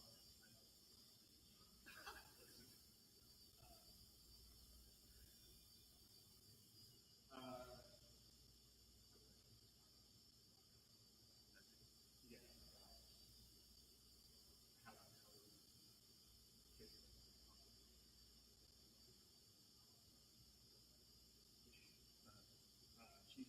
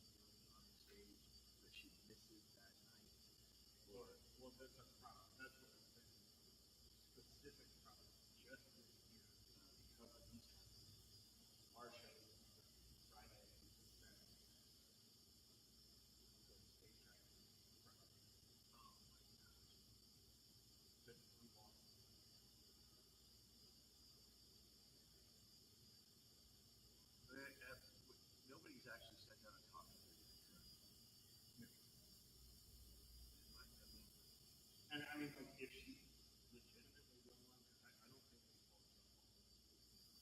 And if we're going to we'll call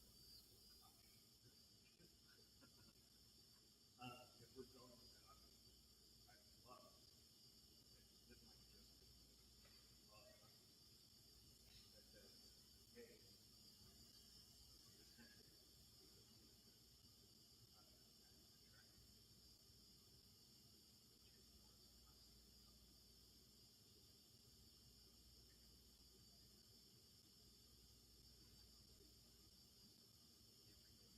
I mean, I don't want to discourage her to run in it, but at the same time, I just want to encourage her to do what she wants to do.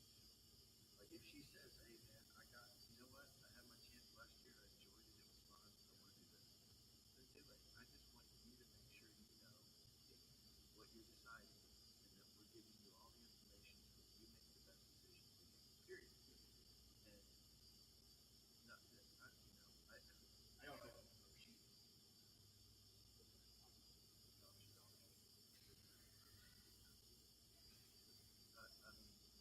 I mean, I think if she was to run track in college, it would be in a school that doesn't offer athletic scholarship. It would be a school that offers academic scholarships.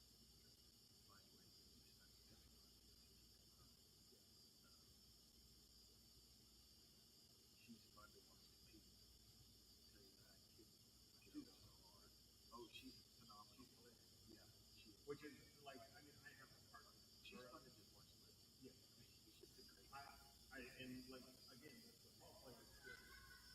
Yeah. I'm not on the table, right? Yeah. And I think she can have some fun with that. Maybe that satisfies her desire. Maybe she sees it too.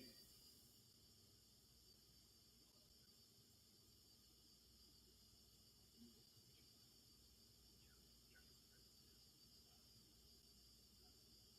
so, I mean, No, this isn't not apples to apples whatsoever.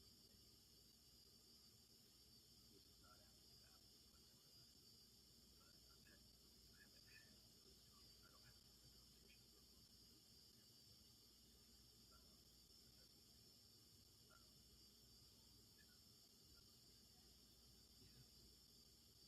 he, yeah,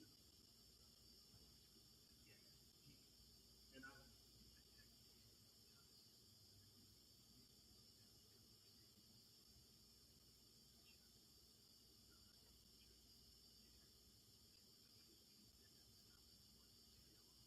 which is also a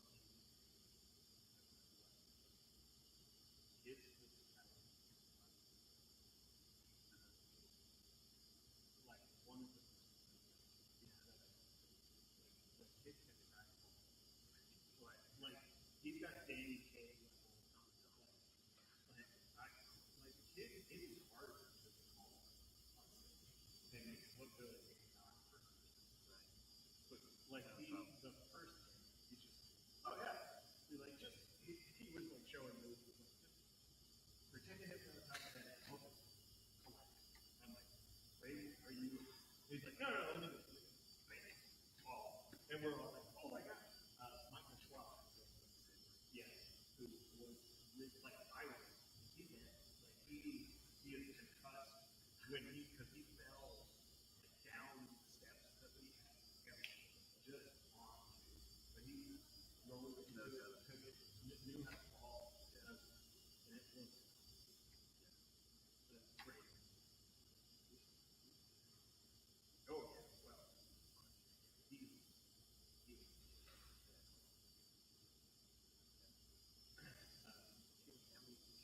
Is he also talented just as an actor? Like, yeah. what you see? I mean, his singing is for sure. He needs polish. Really? Good thing. Yeah. Oh no, yeah. I mean, I don't know anything. I'm an idiot. It's moving. I mean, he got there, but it's like there's a difference. It is weird. Like playing. I would about as much as am I still talking? Yeah. is about as much as in the past 4 years. So like a lot of transfer, but not effective. and so his ability to sing, like, gives him it's like a lot easier to do character.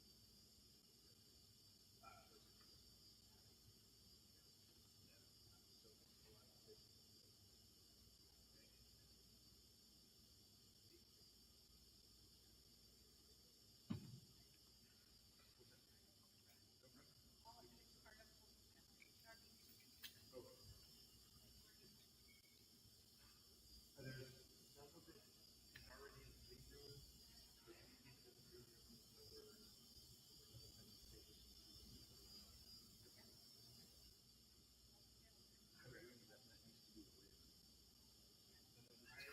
I need to call. Well, I remember when it used to be 3 rooms, and then it was and then it was an office, and now it's 3 rooms. They want to turn it back into a classroom. No.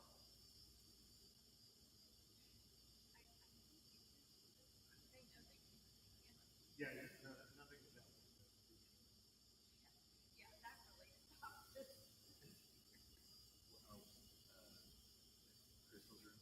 You don't get it without Okay.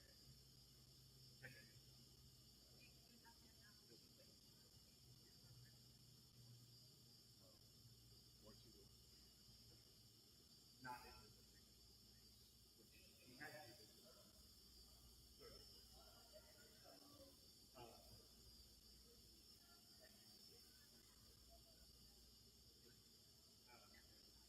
Yeah. Also,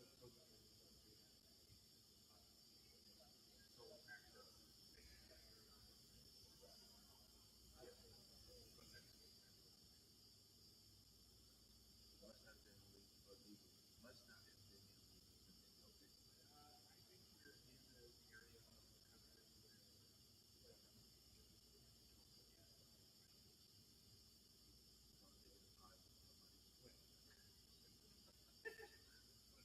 shocking. Do you know if there was access to the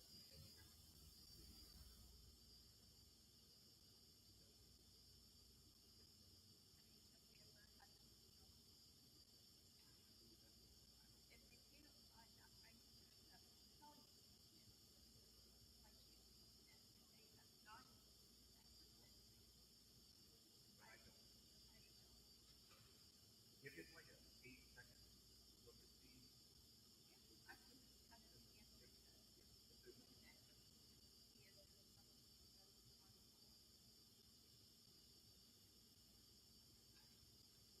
okay. So it sounds like maybe this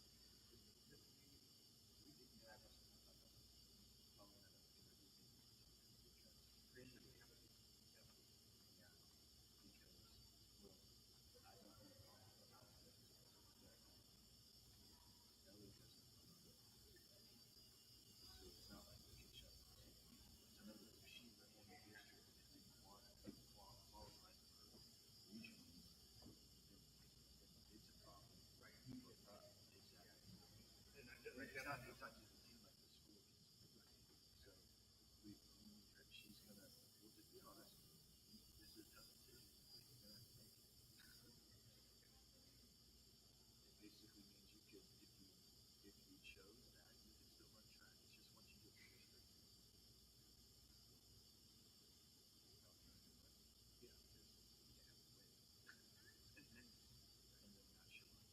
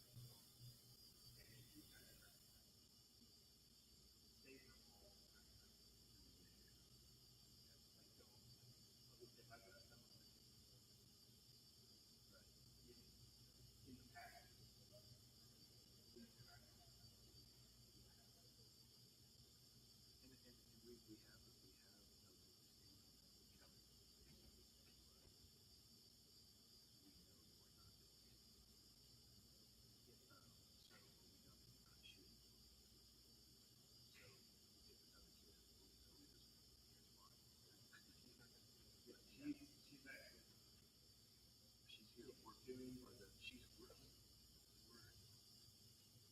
Yeah, she's not going to be coming. Yeah, they none of these people. Yeah, I can shoot that for you. Is that okay? Yeah. I'm in no hurry. Okay, I can leave all real quick. Where do you want me to meet you or wait? It's right over there, like in that hallway. Right there. Over there in a second.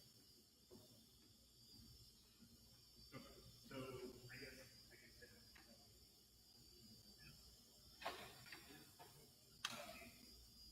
Do we know where our coach is? Coach Green, he does. I mean, I'm also coaching as well, so it'll be fine to have that conversation. You know.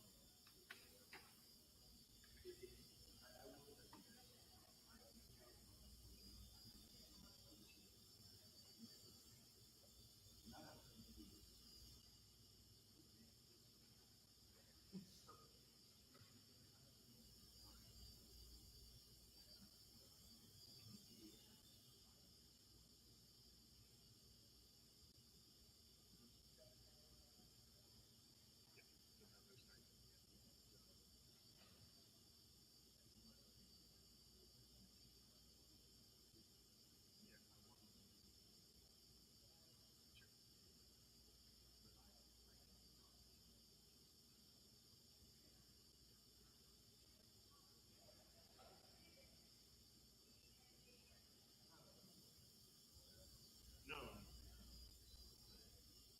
Well, the whole like Mike was never hard to work with, and we always previously have been able to like make it work during the horse training. You take this, I'll take that. It was just everything was put in a no-win situation because we didn't have this conversation. Okay, awesome. Hey, man.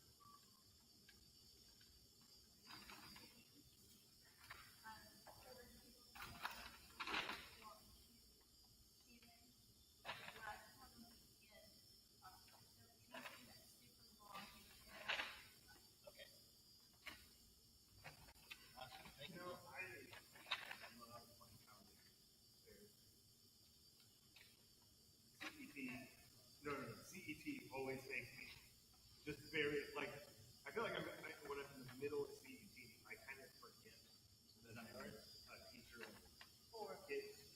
Because I'm like, we're doing the thing. This is really important information. Paying attention. And this feels like, why am I doing this? Oh, right. Like, oh, right. 10th graders and 12th graders. I forgot. Yeah. And then, oh, right. I'm like only days away from getting to hang out with high schoolers again. My people. Oh, yeah. The rush. Yeah.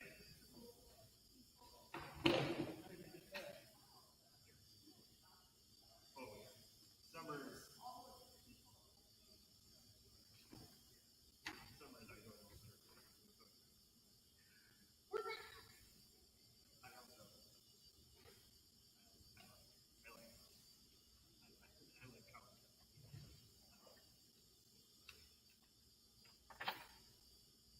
Where did Coach Green go? He's working in his office. Oh, they are? That sounds kind of fun. I was sort of basing my whole existence off of, like, yeah, right, yeah, exactly, right, yeah.